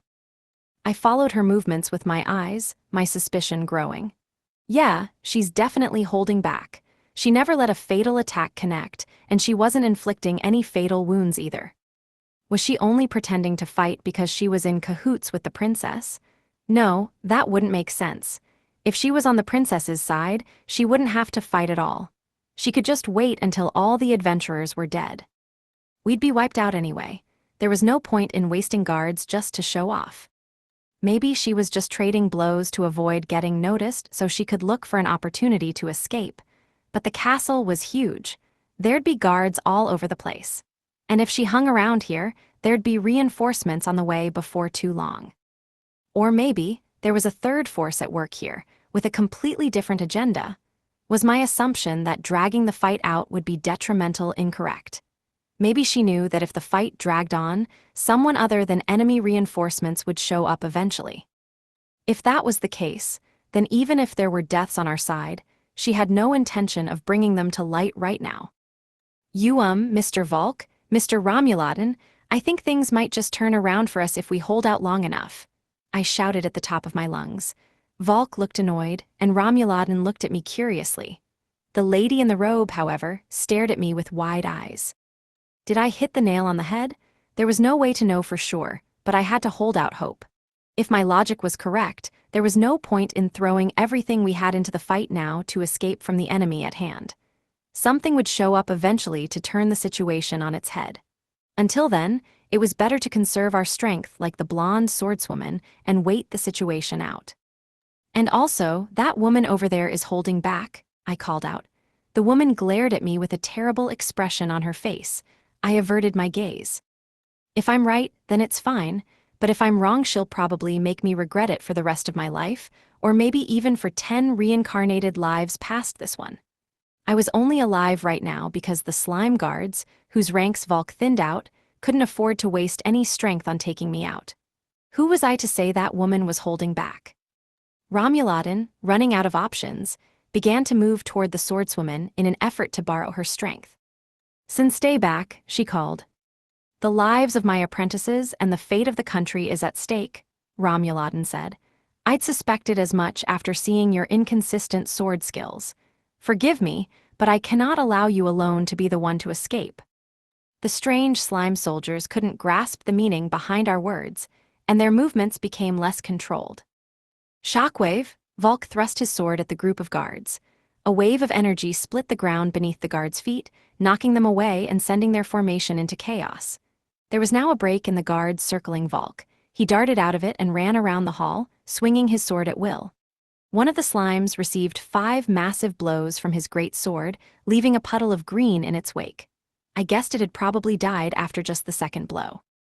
With fewer guards to fight, Volk had more leeway. This gave him even more of an advantage against them. Romuladin also moved closer to the blonde swordswoman.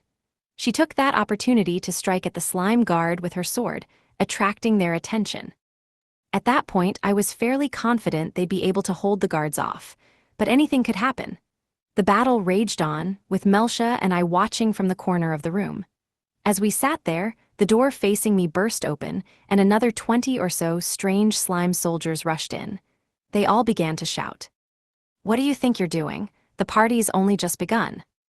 We were instructed to be wary of the saint from Lialum. What the hell? Even if the guests fought back, how could they take down so many guards? My heart sank, UAO. It was over, we'd lost. It was only a matter of time before we'd be killed. It was a miracle that our forces had been so evenly matched that we'd survived this long, but now our opponent's strength had more than doubled. Seeing that I'd been left to my own devices, one of the soldiers came at me with his weapon raised. "These two are worthless. We always get 1 or 2 humans like them in the mix. The princess won't mind if we just kill 'em. They're not even worth feeding to her." I looked at Melcia, who was lying on the ground beside me, and then stood, filled with determination. "Oh no, you don't. Those 2 are for the princess." A man ran after the slime soldier and grabbed him by the back of his neck. A black liquid began to seep from the slime soldier's neck to the rest of his body, and he collapsed into a pile of goo on the spot, leaving only his armor and sword intact. "We meet again. Perhaps you'll be less cold to me this time around." The man smiled, and I realized he was Sir Samuel, the Sword of Death, one of the princess's 3 cavaliers, the one who'd approached me in the street the day before. Part 5. Goodness, I should have let Rogihail come in first. He would have been able to neutralize the lot of you all at once. Samuel set his hand on my shoulder, and all of a sudden, I was frozen. I couldn't move an inch. If he wanted to, he could have probably made me suffer the same fate as the slime guard he just melted to death right in front of my eyes. I remembered that I'd felt ill right after he touched me last time too, so this guy can release poison through touch? No, not a guy. I know that much now, at least.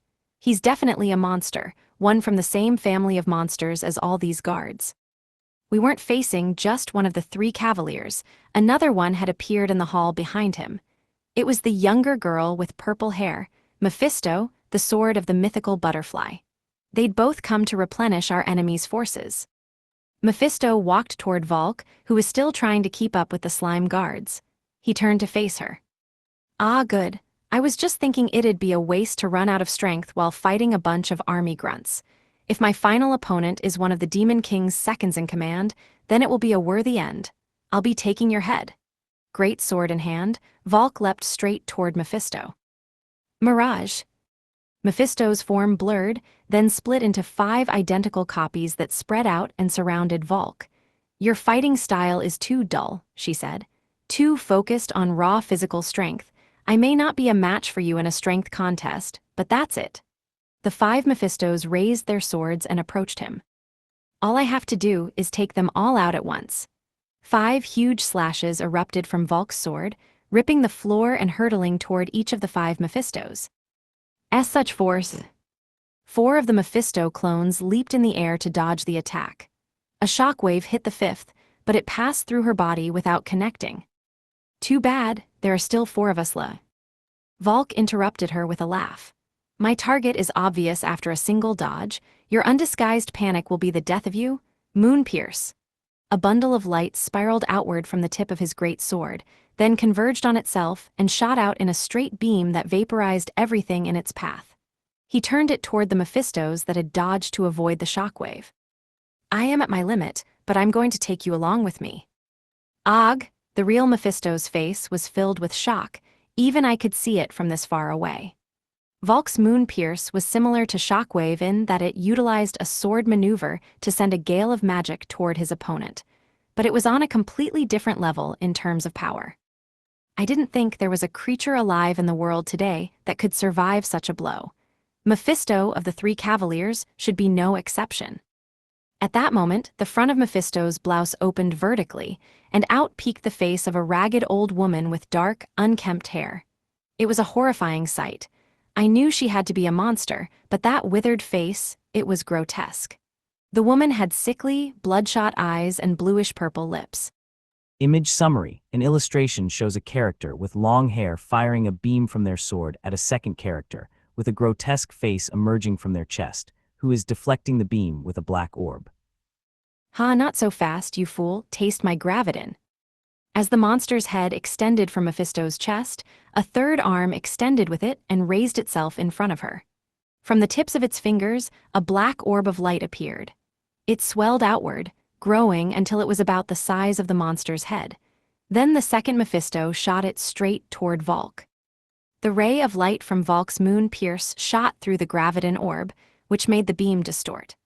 As a result, the beam grazed Mephisto's floating body and burned a perfectly circular hole in the wall behind her. I missed. What in the world was that power? Are you even human? Well, sorry, but this isn't the end for me. The second head looked behind him and snickered. As Mephisto landed back on the ground, the slime soldiers surrounding Volk all attacked at once. Swords and tentacles rained down on him without mercy. Volk's responses seemed slow, perhaps because of the toll the big attack had taken on his body. Romuladin had already been knocked to the ground as well. Only the blonde-haired swordswoman had managed to break free and run, but with all exits blocked, it was only a matter of time until she was caught. "Don't you worry, you won't be killed. No doubt they'll just steal a few random skills and turn you into the princess's puppet," Samuel said, patting my head where I kneeled. Man, I really lucked out. Mephisto and Rogahil don't get it, but I do. They're too serious. They should learn to have some fun sometimes, lighten up a little. Anyway, if I take you with me, I'm sure the princess would be pleased. Have I met her before? Nope. At most, she's only seen you from a distance. But I heard your lady friend over there has met her before. I've been hearing rumors like that all over the place. And you're the girl I keep hearing about, yes. I had no idea what Samuel was talking about. But it sounded like he might be more willing to talk than I thought. And I needed answers. I was expecting him to be a bit more mysterious and incomprehensible, so I was a little relieved to see we could at least communicate. "All right, I'll go with you, but in return you have to let Melcia go." "No deal, there's no benefit to letting her go," Samuel said, shrugging. "She came all this way for me. I know I'm powerless here, but from your reaction, I got a feeling that there might be some room for negotiation," I said, pointing my staff toward my head. My hands shook, I was terrified. Still, I did my best to bring a smile to my stiff face. Interesting. I've heard similar words spoken from victims of assassination plots and raids. Not one of them truly meant it, though. It'd be interesting to bet on whether you'd actually land a hit on me or not too, but you've piqued my interest. Fine, I can ask the princess to wipe her memory and then kick her out or lock her up. I can't guarantee that she'll agree to it, though. His conditions favored his side so much that they were almost meaningless. But I'd at least figured out a few things from this exchange, and more importantly, it kept Samuel, one of our strongest foes, focused on me instead of the fight. As I tried to decide what I should say next, there was a resounding crack, and then the ceiling suddenly collapsed in front of us. Standing on top of the rubble was an immense two-headed dragon, so huge that it took up the entire corner of the room it fell into. The slime soldier who'd grabbed hold of Volk froze in confusion. Volk took that opportunity to grab hold of the end of his tentacle and fling him away.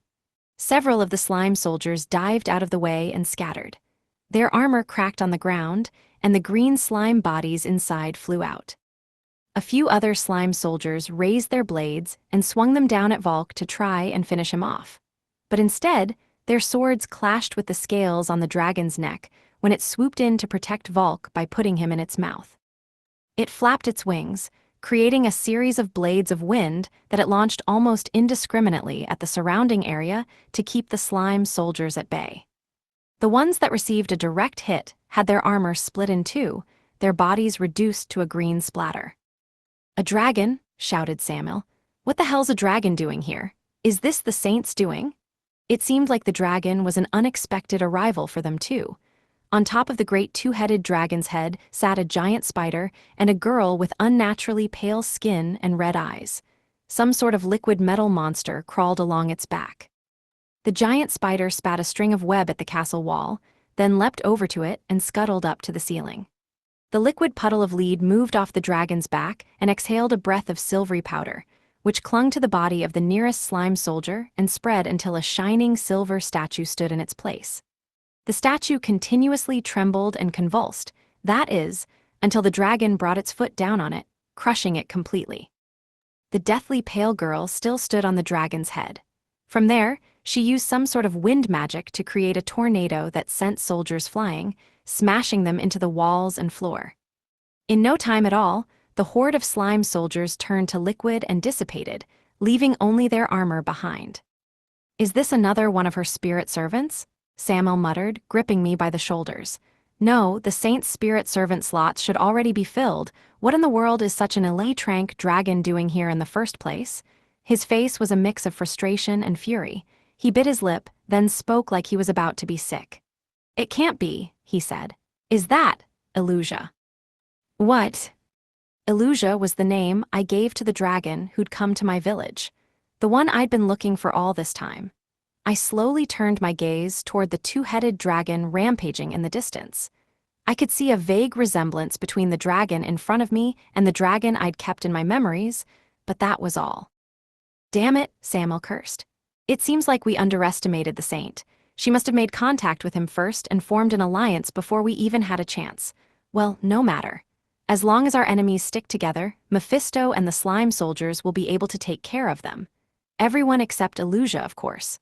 Now, in order to get word to the princess and join up with Rogahel to take down Illusia," Samuel looked at me, and his face broke out in a wicked grin. "Well, I suppose this isn't the worst outcome after all. I never thought I'd get my hands on such a good bartering chip this late in the game. The princess calls events like these blessings from the divine voice, although I don't believe in things like that myself. Now, the only question is, when will the saint lay the rest of her chips on the table?" Image summary: a manga-style illustration shows a woman looking up with a worried expression at a taller man who is smirking down at her. Chapter 3, Assault on Alban Castle. Part 1. Along with Aloe, Nako, or Nightmare, and Grandpa Magiatate in the form of the longsword I wore on my back, I struck out for the royal capital atop our 2 steel horses. According to my divine voice, Grandpa Magiatate's sword form classified as a weapon. As we arrived in Alban, I raised the sword to the sky and examined it. Magiatite Spirit Sword, a value. Attack 77. Magic 24. A sword crafted of the rare and valuable magic metal, Magiatite. Magiatite is an excellent conductor of magical power and can enhance the user's ability to wield magic. Magiatite of such high quality is so rare that it almost feels like a waste to leave it as a sword. Additionally, the sword is a living being. The sword had impressive stat modifiers. An attack of 77 would be unimpressive to me in normal circumstances, but with my attack power cut in half while I was in human form, I was grateful for the boost. Since time was of the essence, I ended up giving the steel horses away for free to a man in the capital who seemed to be struggling for money. The man told me that steel horses were incredibly popular steeds because of their speed and strength, but it was impossible to tame them without a first-class adventurer along, so they were extremely valuable. In return for the horses, I pestered him for information I was missing about the princess's parties. After our transaction, I headed straight for the castle and began to snoop around the grounds, using my psychic sense to detect any nearby soldiers. I soon came across a night slime in my way that I couldn't avoid. Fortunately, it hadn't seen me yet. I saw my opening and rushed forward at full speed to slash the night slime diagonally across its body, from shoulder to opposite leg. My sword handling skills were weak at best, so I just tried to attack it with all my might, which was apparently enough to take down an upper-rank sea night slime. They were all wearing human disguises, but thanks to view status, I could tell they were just slimes. Before any other night slimes came to investigate the disturbance, I grabbed onto one of Nightmare's threads and quickly scaled the castle's back wall. Aloe's reinforced arms pierced through the roof in a flash, allowing us to successfully infiltrate the attic. After that, we made our way up to the reception hall where the party was to take place, relying on Lilixilla's rough floor plan of the castle. Things had been going well up until that point. However, one of the enemy slimes was especially perceptive, throwing a wrench into our plan. We ended up getting chased by a horde of night slimes before Aloe somehow managed to seal the doorway with her clay skill, trapping our pursuers on the other side. Finally, we made it to the room above the reception hall. We'd timed things perfectly. There was still a bit of time left before the party was supposed to start, but not long enough for news of an intruder to spread far enough to stop the party. Now was our chance. We needed to strike while the enemy was confused.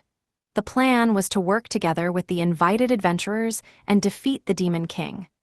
I didn't want to involve humans in this fight any more than I had to, but this was the best way.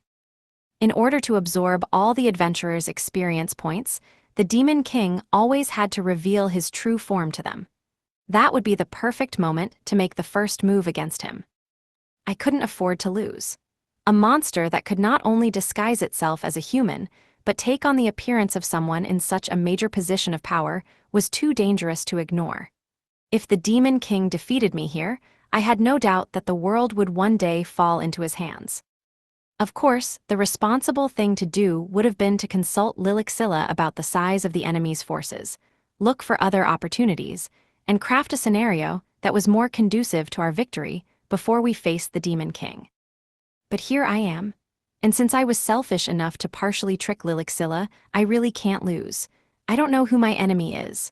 I don't know if it's the ghost of the slime I fought way back when, or a clone of it, or what, but whatever it is, there's no way I can run now. I closed my eyes and thought for a minute, then opened them and gave a slight smile to Aloe and Nightmare. It was the only thing I could think to do to ease the tension in the air. All right, everyone, ready to go. Aloe looked past me with a puzzled expression. Master Dragon, I hear some shouts and noises coming from over there. Huh? I stopped and strained my ears to listen, and heard what was clearly Valk shouting over what sounded like part of the castle being blown to pieces. I was too late, the battle had already begun. Why, you've gotta be kidding me, how'd the fighting start so fast? I started to panic. What do I do? What's the plan here? What am I supposed to do next? Oh man, this was a bad idea.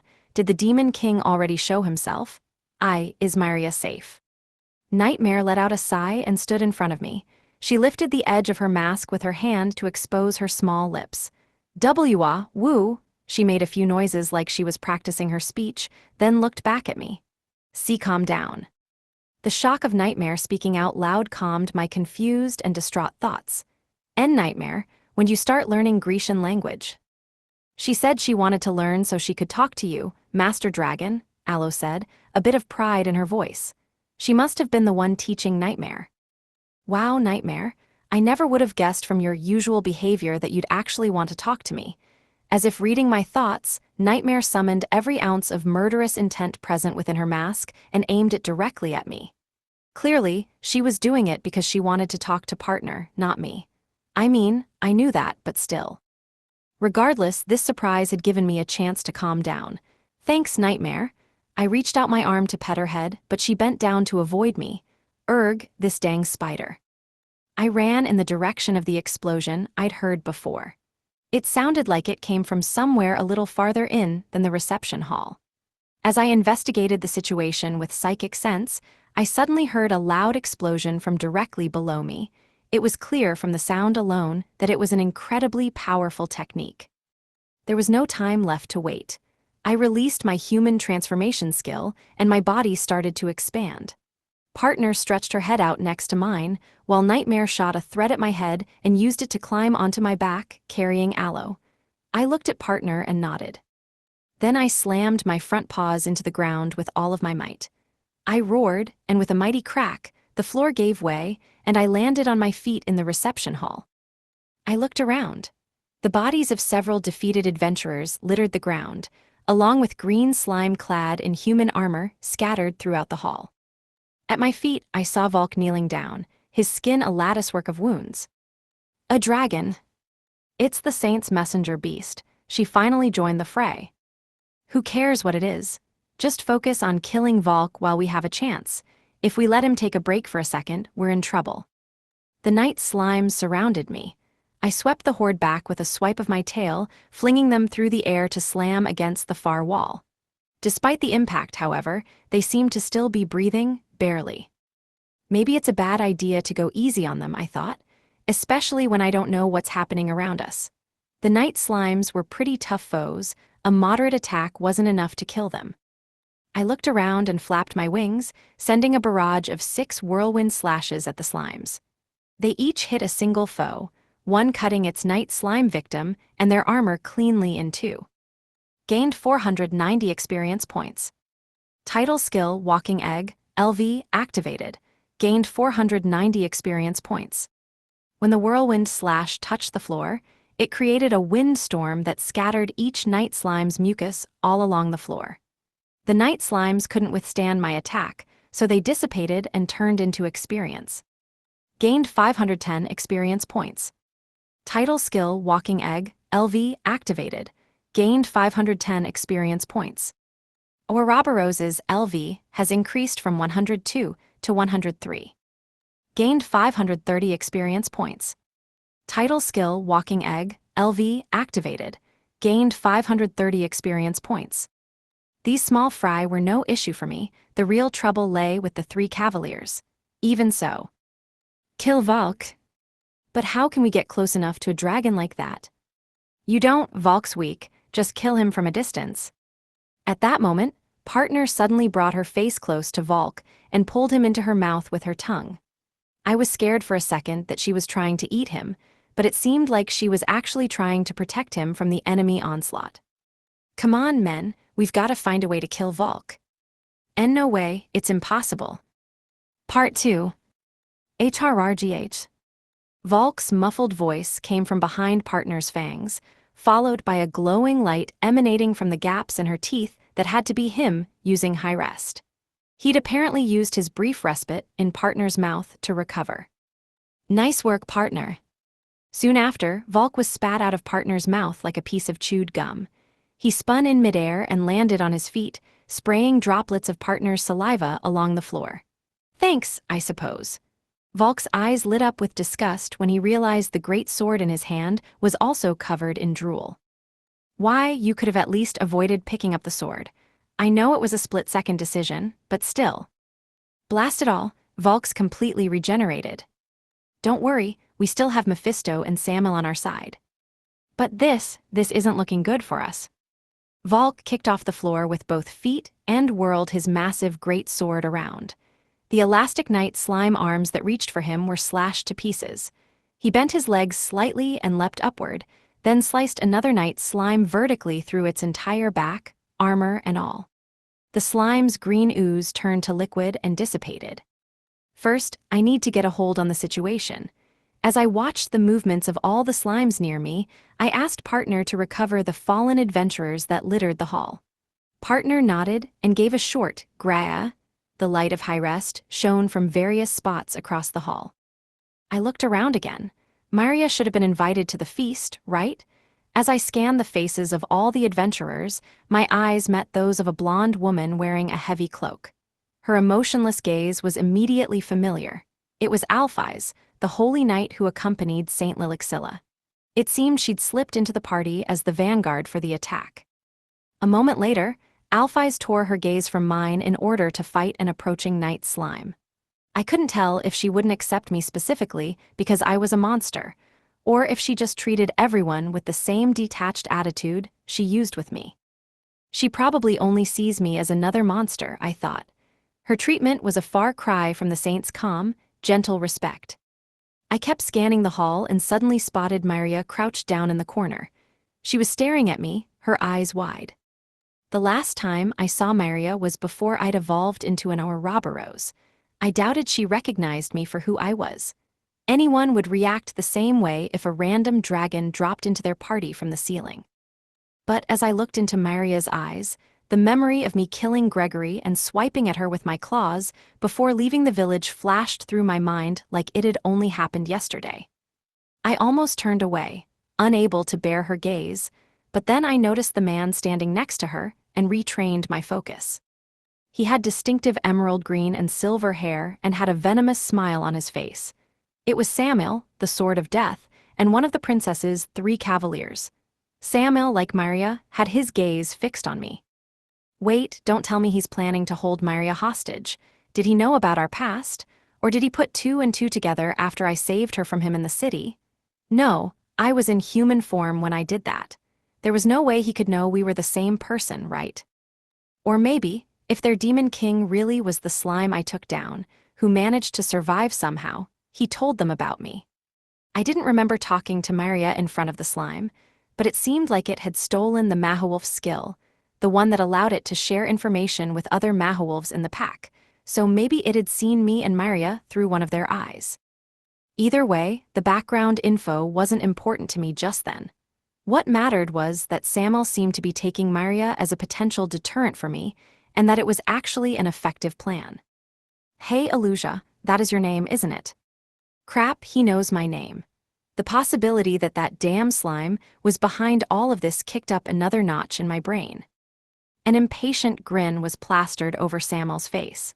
It was a look that said using my name was his way out of this predicament. From the faces of the other soldiers, I'd gathered that they'd been expecting an attack from the saint. They were not, however, expecting an Ouroboros to show up with her.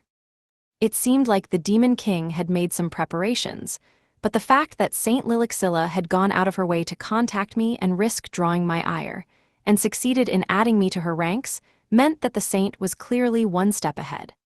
I clenched my fangs and glared at Samuel. Partner's voice floated through my brain. Hey, Aluja, don't get too worked up. Yeah, I know. I didn't know how much information Samuel knew, but he wasn't certain that it was me. If I responded in the affirmative, I could be putting Maria in danger. Ha, so it really is you, isn't it? It's clear as day when you freeze up like that, Samuel laughed. WL, sorry to get your hopes up, but even if that dragon really was Aluja, I'm not sure I'd be a very effective hostage. Maria's words made my heart ache. I turned my head to face the other night slimes. For now, my top priority was taking out all the slimes in the reception hall. The Demon King was inviting adventurers to the castle to farm them for experience. Our lives outside of this conflict were going to have to wait on the back burner for now. Besides, you can't kill me without permission anyway. My shoulders shook as Maria's voice rang out. He can't kill her without permission? What's that supposed to mean? Regardless, if it was true, it was the most valuable bit of information I'd gathered. Shut up, little girl, and don't be so full yourself, got it? If you have no worth as a hostage, then you're not even worth keeping alive. Kaya. Out of the corner of my eye, I saw Samuel's hand on Maria's neck. Grrruua. I concentrated magic in my stomach and let out a bellow toward Samuel. For a moment, the entire hall stopped moving. Samuel's expression froze, but it quickly thawed as he began to laugh. So this girl's important to you, is she? Then come face me. You'd best not leave it to one of your subordinates either, or you'll regret it. With that, Samuel pulled Maria by the arm and ran into an adjoining room. Hiluja, but why? As she was pulled through the door frame, she turned to face me, and our eyes finally met. Part 3. I stared at the door Samuel and Maria disappeared through. I'd be able to fit if I bent over and slid through, but if they started going through narrow passageways, I'd likely be forced to use human transformation to follow them. Plus, Samuel's goal was likely to divide our forces.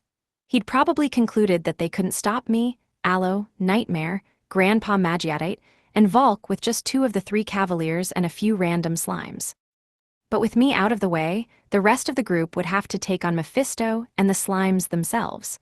Volk was the strongest of the bunch, but although he'd restored his HP, his MP was still low. He was also probably mentally exhausted by now. What should I do? Samuel might kill Maria if he got angry, but the rage he'd displayed might have all been a bluff too. If someone else went after them, he might also give up on negotiations and spare Maria. But since I didn't know why Maria wasn't being killed, there was no evidence that she would come out of that unharmed. Given the circumstances, it wasn't outrageous to think that she might be unwilling to be taken as a hostage and end up acting on her own. The question was who I would rather make things more dangerous for, Myria or the rest of the adventurers in the reception hall. No, it's not just that. I was pretty sure that I could at least take down Mephisto or Samuel in a one-on-one fight. The fact that Samuel had run away with Myria meant that he had some kind of plan up his sleeve. We're just one step behind them. I gritted my teeth in frustration. My head hurt thinking about the last of the three cavaliers, Roguehale, and the Demon King joining the fray. Where was Lilixilla? She'd sent Alphys in to scout things out. Surely, she could tell what was going on. I wished she'd at least send Seraphim in or something. This must have meant that she wasn't going to show up until the Demon King did. As I stood there pondering my options, more slime soldiers started to pour through the hall's main doors. Buy us some time, and don't give the adventurers time to catch their breaths. Where's the saint? I'm gonna hunt that bitch down and present her to the princess myself. In total, another 20 or so new soldiers stood ready to fight. She's got to be running out of soldiers by now. How many slimes does she have under her control anyway? Well, that's unfortunate. What, are you despairing because you think I'm too weak to take them on? Valk snickered in front of me. And no, I never said you were weak. In fact, you're really strong for a human, but you don't have a divine voice, do you? An adventurer alone won't be enough to beat them. Let me borrow one of your allies. Yes, that ball of liquid metal will do. We'll take care of that cavalier girl. Valk turned toward Grandpa Magiatite. He was sliding across the floor and coating the night slimes in vaporized Magiatite, which hardened and rendered them powerless. Valk had the right idea. Grandpa Magiatite was clearly the best monster for clearing out the night slimes. The adventurer's partner had healed were starting to move, but they seemed to be threatened by the mayhem around them. Most of them had already run out of MP, and they weren't as powerful as the slimes. However, Valk was in a tight spot. Even with Grandpa Magiatite on his side, he'd be hard-pressed to take on the slime soldiers and the three cavaliers all on his own. Get moving, Valk called. Their top priority right now is you, our Robberos. I'll be damned if I, the future greatest swordsman in the world, am going to let myself be taken down by a bunch of slimes pretending to be swordslingers. I knew what Valk was implying. It was too dangerous for me to chase Samuel down alone. I'd have a much greater advantage in a one-on-one fight against him, but Samuel clearly had a plan. He could very well lead me straight to where Roguehale was lying in wait. Other forces could be hiding in the castle as well, not to mention the Demon King himself. If I came across any of them alone, I'd be outnumbered and out of luck. Graya, partner cried, looking up at the ceiling. Nightmare, suspended up there with her webs, had been dropping web piles in front of the night slimes to block their attacks. But when she noticed my gaze, she quickly used one of her dangling strings to come down to me. I bowed my head at Valk. He nodded back. I'll catch up to you as soon as I get rid of the big threat and all her small fry around here, he said, pointing his sword at Mephisto, the purple-haired cavalier girl. Mephisto looked different from the last time I saw her. Her blouse was open at the front, and a woman's head with ragged hair grew out of her chest. But this didn't surprise me. After all, Mephisto was a dual slime. Dual slime, rank B+ monster. A two-headed slime. One head manages status effects, while the other manages death and destruction magic.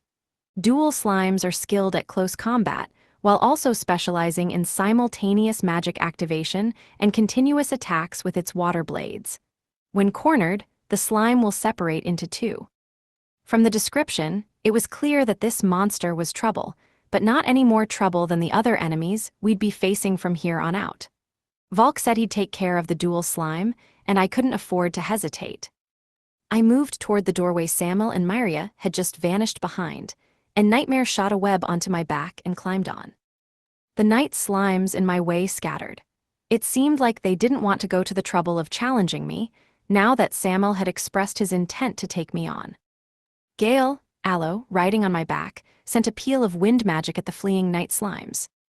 Ah, the Dragon Slayer, it seems we underestimated you, Mephisto said with a blank expression. Her second head smiled. Ahaha, what a fool.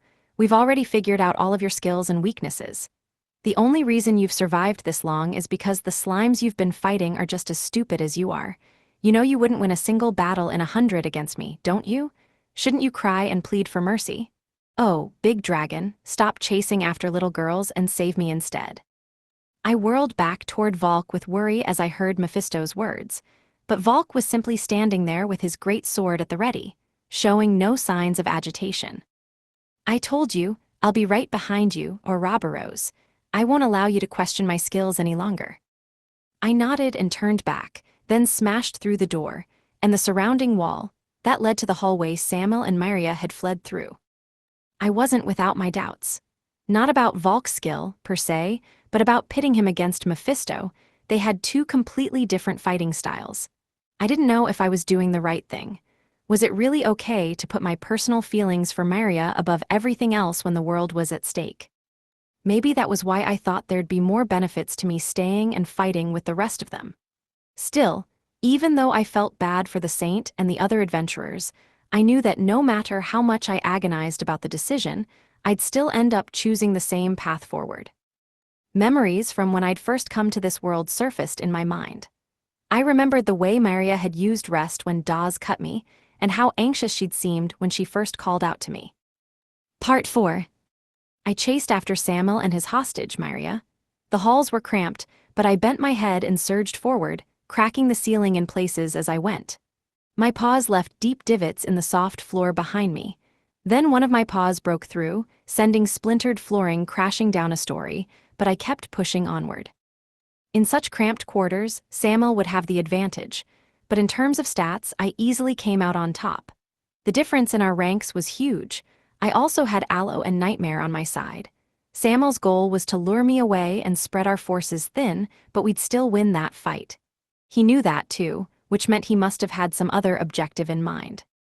I figured Samuel didn't think ordering me to kill myself would work, even with a hostage.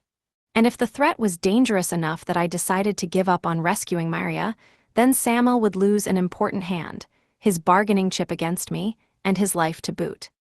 I wasn't sure what I'd do if Samuel decided to opt for more desperate measures and make Myria his human shield, but there were an awful lot of risks involved with a plan like that. No, Samuel's plan has to involve using Myria to create a scenario where our fight is stacked in his favor. Samuel was devious, just like that slime was. Although, if he'd just attacked her without thinking it over, Myria might have already been dead, so perhaps I couldn't complain about that deviousness. Samuel was running in front of me, and he joined up with more night slimes. 5 appeared in the passageway. Sir Samuel, the situation is. Samuel ran ahead, shouting orders to the night slimes. You have 1 minute, no, 20 seconds. Damn it, quit struggling, girl.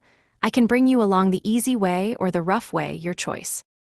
The night slimes all froze in front of me for a second, bewildered. Our job is to slow them down, one called. Which means ooze bombs, aim for their legs, and their faces. The night slimes spat out little bullets of slime that exploded on impact. This was the same skill that had gotten Volk's feet stuck to his shoes. I leapt off the floor with my back paws, then scrambled through the narrow hallway, sidestepped, and swung my claws wide. Grruo, my claws popped the ooze bombs, destroying them. The burst bullets splattered onto my scales. I felt a burning, numbing pain as the ooze melted parts of my hide, but it wasn't anything serious. Every wall in the room was covered in my claw marks, and they crumbled as I passed through them. What are we supposed to do against him? I broke through the night slime's line of defense with ease, tearing 3 of them apart with my claws as I went. Nightmare somehow managed to cling to me with her webs, and Aloe held onto my back with her enhanced arms. Gained 1,360 experience points. Title skill Walking Egg, LV, activated. Gained 1,360 experience points. My divine voice chimed in to report that I'd gained around 3 enemies' worth of experience points. As the 2 surviving night slimes sat dazed on the ground, a few pieces of broken rubble fell, crushing them and cutting their screams short. Gained 940 experience points. Title skill Walking Egg, LV, activated. Gained 940 experience points. Sorry, but I don't have time for you guys. Samuel, if you want to trap me, then go ahead and try it. I'll use that chance to beat you to a pulp and get Maria away from you. Damn it, no matter how high my level is, I'm still a rank C+ against an Ouroboros. I'm not sure how much longer I can hold out, but Roguehale is just a bit further. Samuel looked back at me, then turned his attention to his route. Myria, being yanked along by the arm, glared up at Samuel and narrowed her eyes like she'd made up her mind about something. What are you planning to do, Myria? As Samuel realized the threat I presented, his attention on Myria naturally faded. This was an opportune time for Myria to make a move, but the difference in their strength was too high for her to do much. But a ranged area of effect attack should do something at least. Fireball! Myria placed her hand on Samuel's right shoulder. The next moment, a ball of flame expanded from her palm. Once it grew about as large as 2 apples, the ball of flames burst open. I heard the sound of crackling flames. Then Samuel's face appeared from the thick smoke, twitching in fury. Didn't I tell you not to get carried away? Well, it doesn't matter to me either way, but don't you think it'd be best for you not to make me angry? Samuel's right hand remained motionless on Myria's shoulder. Not only were there no burn marks on his arms, but his clothing looked pristine as well. Because his clothes were made of the same viscous mucus that made up his body, they were more like flesh than clothing. Such a weak attack wouldn't do any damage.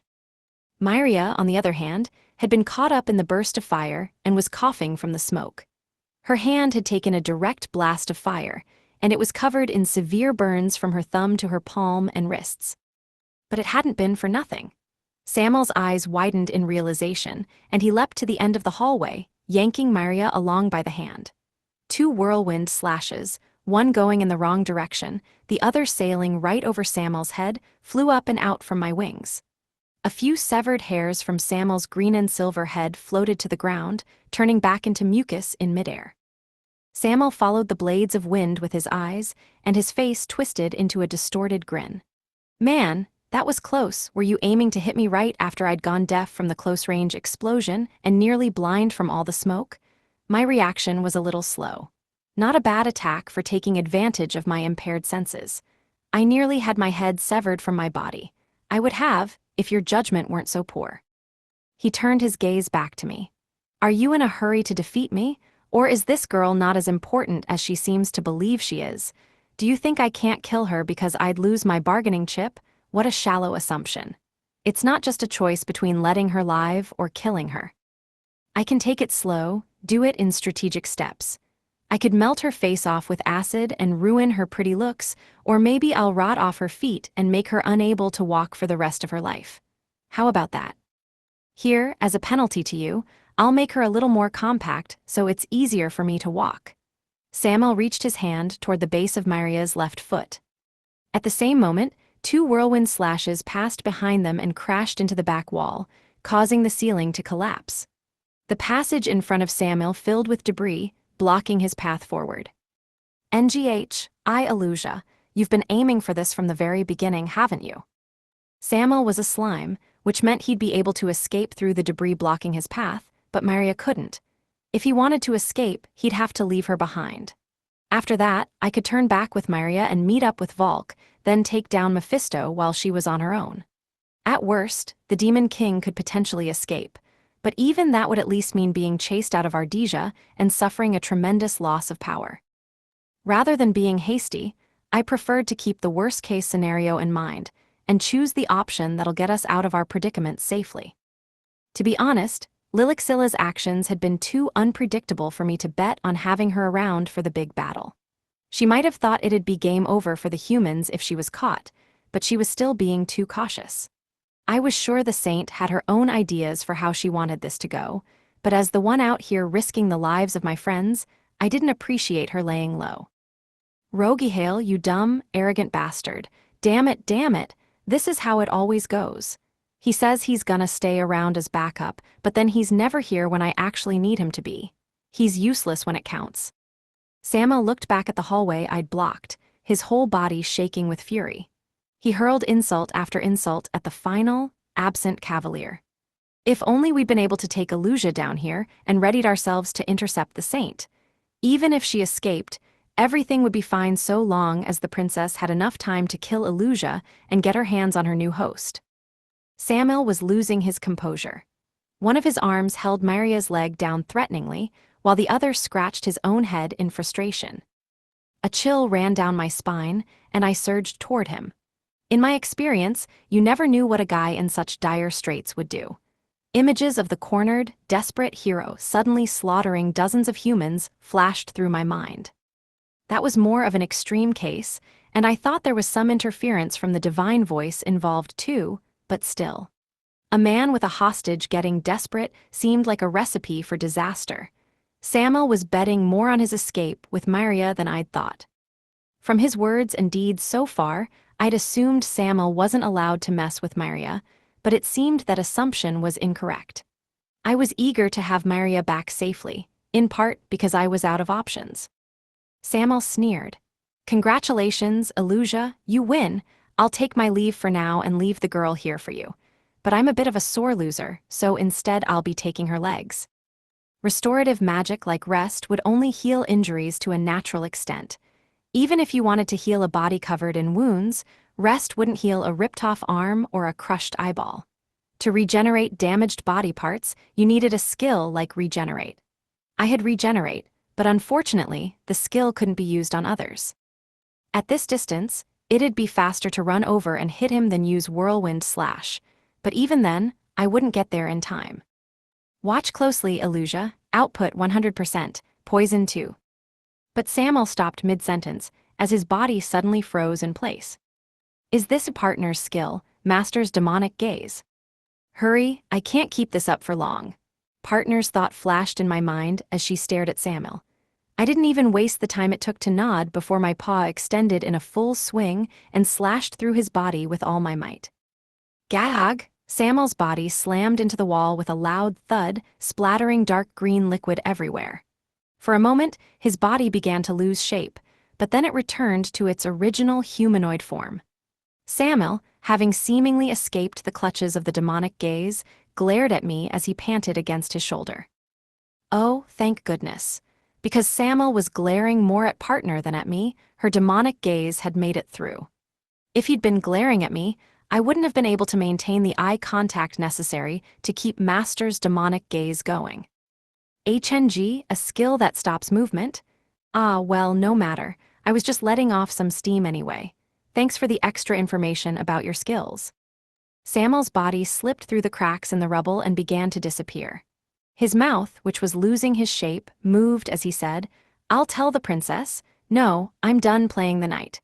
I'll tell the demon king to keep his head down for a while. I'm sure he has no fear of you or the saint, but I would rather not take any chances."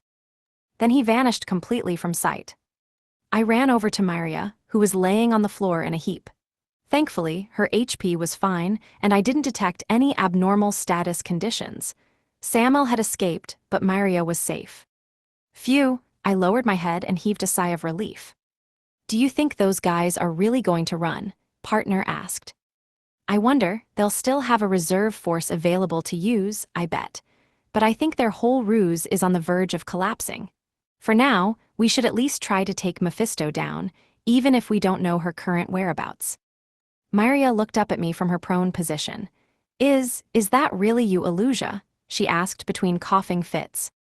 I didn't answer her. Instead, I looked at Nightmare, who was standing on my back.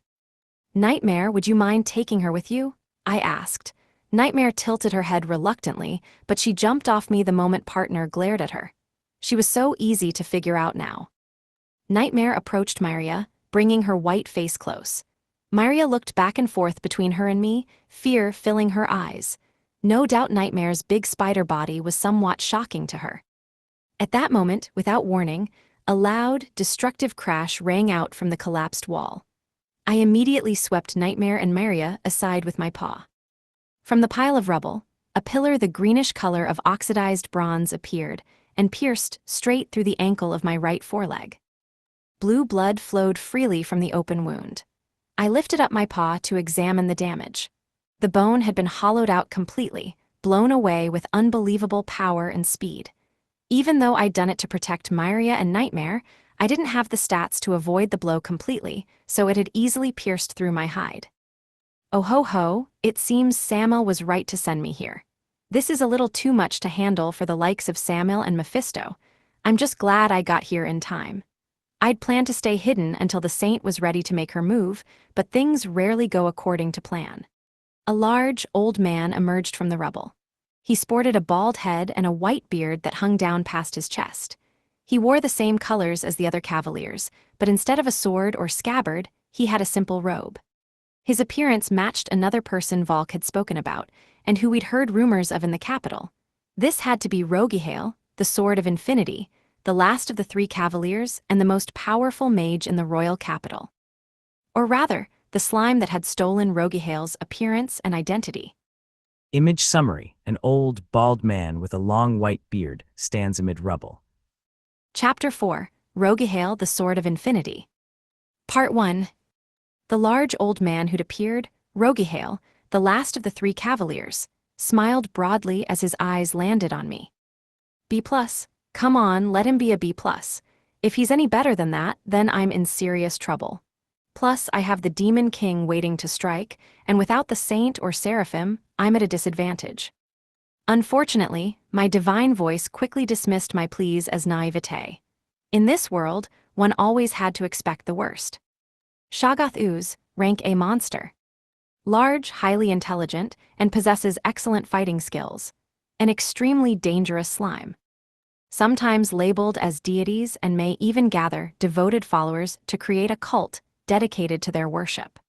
Disguises itself as a human when appearing in public, but when it assumes its true form, it is said to be so terrifying that all who gaze upon it lose their minds. So the final cavalier is rank A. I'd assumed as much, of course. If the Demon King had a small army of C+ monsters at his command, it wasn't surprising that there was a rank A among his subordinates. It definitely wasn't an assumption I'd wanted to be correct, though. I'd been hoping the Demon King himself was an A. This meant the Demon King was likely a rank A or above. This sucks. Samuel's goal being to meet up with Rogihael, the Shoggoth Ooze, must have meant he thought he'd be able to do something about me. The question was whether I could actually take this guy down or not, never mind the Demon King. Samuel had probably given up and gone through the rubble to run away and happened to run into Rogihael on the other side. But still, a rank A, underling, from my experience, the highest rank that human fighters could usually attain was something in the B range. But he also lacked the skill that doubles experience that I had. If he was rank A, then he must have seriously neglected his levels, right? And it didn't matter what his rank was if he was low on skills and stats. Rogihael Arornia. Species, Shoggoth Ooze. LV, 81105. HP, 1185-1185. MP, 699-734. Attack, 395. Defense, 414. Magic, 739. Agility, 698. Rank, A. Special skills. Slime body, LV. Grecian language, LV5. Automatic HP recovery, LV7. Automatic MP recovery, LV6. Tentacles, LV7. Stealth, LV7. Psychic sense, LV7. Poison belt, LV8. Digestive fluids, LV7. Fearsome gaze, LV7. Petrifying gaze, LV7. Maddening gaze. Resistance skills. Physical resistance, LV5. Magic resistance, LV5. Poison resistance, LV4. Paralysis resistance, LV6. Curse resistance, LV7. Confusion resistance, LV4. Sleep resistance, LV6. Petrify resistance, LV4. Normal skills. Color change, LV7. Telepathy, LV7. Life drain, LV7. High care, LV5. Death, LV5. Grapple, LV6. Ooze bomb, LV7. Diseased breath, LV6. Tentacle lash, LV5. Clay sword, LV6. Curse, LV8. Regenerate, LV7. Skill crush, LV5. Wide summon, LV7. Holy pillar, LV5. Reaper's Rain, LV4. Ooze Machine Gun, LV3. Doppelganger, LV8. Sacred Skills. Piece of the King, LV. Final Evolution, LV. Demon King's Underling, LV. 3 Cavaliers, LV. Bishop, LV. Sword of Infinity, LV. Master of Ugly Demons, LV. What the heck? Why was he so broken? And why was his level so high? I'd never even seen some of these skills. Even the names of some of them sounded disturbing. This was worse than I thought. What the hell? With these stats, Roguehale should be Demon King himself. Behind Roguehale, a foul-colored mucus seeped through the rubble and reformed to reveal Samuel. Honestly, Roguehale, you're so late that I was about to abandon the castle entirely. It could not be helped. I have been entrusted with the duty of protecting the Demon King from unforeseen circumstances, but due to your ineptitude, I was forced to step in. The Demon King has ordered us to throw down all the cards we have in our hand. His wish is to defeat the saint here and now at all costs. However, Roguehale cast his eyes toward me, it seems there is more to this than he is letting on. Considering Samuel's desire to bring Myria to the Demon King, I figured the Demon King wanted to finish me off at the same time as Lilixilla. You presume to know the Demon King's intentions, Roguehale? Samuel asked. Roguehale didn't respond. Samuel was clearly wondering whether or not it would be better to temporarily withdraw. I knew I'd appreciate a timeout, but it sounded like the Demon King wanted this conflict with the saint and me over and done with. On the other hand, this might be a good chance for me to take out the Demon King now that he was getting desperate. But it never paid to be overly optimistic. Those two, they're Illusia and Myria, I'm sure of it. Oh ho ho, the dragon I understand, but why the Demon King also wants us to capture that little girl is beyond me. But very well, I'll leave the girl and the others to you. Come on, you're leaving me to take care of the weaklings. The 2 cavaliers turned their gazes toward me. Shoggoth Ooze Roguehale, the Sword of Infinity. Poison Ruler Samuel, the Sword of Death. Roguehale's skills and stats were no joke. If he and I started fighting here, Nightmare, Myria, and Aloe would all be in danger. Samuel was planning to take on Aloe, Nightmare, and Myria. That meant I'd be left to fight Roguehale, and Aloe could protect Myria and somehow find a way to escape. Now then, I dislike battling in such confined quarters. No doubt you feel the same, Illusia? Roguehale smiled, clearly trying to get a rise out of me. If Roguehale's words were to be believed, his body's original size was a little larger, and he'd been forced to compress his body to maintain a human size and shape. However, unlike my human transformation skill, slime transformation didn't affect their stats, so staying in human form probably didn't affect him much. If we could change locations, that'd be much better. Aloe and Nightmare, with a wounded Myria, needed to be kept as far away from Roguehale as possible.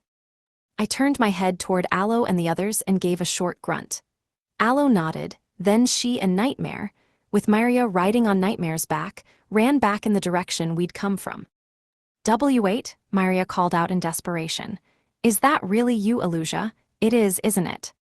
I didn't answer. I had no idea what was going to happen to me from here on out.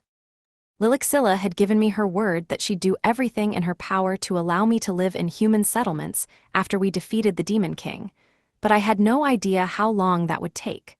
I wasn't even sure if I'd get a chance to take down the Demon King during this conflict. Furthermore, I knew that until this Demon King issue was resolved, if I got close to Myria now, she'd just end up getting dragged into it like she had this time. It seems the jig is up, Illusia. 2 bluish-green lights appeared, flanking Roguehale. These lights transformed, taking on mass and stretching upward to form 2 greenish-bronze pillars. Holy pillar! The 2 pillars tilted downward, then shot forward in a straight line toward me. This was the skill Roguehale had used on me earlier that pierced through my paw. I jumped back and used my claws to divert the pillars' trajectories. They pierced through the floor, creating a large hole. 4 lights appeared around Roguehale, and after a moment, 4 more pillars appeared. How long can he keep this up? I wondered. The pillars were hard to dodge in this small hallway, especially for someone my size. The only thing I could do was continue to deflect the blows and send them through the floor. I stepped back, readying myself for the next onslaught. The four pillars shot toward me at high speed. I stepped back again and swiped them away with my claws. They were definitely fast, but not fast enough that I couldn't handle them. However, while I was busy dealing with Roguehale and his pillars, Samuel took his chance to try and dodge past me to go after Aloe and the others. I leapt at him as he ran by, extending my claws as far as I could. Gotcha, I thought. But Samuel's body suddenly turned green and dropped to the ground like water, and my claws slashed through empty air. His slime form slid away, and as soon as he was far enough away that I wasn't a threat, he went back to his human form. I turned my attention to my wings. If I bought a little time for them here, Aloe and the others would have a much better chance of escaping. Aloe wasn't ready to face a threat like Samuel yet. They were both rank B+, but the gap between their levels was too big. It was hard for her to deal any real damage with her attacks, and all of Samuel's attacks would be lethal against her. Graia, Illusia, the danger sticks, they're coming. Partner sent me a thought to bring my focus back to our fight with Roguehale. The metal rod pierced through the tip of my wing, as I tried to gather enough wind for a whirlwind slash. Gog, I roared. The magic I'd been gathering with my wings dissipated. It was no use. I couldn't afford to take my eyes off my rank opponent long enough to deal with Samuel. He's coming. I looked back to see Roguehale jump forward, coming at me with an agility that was difficult to believe a man of his age and appearance possessed. He reached for me, and his arm rippled and transformed into a long tentacle, extending his reach. My only choice is to trust that Aloe and Nightmare will keep Myria safe. Now, it's time to beat this old man into a not-so-early grave. I expected Roguehale was the strongest monster under the Demon King's command, and he was probably the only rank a monster among them other than the Demon King himself. If I took him out, I'd reduce the Demon King's forces considerably. Although Roguehale had skills that allowed him to manipulate and change his body's shape at will, I was still on top in terms of raw power. I figured it would be best to lure him in and rain hits down at him from close range, but the approaching Roguehale had an eerie smile on his face. A chill ran down my spine. I stopped trying to draw him closer and swung my paw at him from just outside his range to try and get him to stop. My claws tore through Roguehale's tentacle arm. He quickly retracted it and reverted it back to a normal human arm. HMPH, what a shame, he said, expressionless.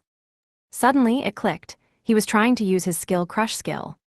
Normal skill, skill crush. Envelops target in user's own mucus, enabling deletion of the target's special skills, resistant skills, and normal skills. A skill deletion skill. It felt almost too sinister to be real. No doubt Roguehale wanted me to start a close-range fight so he could wipe my skills, even if it meant taking some damage.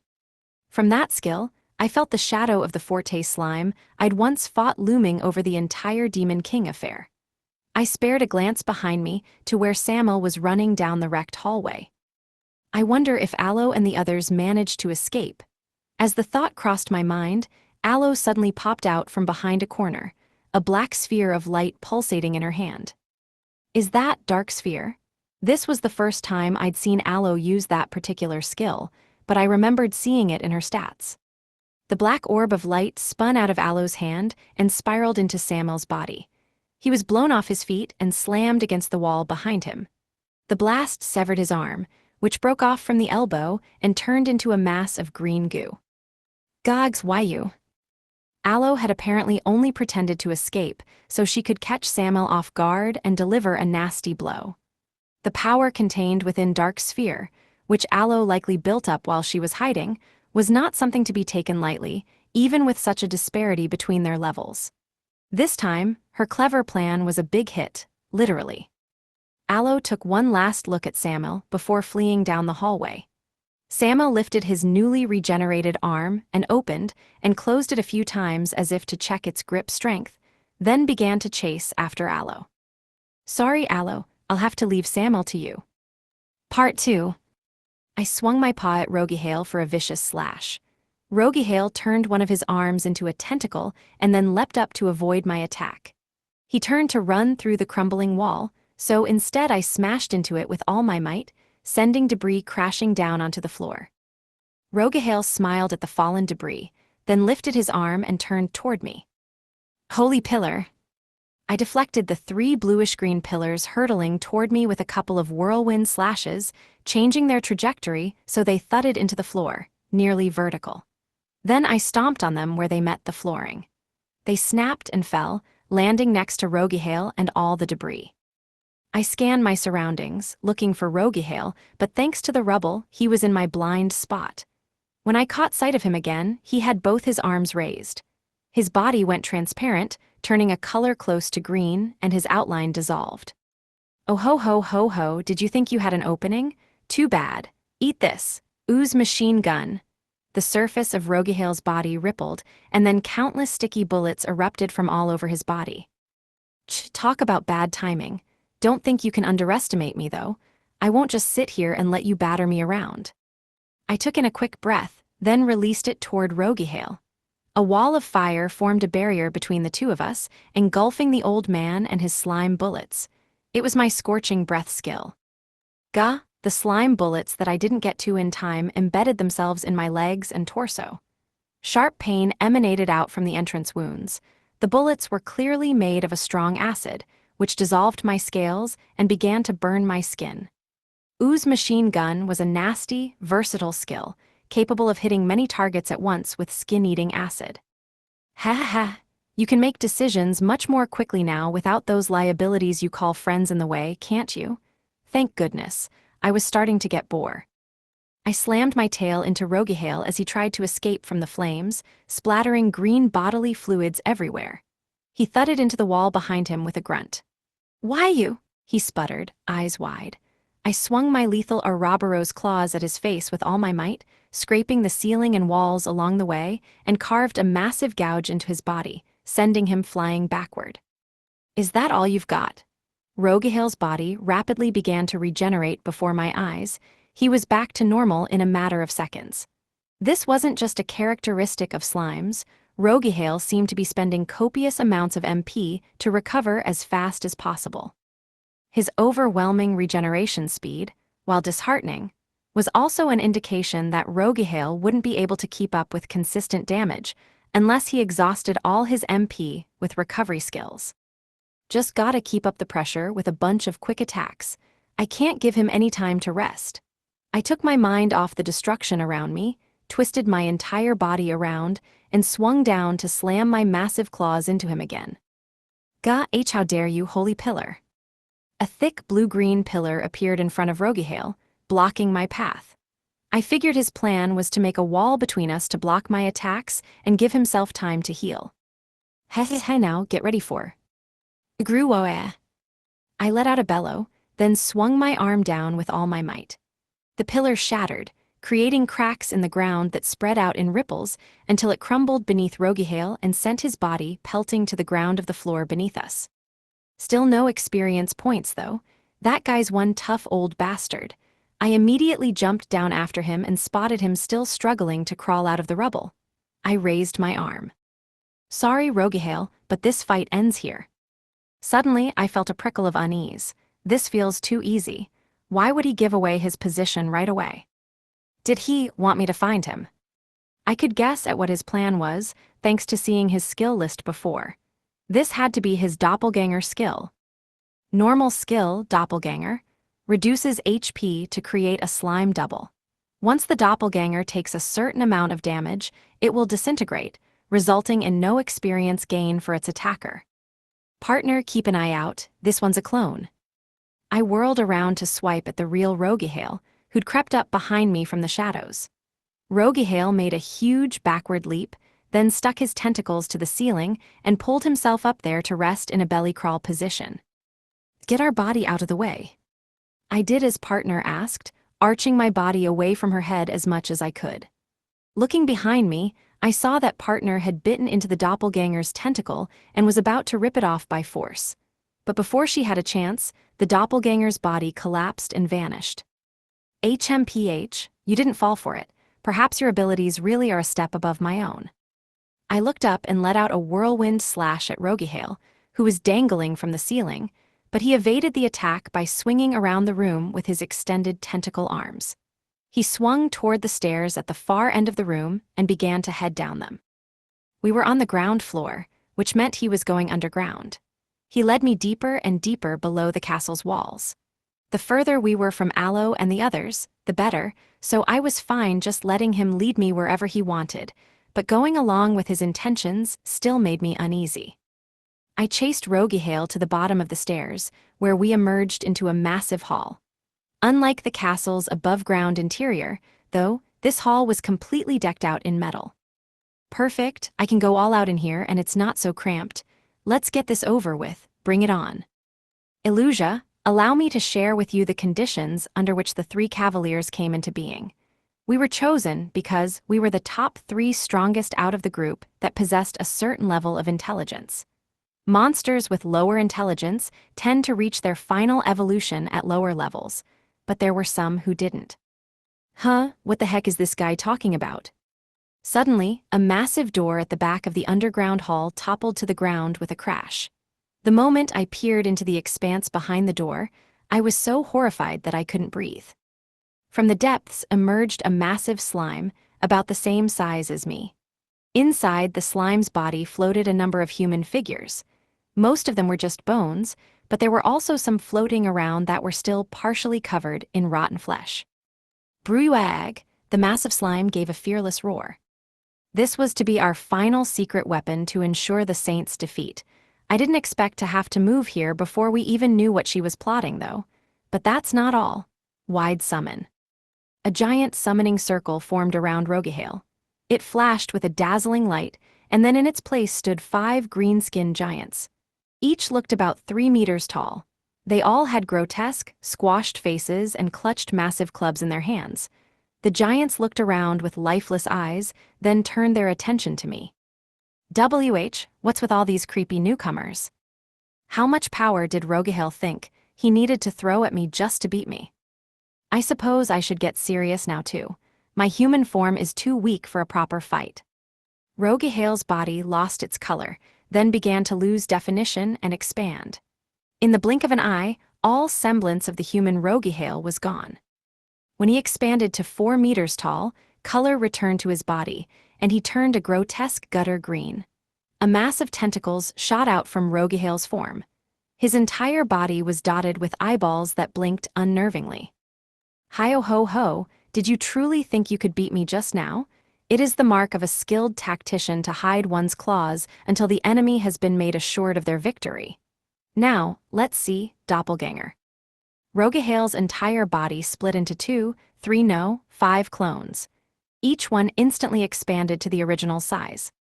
You can't escape now, can you, Illusia? I'll suck your memories out of you one by one, just like I did to everyone else in this city. Hi-oh-ho-ho-ho, Rogihale's body split. Open to reveal a huge mouth, with at least 4 tongues hanging from it. When I first saw him, I'd thought Rogihale seemed like a calm old man, but that clearly had been nothing more than a facade. Part 3. Blueags. A circular depression appeared in the massive slime, from which a cacophony of screams erupted.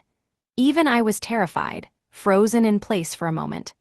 The eye sockets of the corpses floating in the mucus seemed to look at me with resentment as the slime advanced. It was slow, but between the massive slime, the 5 giants, and the 5 Rogihales, I knew I was in trouble. Giga Slime, rank A monster. A monster of unbelievable gluttony. It will devour everything in its sight. The souls of those ingested will not be reincarnated, but will instead be made to suffer endlessly inside the Giga Slime. Right, of course Rogihale is bringing out all the rank A, big guns. Things aren't gonna be quite so easy this time around. Grew. The ugly giants with smashed faces ran toward me, passing the Giga Slime, as the Rogihales crawled around on the ground and moved to surround me. Troll, rank B monster. The final evolution of the most fearsome and brutal of the trolls, rulers of the Black Forest. Their minds are constantly filled with thoughts of rage and frustration. It is said among adventurers that it is better to die than be captured by a Troll. They are all rank B. What about Rogihale's doppelgangers? Species, Doppelshagath ooze. Status, doppelganger. LV, 7575 lock, max. HP, 5353. MP, 88. Attack 248. Defense 258. Magic 461. Agility 437. Rank B. Special skills: Slime Body LV. Tentacles LV5. Poison Belt LV6. Digestive Fluids LV5. Resistance skills: Physical Resistance LV2. Magic Resistance LV2. Poison Resistance LV2. Paralysis Resistance LV4. Curse Resistance LV5. Confusion Resistance LV2. Sleep Resistance LV4. Petrify Resistance LV2. Normal skills: Color Change LV5. Life Drain LV5. Grapple LV4. Ooze Bomb LV5. Diseased Breath LV4. Regenerate LV5. Title skills: Final Evolution LV. As expected, they were much weaker than his main body, but they were still max level rank B. Their HP and MP weren't so high, though. Maybe they could only take the amount of HP that was sacrificed when they split off from the main body. Like the doppelganger skill description said, I'd be able to wipe them out with one hit, if I could actually hit them. I sent a whirlwind slash toward the two trolls that were running at me. Even a single whirlwind slash was enough to do a lot of damage to rank B enemies. The slashes sliced through the flesh of the two trolls. They bent over and dropped to their knees, motionless. All right, I should be able to take these guys out in no tea. Oh, just kidding. Species: Quell Troll. Status: Hardened. LV: 6969 max. HP: 317,483. MP: 174,192. Species: Quell Troll. Status: Hardened. LV: 6868 max. HP: 299,488. MP: 165,189.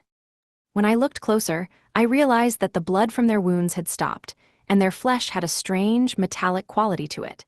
A skill that boosts defense and hinders movement by turning their bodies to steel? Seriously. Here I am, trying to cut them all down as fast as I can, and they keep pulling out all these annoying skills. While I was focused on the trolls, the swarm of Rogahales surrounded me. I almost lost track of which one was the main body, but there was one that moved faster than the others and kept his distance. The 4 other Rogahales advanced toward me, leaving the main body behind. Guess I've just gotta burn 'em all to a crisp. My wide-range skills were limited to Scorching Breath, Diseased Breath, and Earthfall, which would send out a shockwave. With this hall's low ceiling, I couldn't risk using Earthfall, so Scorching Breath was going to have to do. I inhaled, drawing magical power into my stomach. The Rogahales' bodies began to ripple. The doppelgangers didn't have Ooze machine gun, though only Ooze bomb, and a few single shots wouldn't be an issue for me. I let out my Scorching Breath, moving my head around in a circle. Partner kept an eye on my surroundings to try and eliminate the blind spot created by my breath attack. In response, slime bullets shot at me from all directions, and the Rogahales scattered. They disappear once they took enough damage, so a breath attack like mine was a natural enemy for them. I'd been hoping to take out at least one of the doppelgangers with that attack, but I only succeeded in getting the Rogahale Legion out of my way. This situation was getting worse by the second. Behind my fiery cover, I tried to come up with a solution. I guess I ought to try and whittle away at those trolls, but their hardened skill made them a lot tougher than typical monsters at their rank. So maybe if I take out Rogahale's doppelgangers first. But they were really fast, and they were using the trolls as decoys, and they used nasty tactics that made them hard to hit. What should I do? If I spent too much time thinking, I'd give them an opening to attack. I guess I'll leave the trolls alone until they get close, and then use Scorching Breath to make them harden and slow them down. In the meantime, I'll make sure Rogahale's clones don't run away by attacking from up close. Wait, maybe I should. As I pondered my options, I suddenly felt a chill run down my spine, and my body froze as if I were paralyzed. I could barely move my eyes, but out of the corner of my eye, I saw the true Rogahale standing near me, his eyes wide open. Is this one of Rogahale's gaze skills? He had 3 different ones: Fearsome gaze, maddening gaze, and petrifying gaze. My guess was that this was fearsome gaze. My master's demonic gaze skill required constant eye contact to stay activated, but it seemed like this one could be used regardless of eye contact. Damn it. Gru-woo, I released a wave of magic to shake it off. Typically, the easier a binding skill was to activate, the easier it was to end its effects. Plus, my stats were higher. I should be able to hold out against these guys if I keep my wits about me. Suddenly, something came flying at my head through the wall of flames, thunking me in the skull before bouncing off. For a moment, I saw stars. Whatever it was, it sure packed a punch. I spread my wings out to my full wingspan to increase the air resistance behind me and dug my claws into the ground. The blow still sent me back a few meters, but not enough to slam me into the wall and knock me down or cause any additional damage. That hit, was it, from the Giga Slime? Now that I had a clear field of vision, I could see the Giga Slime's many tentacles looming over me. I can't ignore this guy either. If I get hit with that many tentacles, it's game over. I jumped to the side as the Giga Slime's thick tentacles slammed down right where I'd been standing. Massive trenches appeared in the walls and floor where the tentacles landed. That slime was all about stats, HP, and attack. If the only thing that mattered was raw power, it'd be even stronger than me. It was impossible to survive in this world without focusing on specific stats, but as a pawn in a group fight, its stats worked horribly. Hi-ya ha-ha, that one hurt, didn't it?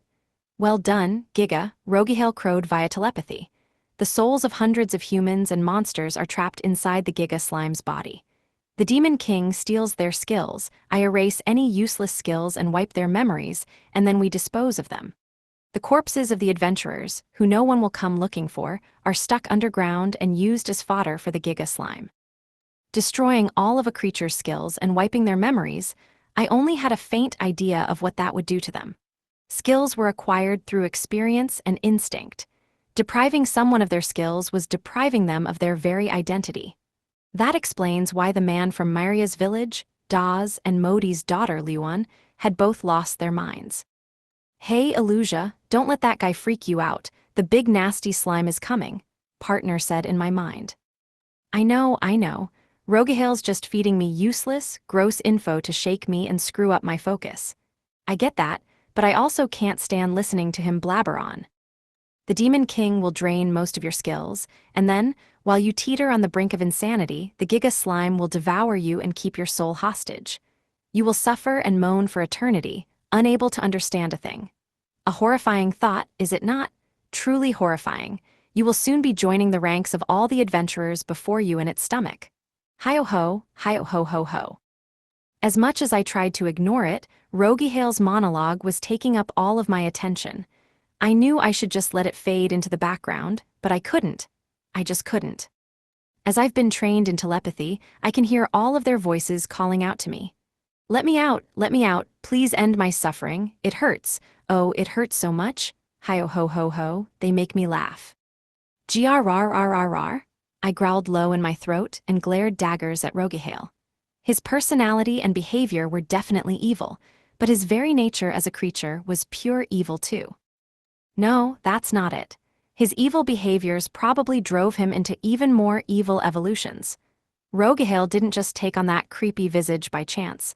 It's a result of his nature affecting his outward appearance. And now, I thank you for being sufficiently distracted. The trolls were closing the distance between us. Roguehale's doppelgangers waited behind me, and the Giga Slime was behind them, looking for an opportunity to attack. Guwag, Gwahe, Gruo. 3 trolls swung their clubs down directly at me.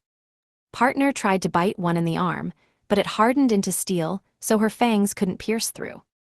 I raised my paw but failed to block in time. The other 2 trolls' clubs swung down toward me. Meanwhile, Roguehale's doppelgangers were prepping an ooze bomb behind me. I concentrated all my power at the tip of my paw to create a black flame. The trolls' clubs hit my neck and shoulder with sick thuds, but I dug my back claws into the floor and rode them out. As an Ouroboros, I didn't have the overwhelming offense or defense of the average rank a monster. I had a lot of magic, but not much more than Roguehale, a magic-oriented rank A. No, as an Ouroboros, my strength was in my unrivaled toughness. Go, the trolls in front of me hardened, perhaps struck by my murderous intent. I threw the black flame in my paw at them with all my might. The flames sailed through the air, drawing a line of black fire in its wake. Normal skill, Dragon Punch, LV3 became LV4. My punch struck one of the hardened trolls. At first, the steel shell on the troll stopped the hit, but I looked deep into its eyes and focused more strength into my arm to break through.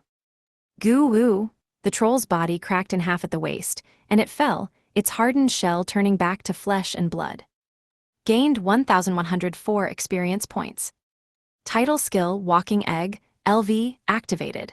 Gained 1,104 experience points. Ouroboros's LV has increased from 103 to 104. I maintained my momentum and blasted away the second troll, standing behind the first. Gained 1,120 experience points. Title skill Walking Egg, LV, activated. Gained 1,120 experience points. That's what I'm talking about. I should have been relieved, but I was seeing red. It was good that I'd reduced the enemy count, but I was now in the worst possible position. The ooze bombs from Roguehale's doppelgangers were flying straight for me, but that wasn't all. The real Roguehale's body was covered in pockmarks, which meant he was getting ready to use ooze machine gun. The Giga Slime was also preparing to attack with more of its massive tentacles. This volley of attacks would be next to impossible to evade normally. If I lost my stance, I'd be assaulted with attacks from all sides. Even a tank like Ouroboros like me wouldn't be able to weather that assault. Then I guess there's only one thing I can do. It was a massive gamble, but if there was no way to safely protect myself, I had no choice but to rely on luck. I kicked off the ground with my back legs and leapt into the air, flying low. Then I curled my body into a ball and began to spin. I sped up in the air, and the ooze bomb bullets soared through the air behind me. When I landed back on the ground, a massive crack appeared in the floor. I spun through my opponents, tearing the floor to shreds and wiping out Roguehale's doppelgangers along the way. The Giga Slime's tentacles pierced forward, but I was already gone. I did it, I dodged all their attacks. I approached Roguehale, who'd been watching from afar. TCH, damn it, yo-yo. Roguehale slammed his tentacles into the ground and leapt up to evade. I slowed down my rotation long enough to smack the floor with my tail, sending me hurtling into the air toward him. I swung my paw at him with all the momentum and force I had left in me. I'd never let a slime ball like you be the one to take me down. But I spoke too soon. I heard the whoosh of the Giga Slime's tentacles piercing through the air toward me. So instead, I smacked Roguehale with my tail to send myself back to the ground and curled back into a ball to increase my speed. I missed my chance. I couldn't reach him in time. I probably could have at least taken a bite or two out of him first, but that would have been pushing it. The Giga Slime's tentacle attack was coming again. I arched my body out of the way, and the tentacles only grazed me. I knew it. This guy is too much of a nuisance to leave alive, but if I stay still to aim at it, the rest of them will attack me at once. Blue-ag! The Giga Slime roared as the countless corpses inside it drifted around sadly. Roguehale's real body crawled along the floor, creating distance between us. Huff, huff, that was close. Giga saved me. The eyes in his body wriggled, blinked, and looked at me. They really creeped me out. So long as the Giga Slime was up and moving, it would try to spear me if I started fighting someone else. But if I moved in to finish off the Giga Slime, Roguehale's clones and the trolls would surround me. I wanted to use my agility advantage to cut down the trolls and Roguehale's numbers, but that meant playing into Roguehale's plan to wear me down. His goal was to slowly and steadily reduce my HP and MP to reduce the biggest advantage I had over them. I was a tank. I had no choice but to take a risk and go for either the real Roguehale or the Giga Slime. I haven't used my death skill much, but it might work against the Giga Slime. Its magic is pretty low for a rank A. But that skill doesn't have much range, right? Partner chimed in. You'll have to get closer to it somehow. It's probably a better idea than trying to whittle its health down, I replied. It looks tough. If I can take one of them down first, it'll be a lot easier to take care of the rest of them. It'll be worth it, even if I end up taking some damage.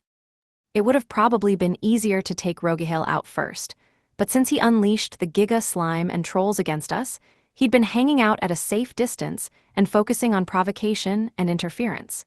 It was hard to get to him when he was so intent on staying out of combat.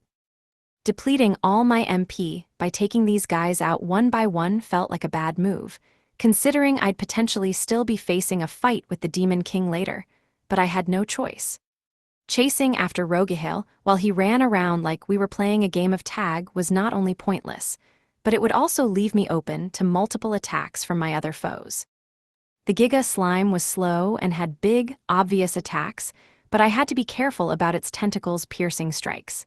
The tentacles were like whips with tremendous reach, so they were the opposite of slow. I was reminded once again of the fact that being big was a threat in and of itself. Wait, that might be my saving grace. According to the Divine Voice's description, the Giga slime should be attacking indiscriminately.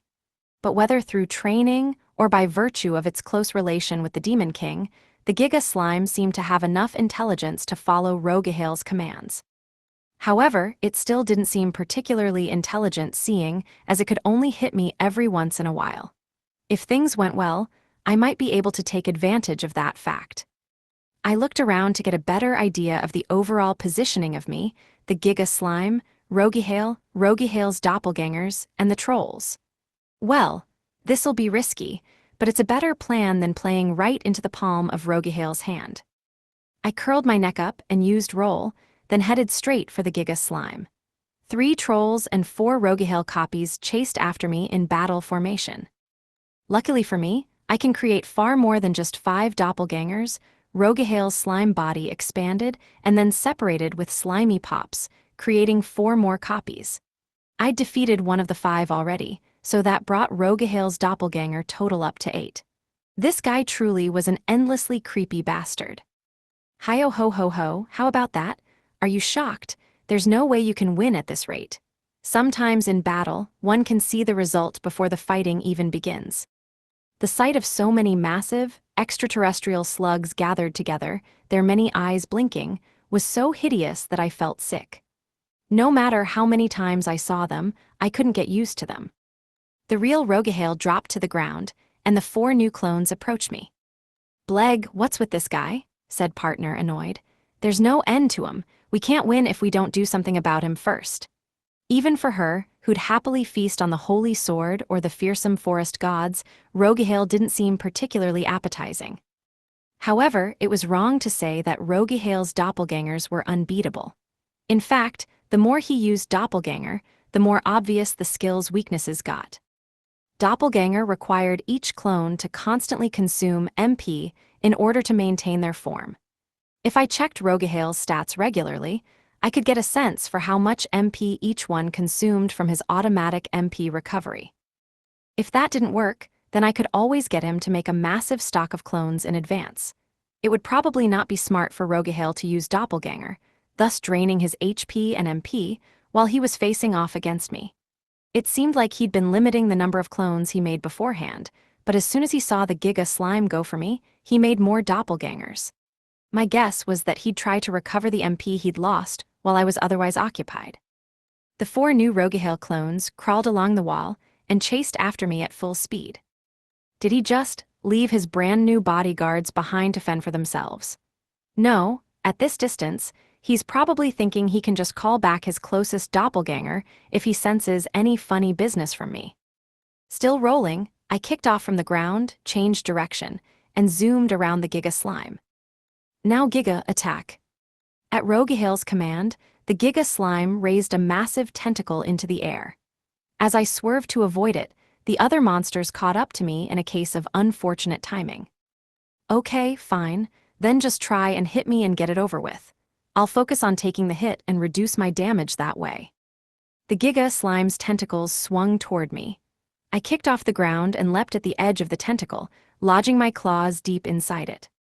The next moment, the Giga slime's tentacles shot forward at high speed, with me still holding on. But now, because I'd led the Giga slime around to face this direction, the tentacle was headed straight for Rogihale. Creating all those doppelgangers had drastically reduced his health. And now, with his doppelgangers on the other side of the hall, his real body was left defenseless. I kicked off from the tentacle and landed on the ground. The tentacle hit the wall next to me, denting the metal and making the entire basement shake. The tentacle coiled up and slid back toward the Giga slime. Ridiculous, using the Giga slime's tentacles as a mode of transportation. It's Rogihale's flustered form was directly in front of me. His clones instantly shifted around to head toward me, but it was too late. They wouldn't be able to get to us in time. Holy pillar, holy pillar. Two massive, teal pillars flew straight at me. I swatted my paw at them with all my might and knocked them to the side, where they stabbed themselves into the ground. Anticipating Rogihale's next move, I bent down and splayed my wings. Very well, then, doppelganger. Rogihale's body split apart and began to expand as he retreated, and 5 new Rogihale clones were created. I flapped my wings and sent the wing I created to my arms, then released the energy from the ends of my claws as 4 whirlwind slashes in a row. Rogihale's clones scattered to avoid them, but 2 were struck down. The clones' bodies crumpled, then dissolved into goo and disappeared. You've been holding back with your doppelganger skill for a while, but now you're using it repeatedly, right in front of your enemy. You're out of options, aren't you, Rogihale? It's time to end this. It seems my safety measures have backfired. I wish I could have offered the experience points for your death to the Demon King, but now I have no choice but to kill you myself, Rogihale said, his tentacles outstretched and poised for close combat. You can see my skills, can't you? Do they frighten you? My crush skill is proof that I am the one closest to the might of the Demon King. I cannot steal skills like him, but I can erase them from existence. Surely you agree that attempting to fight me in melee combat is a fool's errand, yes. Rogihale shot his tentacles out toward me, and I lifted my paw in preparation to rip it apart. Rogihale's countless eyes pulsed and widened. He was going to use his gaze skill to frighten me and create an opening. I readied myself to resist the intimidation with my entire body. Die! Rogihale's shriek reverberated through my mind. 3 of the Rogihale clones surrounded me, quivering, and began to fire their trusty ooze bombs at me from their mouths. Rogihale bent down, then leapt toward me, clearly trying to ambush me with skill crush while I was busy dealing with the ooze bombs. Good, come in close so I can beat you to a pulp. Wait, was the whole skill crush thing a bluff? If so, then he might just be threatening me instead of actually trying to engage in close combat. What should I do? Would it be better to dodge them? No, I didn't have enough time to fall back. The trolls couldn't reach us in time, and the Giga slime was far enough away that it would be a minute before its next attack. Rogihale was also weak from his repeated use of doppelganger. If he were bluffing, he'd be trying to get away from me right now so he could recover some HP and MP. This is the time to attack. I surged forward and swung my claws. I hit one of the ooze bomb bullets and destroyed it, but the other 2 hit my shoulder and burst. Pain shot through my body, and I felt my wings begin to retract and harden. But I could endure it. My HP tanker Roboro's body could take all the damage I needed it to take if it meant hitting Rogihale. The fact that I could take a lot of damage without worrying was a prime advantage of being an Ouroboros. Rogihale, instead of jumping forward to face me up close, stayed out of range. His deformed body began to ripple again. So the skill crush was a bluff, I realized. He's going to use Ooze machine gun to try and mow me down. I was right. Hi-yo ho ho ho ho, I've won the battle of wits. Goodbye, Illusia. My claws were less than 2 steps away from him, which made evading the Ooze machine gun nearly impossible. I was entirely at his mercy. Numerous acid bullets shot out from Rogihale's body, heading straight for me. The first bullet pierced my shoulder, causing me to stagger backward. The second shot hit me in the face. My face burned. It felt like the acid was melting my scales and making them stick to my skin. It stung so bad that I couldn't open my eyes. Naturally, Rogihale wasn't going to waste this golden opportunity. Acid bullets pelted my arms as I attempted to wipe my face, and then were followed by a direct hit to my unprotected torso. My entire body seared with pain. Die. I was in agony, like the flames of hell were searing my skin. Rogihale was clearly determined to end things here and now. If I didn't get out of there as soon as I could, I'd be in serious danger. But I used Regenerate to counteract the damage, and instead of falling back, lunged forward, grabbing Rogihale firmly with my claws. Wah! Well, didn't expect that one, did you? Gruwag! I lifted Rogihale up with my paw and slammed him to the ground with all my weight. Rogihale's viscous body bounced, and the floor cracked beneath him. Gog! My paw struck Rogihale in midair. The impact of the blow sent him flying, until partner chomped down on him, pinning him in midair. Oag! Then I hit him with a dragon punch. Rogihale's body, or most of it, apart from the mucus secured behind partner's fangs, sailed away and tumbled along the ground. The eyes that littered his body were completely crushed and oozing black liquid. Rogihale's doppelgangers scattered around the area, burst one by one, and dropped to the ground as harmless liquid, having apparently lost the power to sustain themselves. Hea ha hes hes, I pulled it off. How'd you like that, Rogihale? You endured it, didn't you? Rogihale Aurornia. Species, Shoggoth ooze. Status, normal. LV, 80-1105. HP, 123-1185. MP, 44-734. All right, one more hit, and this'll be over. Out of the corner of my eye, I spotted one of the Giga Slime's tentacles hurtling in my direction. But outside of a lucky punch in melee, it's way too slow to scare me. I jumped backward to avoid it. The Giga Slime's tentacles scraped across the floor, gouged through the wall, and bisected the space between Rogihale and me. Why yes, perfect. Rogihale returned to his humanoid shape. His color, however, remained the same drab green, and his body was still littered with smashed eyeballs.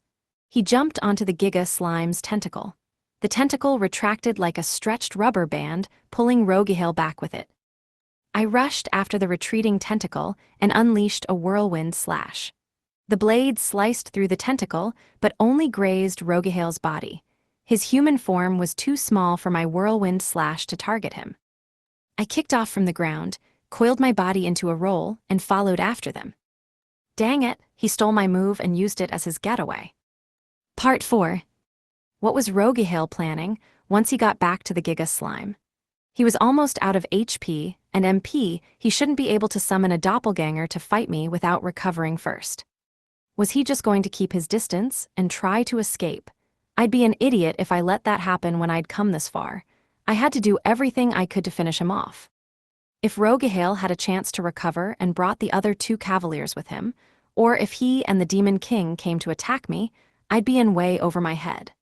The reason I'd succeeded against Rogihale so far was that I had a lot of information about him. His basic tactic was to create a doppelganger to engage me and hang out on the sidelines as he used his gaze skills to contain me.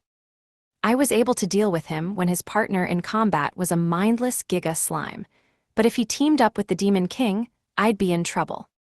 Rogihale's only vaguely humanoid shape crouched atop the Giga Slime's massive body. The 3 trolls that were left, presumably intent on buying them time, stood poised between the 2 of us, ready to intercept me. I've got a trick of my own up my sleeve. Rogihale's voice echoed through my mind. A light shone out from the point where Rogihale and the Giga Slime's bodies were in contact. The Giga Slime began to dissolve slightly where Rogihale touched it. Rogihale's body began to moisten, and the eyes along his frame, which had been closed, opened once more. He's using life drain, I realized. Since his MP was low, he was avoiding using Regenerate by using the Giga Slime as his HP tank. Damn, that's sly, but it was a clear indication of how desperate he'd become. The 3 trolls blocked my path. It'd be impossible to get past them with roll, considering how predictable my trajectory would be, which meant I only had one option. Let's crush him. I accelerated straight into one of the trolls. No feints here. The troll opened its arms wide in preparation, then pinned me down with both its hands. Gruwoog, the troll roared. Its body was enveloped in light and its muscles bulged outward. It was a skill that strengthened attack power. The troll's limbs were instantly hardened into steel. By using the hardened skill on just its limbs, It boosted its blocking ability while still leaving enough flexibility to keep me pinned. The troll's makeshift shield slowed me down considerably, but I still managed to push through. Its legs, now steel statues, scraped backward as I rammed into them. Gruug, gruug. The two remaining trolls hardened their limbs too, pushing me down from different directions. But that wasn't enough. Don't think you can stop me when I'm rolling with everything I've got. The floor beneath me started to chip away with a grinding sound. Well done, you big brutes. Roguehale, still riding atop the Giga Slime, was turning jet black. I do not yet have enough strength or mass, slime. I will be borrowing yours. Where Roguehale was touching it, the surface of the Giga Slime began to turn black. The Giga Slime squirmed in agony, and black sludge started to leak from both of their bodies. The sludge crawled up to the ceiling, then expanded to cover the entire expanse overhead. Uao, that doesn't look good. I was hoping not to have to use this, but I have no choice. Drop dead, Illusia, pour down from the heavens my Reaper's rain. A black cloud appeared above Roguehale, from which lines of black ooze began to rain down at random. So this is his Reaper's Rain skill. Normal skill, Reaper's Rain. Greatly reduces users' HP and MP to create a black rain that gives instant death and curse effects to any caught beneath its cloud. This skill, when used, cannot be rescinded by the user. It will only end when the user's HP and MP are depleted to the point where they can no longer continue. This feels like a huge mistake for Roguehale. If I can endure the rain, I'll be able to kill Roguehale with a single good smack.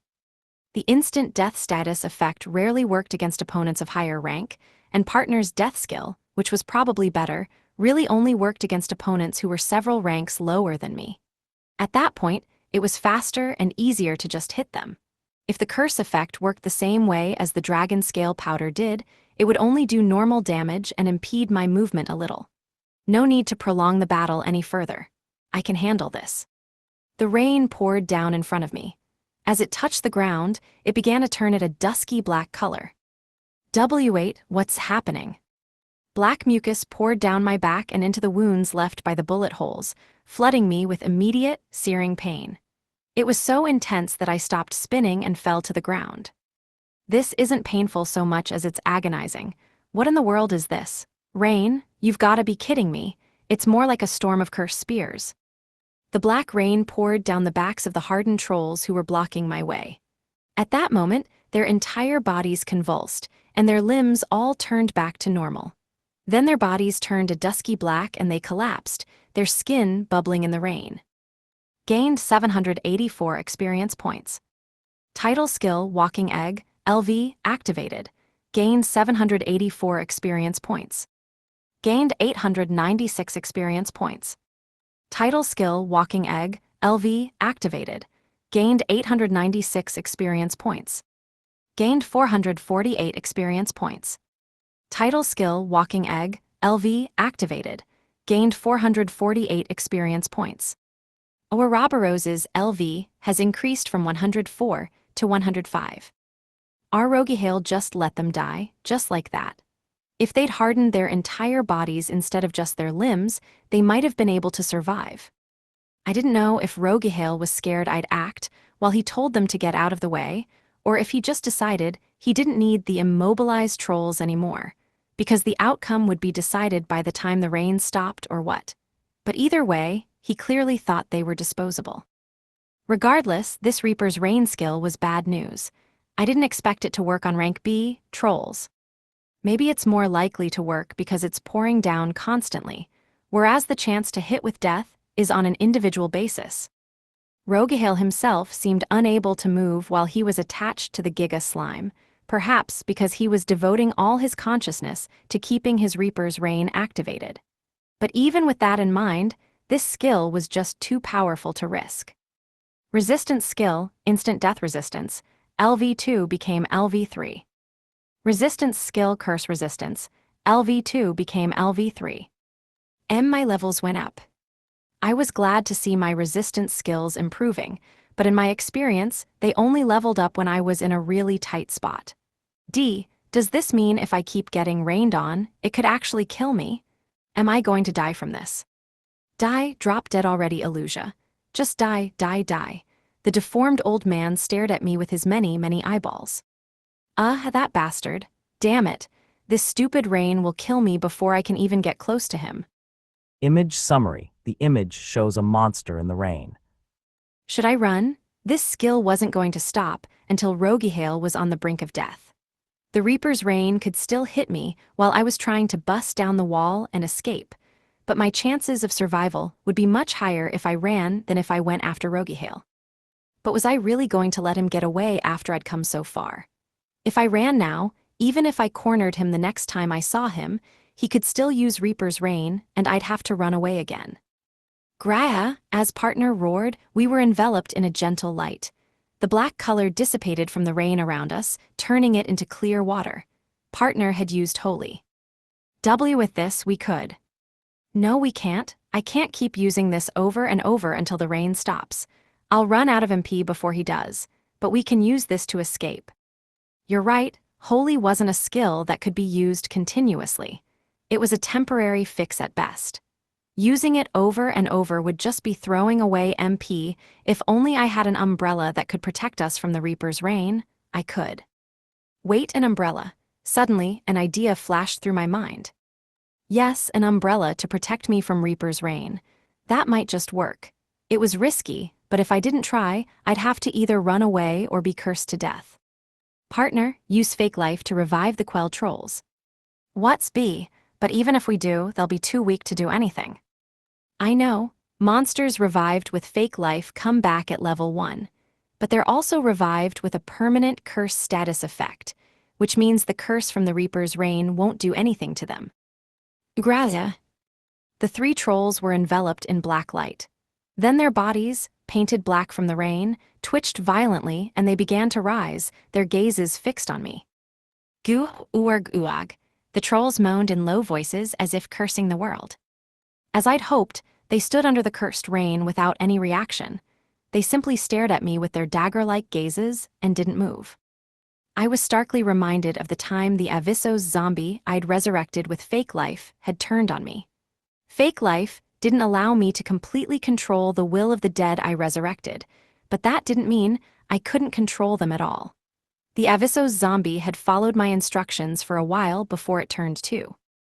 Go ahead, partner. Now that the trolls were under our command, partner's master's demonic gaze should be able to affect them. Partner's eyes widened and flashed with red light. I bent down, and the trolls clambered onto my body and began to harden into their steel forms.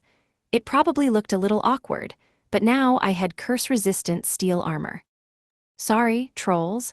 I know this skill probably feels like I'm making a mockery of your deaths, but I've decided that I won't hesitate to use it anymore if it helps me achieve my goals.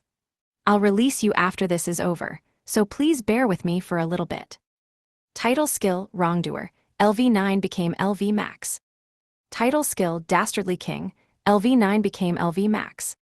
Fine, say what you like. I don't know what your intentions are, divine voice, but as for me, I'm gonna do what I gotta do. Provoke me, intervene, do whatever you want. I can't do anything about you right now anyway, but I'll be doing whatever I want to. I pulled my cold steel armor down over my head and charged at Roguehale. The solid steel meant it was heavy enough that it wouldn't fall off, even if I picked up my pace a little bit. A few drops of rain fell still through the gaps, but the vast majority of it was blocked. And no, stay away, stay away. Roguehale's shrieks flashed in my mind. Die, you will die here, die, die, die, how stubborn must you be? After running into the trap I set for the saint, being beat upon, being shot with acid bombs, and facing the final ace up my sleeve that I did not wish to use, why are you still coming toward me? Nonsense, what utter nonsense. You're dead, die, die now. The dark cloud of sludge, rising from the figures of Roguehale and the Giga slime, grew darker. The curse rain hammered down even more intensely than it was before. That's my line, you rotten old bastard. You just don't know when to quit. Unfortunately, while the steel troll armor was useful, I couldn't use holy while I was wearing it. There was a chance they'd get caught up in the light and have their curse purified, which would kill them. They might be able to withstand it in their steel forms, but if I tried it and it didn't work, I'd lose my troll helpers right then and there. The rain was getting heavier and heavier. As I approached Roguehale's motionless form, two massive tentacles rose up from the Giga slime and swung down at me. I leapt to the side to avoid them. Sorry, but that thing's way too slow to hit me. Die, hurry up and run out of power and die.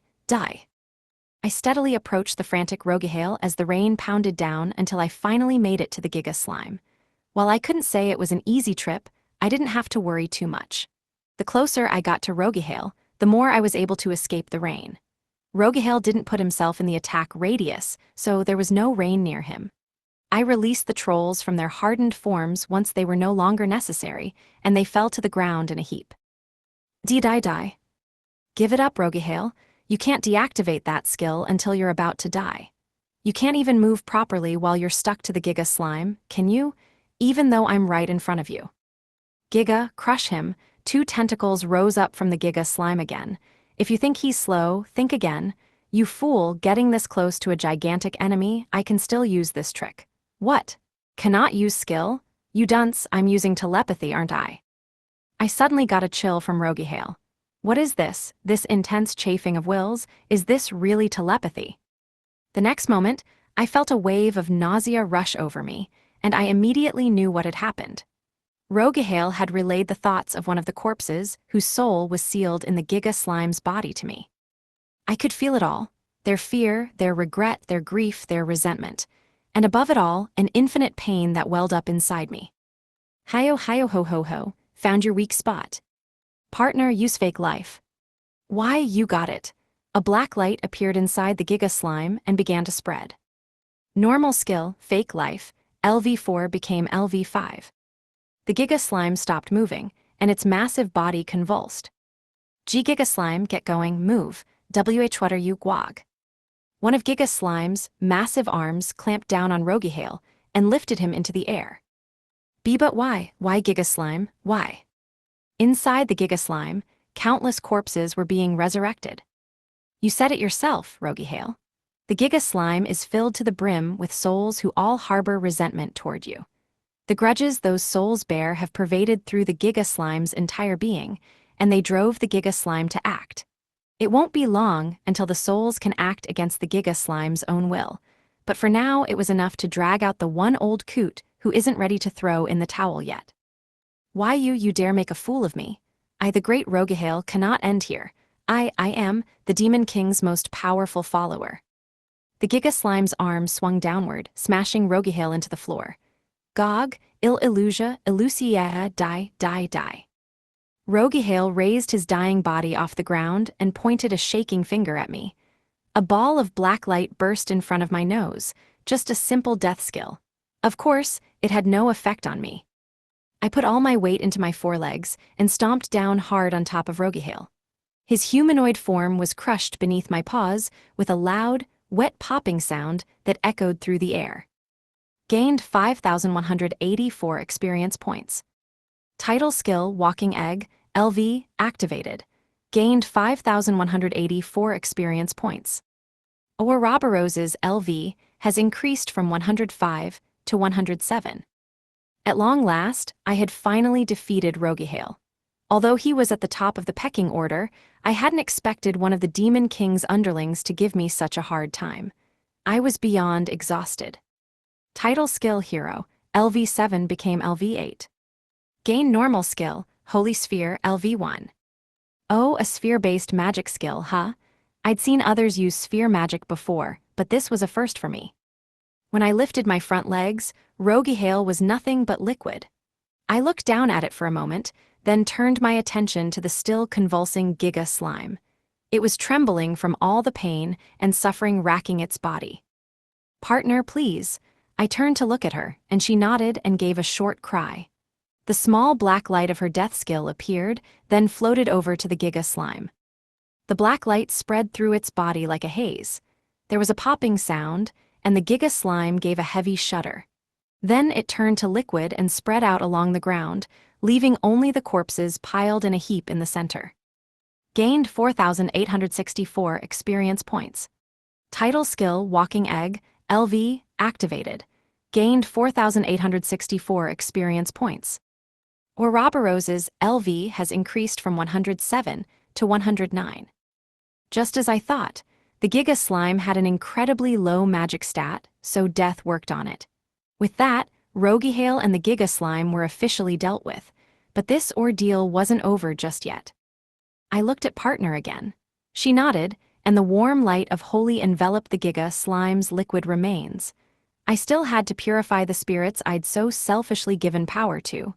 When I used holy on the trolls that were still frozen in place, their bodies shuddered, and they quietly toppled onto their sides.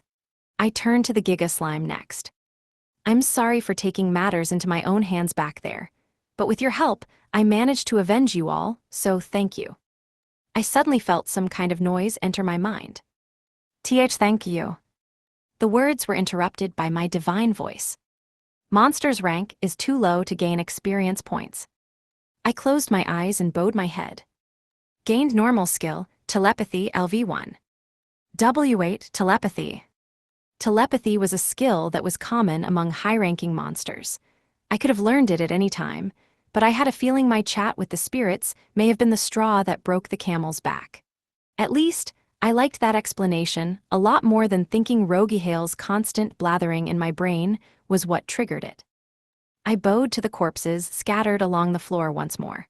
Thank you for lending me your strength to stop the Giga Slime. I'll definitely be taking out the Demon King Slime soon too, so you guys can all relax and finally rest in peace. Bonus Story 1, Valk's Side Story. The road to the royal capital. A girl with silvery gray hair sat on the edge of the wagon's back end. She wore a white cloak, a blue feathered cap on her head, and a dagger at her waist. As she rode, she looked out at the surrounding landscape, a wide expanse of grassy plain, with nearly 20 wagons moving through it in tight formation. A short, portly man with round glasses walked up and called out to her. Your name is Loretta, right? HMPH, my word. A young girl like yourself, living the adventurer life. The girl called Loretta turned to look back at the man with a smile. I came from a poor family, so I didn't have many options. To tell you the truth, I'd love to marry into some merchant's family and leave my adventuring days behind me for good. Oh, is that so? The merchant man looked away, his cheeks turning red. More importantly, Loretta went on, I've been thinking about this since we set out, but aren't there a lot of adventurers escorting this caravan? More than usual, I mean? Is it because of that story about Princess Cries inviting adventurers to Alban? Ah, you mean that fool of a princess? No, that doesn't really have anything to do with it. She never invites more than 10 adventurers at a time, I hear. Rumor has it that there's been increased bandit activity along the roads here lately. That's why I went out of my way to join a caravan. Didn't you hear about that when you signed on? No, not particularly. Merchants sometimes brought adventurers along with them to guard against attacks from monsters and thieves. It was a mutually beneficial arrangement. The merchants got free protection, and the adventurers got a free ride. A large merchant caravan like this one would typically have a good number of guards accompanying it. This much muscle meant the caravan wouldn't have a difficult time with monsters, and the bandits would think twice before attacking. Ah, I see, said the man. It's because the caravan's head is affiliated with the Shabala Trading Company. They've always had a nasty way of doing things. He probably kept quiet when we were departing because he didn't want to be singled out or kept from participating. Wyatt, that's not good. Ha ha, it's all right. There are too many of us. I'm sure the bandits will be too frightened to come close, and if they do, we can just chase them down and wipe them out. The merchant made a fist and punched the air. Loretta smiled at him, then turned her attention back to the scenery. The corners of her mouth turned up in a smaller, quieter smile. Well, I just so happen to be the vanguard for this particular group of bandits, so. Loretta was a member of the Trolls Clubs, a band of thieves that ran rampant near the royal capital. She worked as an adventurer in order to sneak into situations like these and gather intel, and otherwise had a track record that was good enough to not raise any suspicions. Her job was to ascertain the size of the caravan and the number of adventurers accompanying them, and to relay that information to a messenger from the Trolls Clubs. She'd already left once, just before the adventurers had all arrived, and informed the messenger about the caravan's approximate size. Later, during the lunch break, the other members of her group who'd infiltrated the caravan were planning to cause an incident. She'd take that opportunity to shoot a magic skill into the air to inform the trolls clubs of their location. When the others arrived, she was to attack the caravan from within and then join them. It would have been better to do all of this in the middle of the night, but as the merchant man had said, folks were extra vigilant against bandits these days. If they got chased off by members of the royal guard, it'd be a disaster. The best moment to attack would be during the next break, when they were as far away from the surrounding cities as possible. Heh, we've got a big job on our hands this time. Good thing they're seriously underestimating our strength and meticulousness. Soon, the wagons in the caravan stopped, and the lunch break began. Loretta hopped down from the wagon and headed out to scout the area. You could never know when something unexpected might happen, and in this job, mistakes often meant death. No matter how many times she checked her surroundings, it was never enough. Loretta stopped in front of one of the wagons. That's the Shabala Trading Company's wagon. Kigros Shabala, head of the Shabala Trading Company, was known to be black-hearted, cunning, cowardly, and cautious. Loretta had to wonder how he'd walked so easily into the Trolls Club's trap, but she'd also been worried for a while now that he had some sort of insurance in place. After she'd observed them for a while, the canopy hanging over the wagon parted, and a figure stepped out. It was a large man with long, silver hair who carried a massive great sword on his back. The man held what looked to be an entire pig's thigh roasted whole in one hand. He bit into it with gusto, pulling and shredding through the meat with his teeth. It had been butchered with the thick bone in the center still intact. Who is that beast? Loretta couldn't help but ask, her voice wavering. She was certain she hadn't seen him before she'd left the first time. She would have remembered him if she did.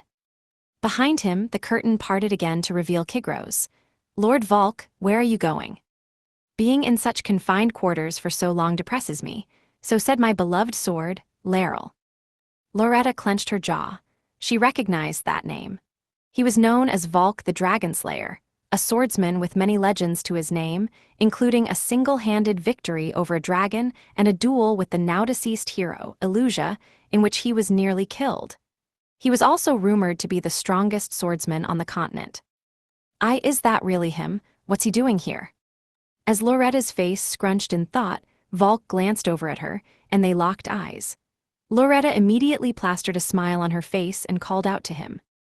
Pardon me, but could you be the famous adventurer, Volk the Dragon Slayer? She asked sweetly.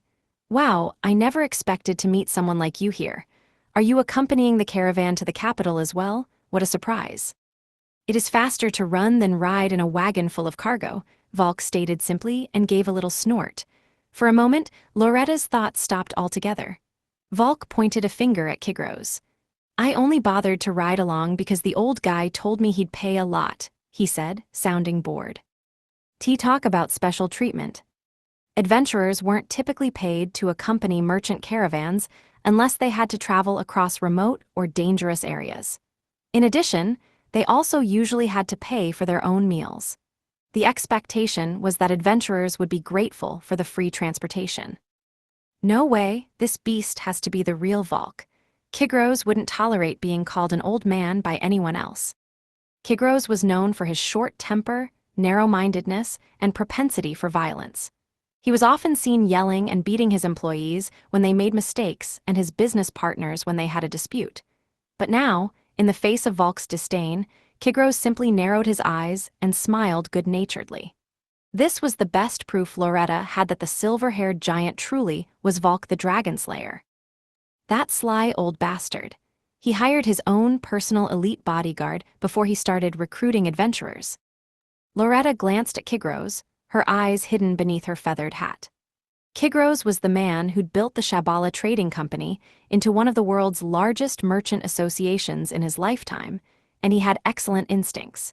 He'd clearly questioned whether the adventurers coming along would be enough to protect the caravan, so he hired Volk separately behind the scenes and tried to keep him out of sight as much as possible. The alternative was fearing the adventurers would complain about unfair treatment or accuse him of coercing them to come without being upfront about the dangers, while hiring a personal bodyguard to ensure his own safety. Should we call off the hit?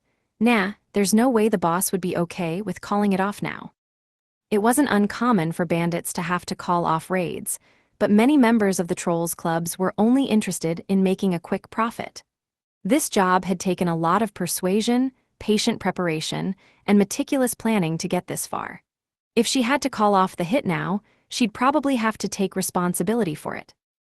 Nah, this is a good opportunity. It's a good thing I noticed him beforehand. I can catch him by surprise and take him down right before the commotion starts. Besides, that sword, if the rumors about it are true, it should fetch a pretty penny. Just as Loretta had made up her mind, she began to hear screams from the merchants and adventurers. Hey, some monsters just showed up out of nowhere. They're coming from behind the wagons. Those are death scorpions. Watch out, they're rank D+ monsters. Loretta glanced in the direction of the voices. It was starting. It had already begun. One of Loretta's companions had shouted to draw the attention of their adventurer guards. While hiding their identity, they had summoned 3 death scorpions with the magic skill Wide Summon. Loretta, pretending to miss a death scorpion, would then shoot a spark of magic into the air with a grand sweep of her arm. This would tell her fellow bandits, lying in wait a short distance away, the caravan's exact location. Just then, a monster about 2 meters long emerged from the shadows of the Shabala Trading Company's luxurious wagon. It was a death scorpion, a slender, pale, sinister-looking monster with a carapace that resembled human bones. All right, I've got this. The scorpion was in a perfect position. From here, it wouldn't look strange if she tried to hit the monster with her magic and messed up her trajectory a little. First, Loretta aimed the tip of her dagger at the death scorpion. Her dagger was made of magical ore, which meant it could assist with activating magic skills. Hiya! But before Loretta had a chance to fire off any magic, Volk leapt forward at the scorpion, great sword raised. He sliced at it with a vertical slash, cutting its head and body in half and splattering blood and gore everywhere. Loretta stood there dumbfounded, unable to do anything, her dagger still readied. She'd heard that Volk was strong, but not that strong, or so fast, or so fierce with his blade. Loretta could hardly believe the two of them were the same species. She was proud of her fighting skills, but it was clear to her that if she ever crossed swords with him, she'd be cut to pieces without even so much as a chance to resist. His speed and the size of his sword were a foul combination. There was no way she could beat him, no matter how hard she tried. It's fine, there are still 2 more death scorpions.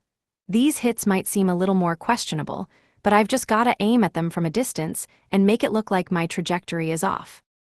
Loretta set her eyes on another death scorpion. This one was much further away than the last one.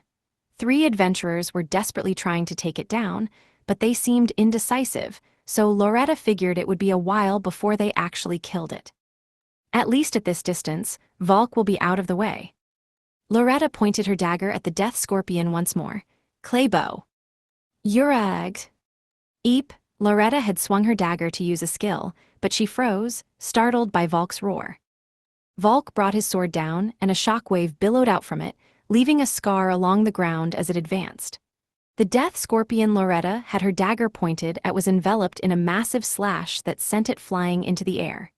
The death scorpion's fluids splattered to the ground, and pieces of the scorpion's carapace, shattered by the shockwave, fell around Loretta. At that point, she might have been better off giving up on the plans for a raid entirely. However, her mind was still preoccupied with the question of how to inform her comrades of the caravan's location. It was difficult to know when to cut one's losses when things started to fall through. She still wasn't sure whether the Trolls Clubs would support her decision to abort the mission, but the longer she thought about it, the more her chances were slipping away. While Loretta was quick-witted, she wasn't great at improvising, and she had a bad habit of making decisions she'd regret later when cornered. Volk's unusual shockwave had flustered her a little. Her bandit crew was supposed to arrive just in time to ride the Death Scorpion ruckus, but on top of Volk's speedy handling of the Death Scorpions, she'd messed up the timing for the signal and wasn't even prepared to alert the bandits. She needed to fire her magic signal as soon as possible. Her frustration must have made her desperate to just do it and get it over with. Almost unconsciously, Loretta raised her dagger and pointed it at the sky. Clay bomb. A clod of dirt the size of a fist shot vertically into the air, then burst in the sky with a loud bang. Every single merchant and adventurer in the area turned their attention to Loretta, who just fired a spectacular burst of magic into the sky for no apparent reason. Hey, what's the big deal, lady? What are you doing? You'll attract monsters like that if you're not careful. What are you trying to do, kill us? Voices of condemnation flew at her from all sides. Loretta herself couldn't understand why she'd acted so out of character at such a critical point in time. It would be a while before the Trolls Clubs arrived, so he'd have to find a way to handle the convoy's suspicions until then, while also somehow disabling Volk with everyone on high alert. Now that Loretta had had more time to think about it, she recognized her mistake. Crap, I should have just run away without sending any signals. But now that the signal had been sent, the Trolls Clubs would come running. If she tried to run on her own and left her fellow bandits at Volk's mercy, they would hunt her down and kill her. She had to deal with Volk before the Trolls Clubs showed up. There was no way they'd be able to defeat such a beast in an all-out battle.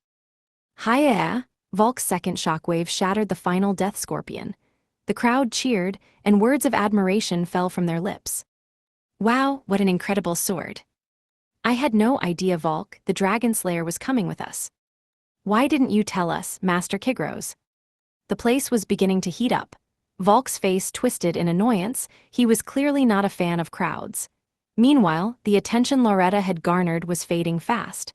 This was the perfect time to strike. Loretta closed her eyes and tightened her grip on her dagger. Hidden, a black haze instantly surrounded Loretta. Hidden was a magic skill that concealed the user's presence, making them undetectable by others.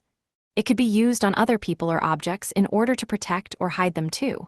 It was mainly used to conceal mages, who often struggled with melee combat when battling monsters.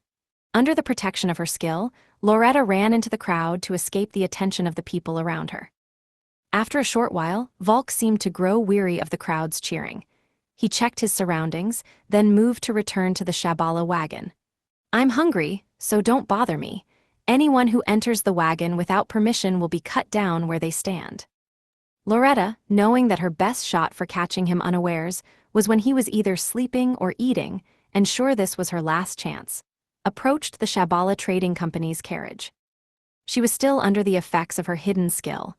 With no more of a presence than a shadow, she would approach Volk as he dined and strike him down with a single blow. Loretta carefully constructed her move in her mind. She could do it. She was afraid, but she didn't think she'd fail. Her target was a human just like her. There was no way he'd be able to deflect her attack while he was eating. Besides, would he carry his massive great sword on his back all the way through dinner time? Of course not, there was no reason to do so. That meant Volk was currently unarmed. Her reasoning was simple. His beloved sword, Laurel, was heavy.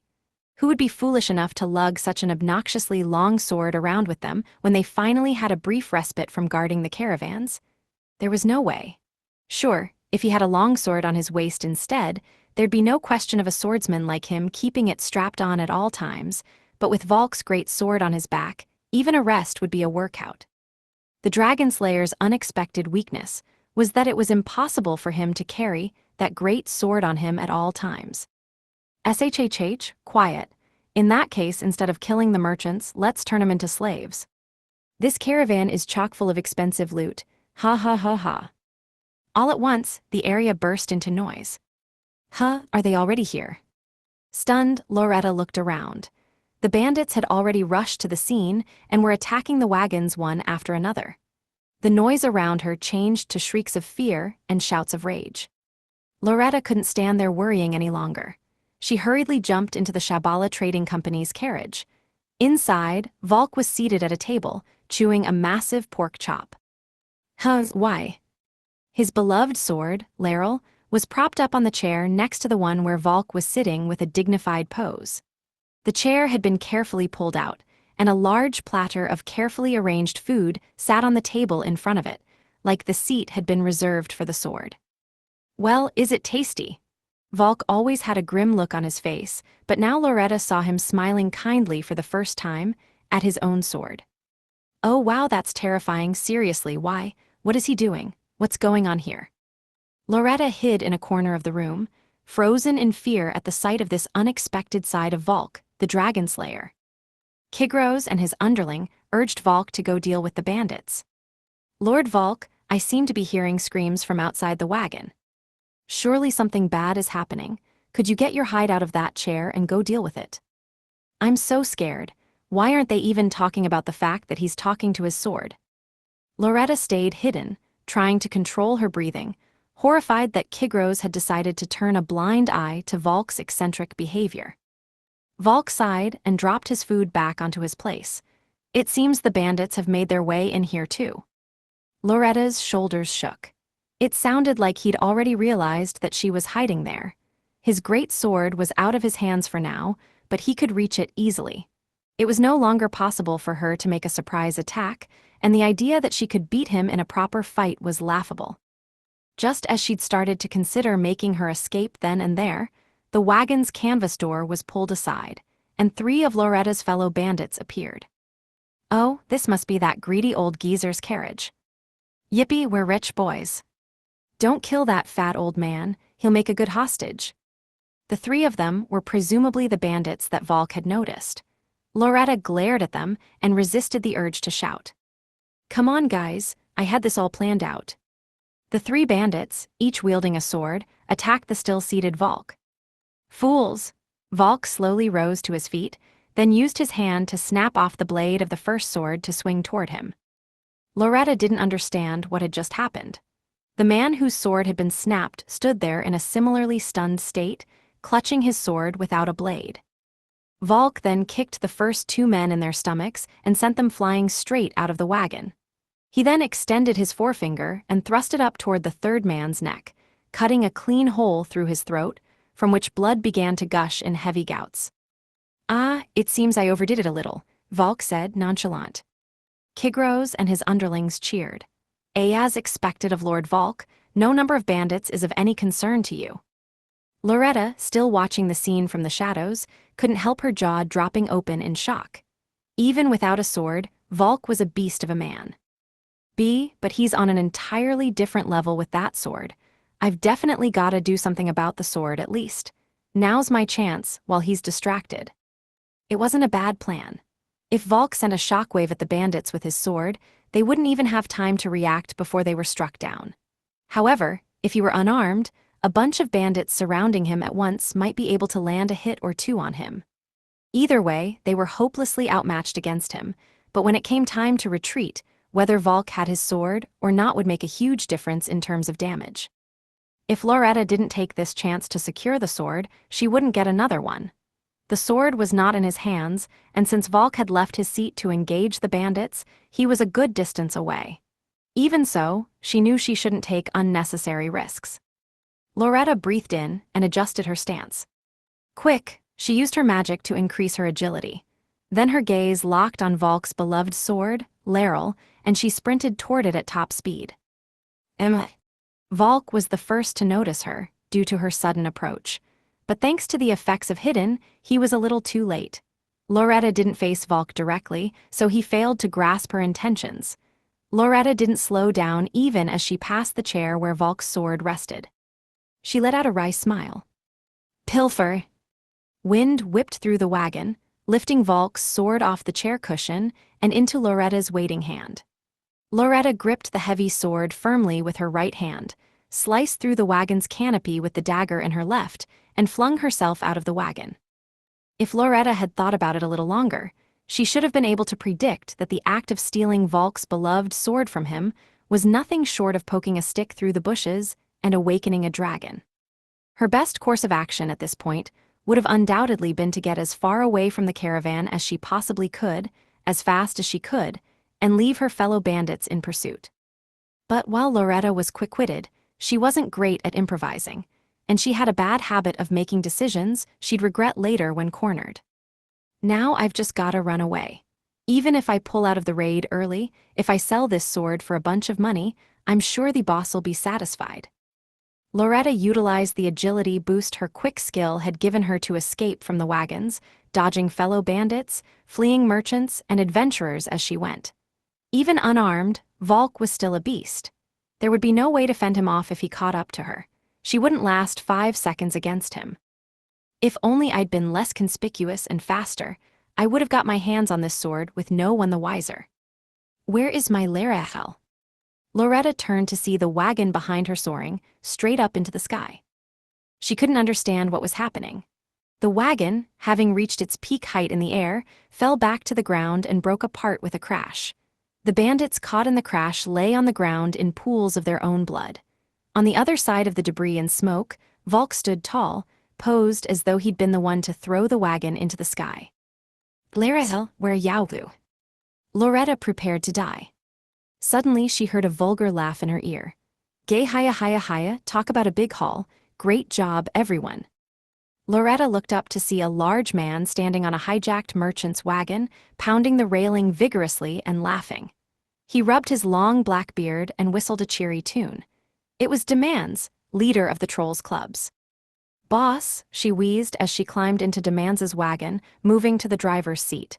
We need to take this wagon and get out of here. Now, I need to tell you something. Loretta, what do you think you're doing, jumping into my wagon all of a sudden? Do you want me to execute you? Now's not the time. A beast is coming. We need to use this wagon to get out of here as fast as we can. This man, we don't want to mess with him. What? Don't be foolish. You expect me to leave this beast of a man behind? What's he like? Well, beast or not, he's nothing compared to me.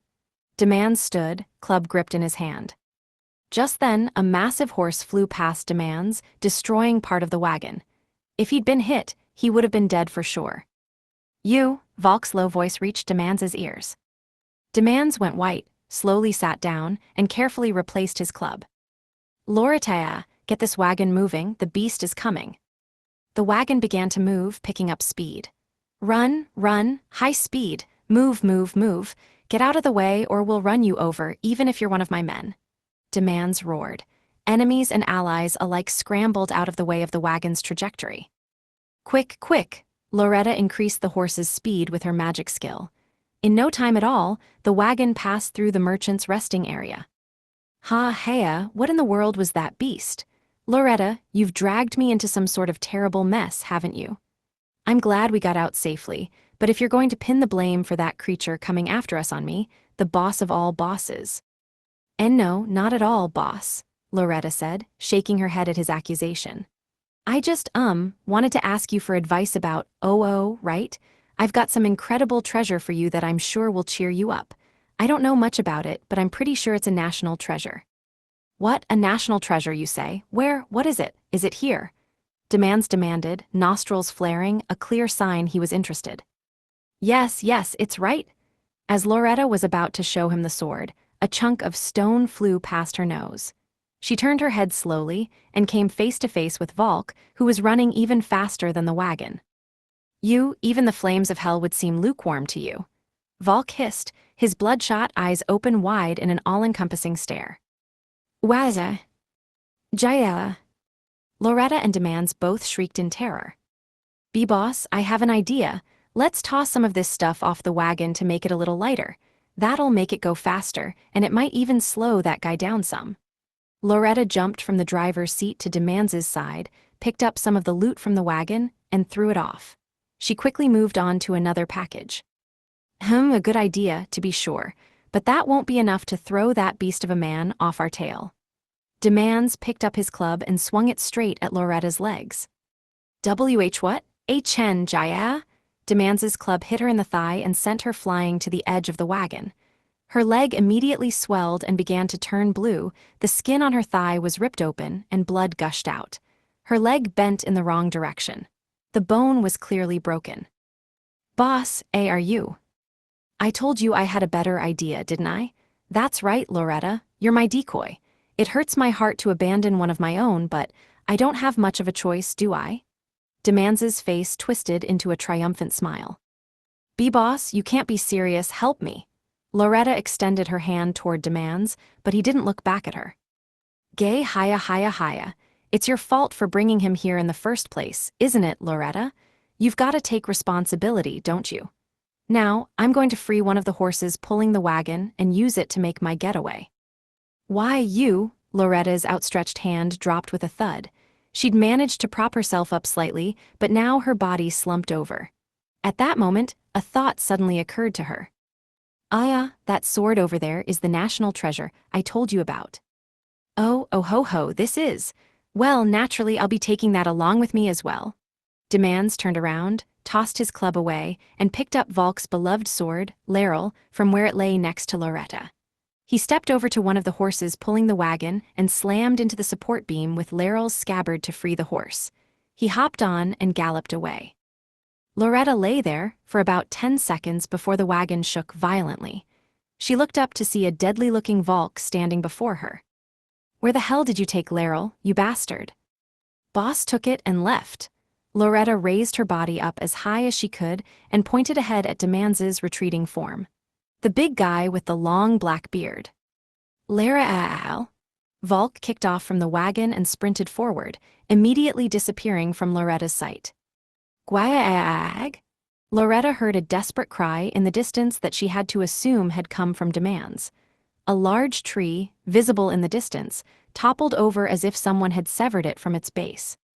After that, Loretta lay sprawled out in the wagon. The wagon continued onward through the forest with her on board for half a day or so, without Volk returning. She assumed he must have forgotten all about her once he got his beloved Laurel back and had returned to Kigros and the others. Once she'd concluded that he wasn't coming back, she tried to sit up, but she was too tense and exhausted to move. She opted to remain on her back instead. Loretta took a deep breath in, then exhaled slowly in a long sigh as she shook her head slightly. I think I'm going to call it quits with this whole banditry thing. Bonus story 2, idle chit-chat with a certain saint. Having successfully escaped from Eldia, I was flying with the holy dragon Seraphim through the island of giant trees, where the Adams lived. Lilixilla, who was riding atop Seraphim's back, and I were taking a breather from our discussion of the fake princess and the demon king. Once we'd been flying for a while, Lilixilla and I would split up. She was on her way to the holy land of Lialum, and I was headed toward the Alban mine in the kingdom of Ardesia. That was all well and good, but I was having a bit of a conundrum. You see, during the long flight, conversation between Lilixilla and I had completely dried up. On top of that, it might have just been my own imagination, but I felt an awkwardness beginning to develop between me and Seraphim. Should I try and talk to her more? Well, we don't really have anything in common, so how? Should I bring up the divine voice? But they seemed pretty into religion, and I don't want to offend them by accidentally saying something bad. I glanced sideways at Lilixilla and her group. There was one other person riding on Seraphim's back, the blonde swordswoman Alphys. She was glaring back at me with a sour expression. When our eyes met, she immediately turned her head to the side. What was with her? From the start, she hadn't exactly been super friendly with me. I hadn't done anything to make her hate me, had I? Oh man, what should I do? I was starting to sweat all weird. I was scared my claws would slip, and I'd drop Treant if I didn't do something. Just then I heard a small giggle from behind me. Master Dragon, you seem tense. It was Aloe, riding on my back. Drop it, Aloe. I don't want Lilixilla to know that I'm feeling awkward because I can't carry a conversation with her. You're so easily bothered by the tiniest of things, partner said in a disgusted tone. I can't help it, okay? And we're talking about matters of life and death here. I feel like we should try to deepen our bonds so we can be comfortable working alongside each other in future missions. I want us to have each other's backs, and that's an important issue to me. Okay, then just talk to her. Why are you making this so hard? Because I'm out of things to talk about. If I had any ideas, I would have said them already. And plus, that Alphys lady is staring me down like we're the enemy. I glanced over at Alphys again.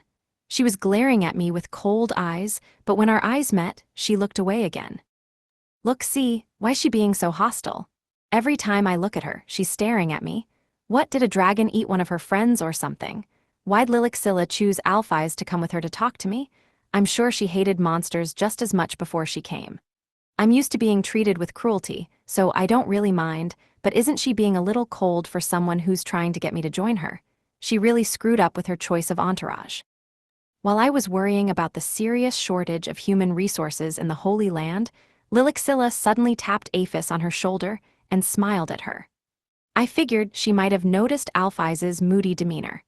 Lilixilla could also use telepathy, so she could very well have been telling Alphys to be a little friendlier out of concern for me. Alphys glared and gave me a tight smile. Her mouth curled upward, but her smile didn't reach her eyes. I have a feeling Lilixilla forced her to do this.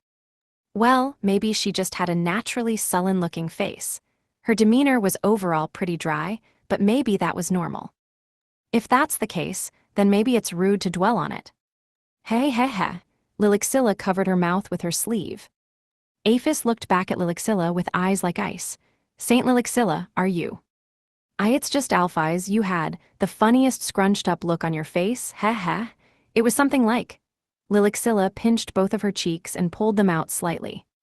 Don't tease me like that, Alphys exclaimed, blushing. I'd expected the two of them to have more of a master and servant dynamic going on, but they seemed to be on pretty good terms. They appeared close in age too.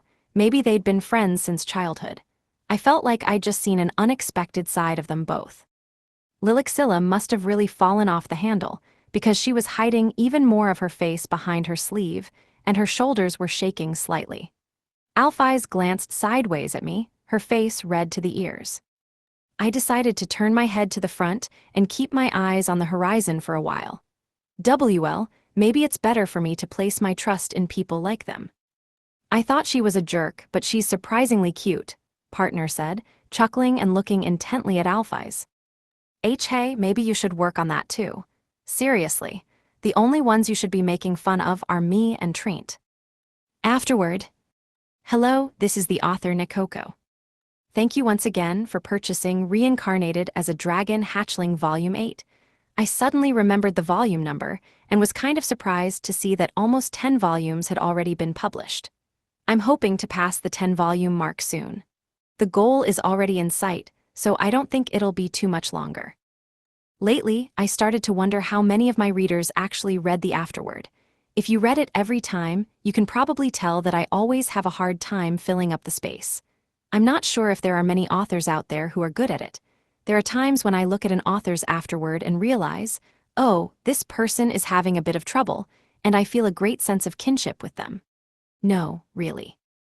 If you're someone who always reads the entire afterword, it might be fun to read it from that point of view.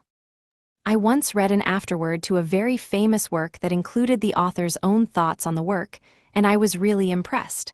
I would love to write something as intelligent and cool as that in my afterword, but I'm not confident enough for that just yet. But I would like to do it someday. Just be patient and don't expect too much. In the past, when I had trouble filling up the space in the afterword and was at a loss for ideas, I talked about my own work in a kind of self-indulgent way, which was a bit embarrassing when I read it back later. It's often said that you should wait a day and reread your novel after you've cooled down, but it might be a good idea to look over the afterword a bit as well, haha. I don't have the inclination to spend a lot of time looking into it, but it might be interesting to do a survey on Twitter. I think it would be interesting to find out if people read the afterwards or not.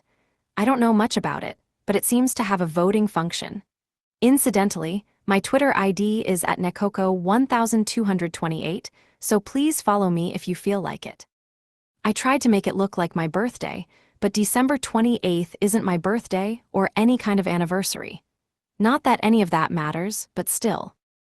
All right, with the introduction, I was able to significantly reduce my writing quota for the afterword. Hang in there, me, just a little more to go. The story in this volume is centered around the royal capital, Alban. Saint Lilixilla asked Illusia and the others to help her defeat the Demon King, and together they left the island at the edge of the world for the kingdom of Ardesia, one of the most powerful kingdoms in the world. What enemies and new friends await them there? And finally, the battle against the Demon King's army begins. What will Trent, left all alone right now, think and do? This is the second act of the Defeating the Demon King arc. Since I've been spacing the arcs out over 2 volumes thus far, I was actually thinking I'd put the Demon King's defeat chapter in this volume, but the word count ended up being a lot higher than I'd expected, so I couldn't do it. But rest assured that the next volume, Volume 9, will bring closure to the story of defeating the Demon King. It's going to be a very flashy and turbulent volume, so please look forward to it. And now, I'll conclude the volume with this. Once again, Thank you very much for purchasing Reincarnated as a Dragon Hatchling Volume 8. I heard that the manga version of Dragon Hatchling is selling well too. Thanks again to all of our faithful readers. I look forward to seeing you again in the afterword for the next volume. Nikoka. Image summary. This manga panel shows Aloe's annoyance with Master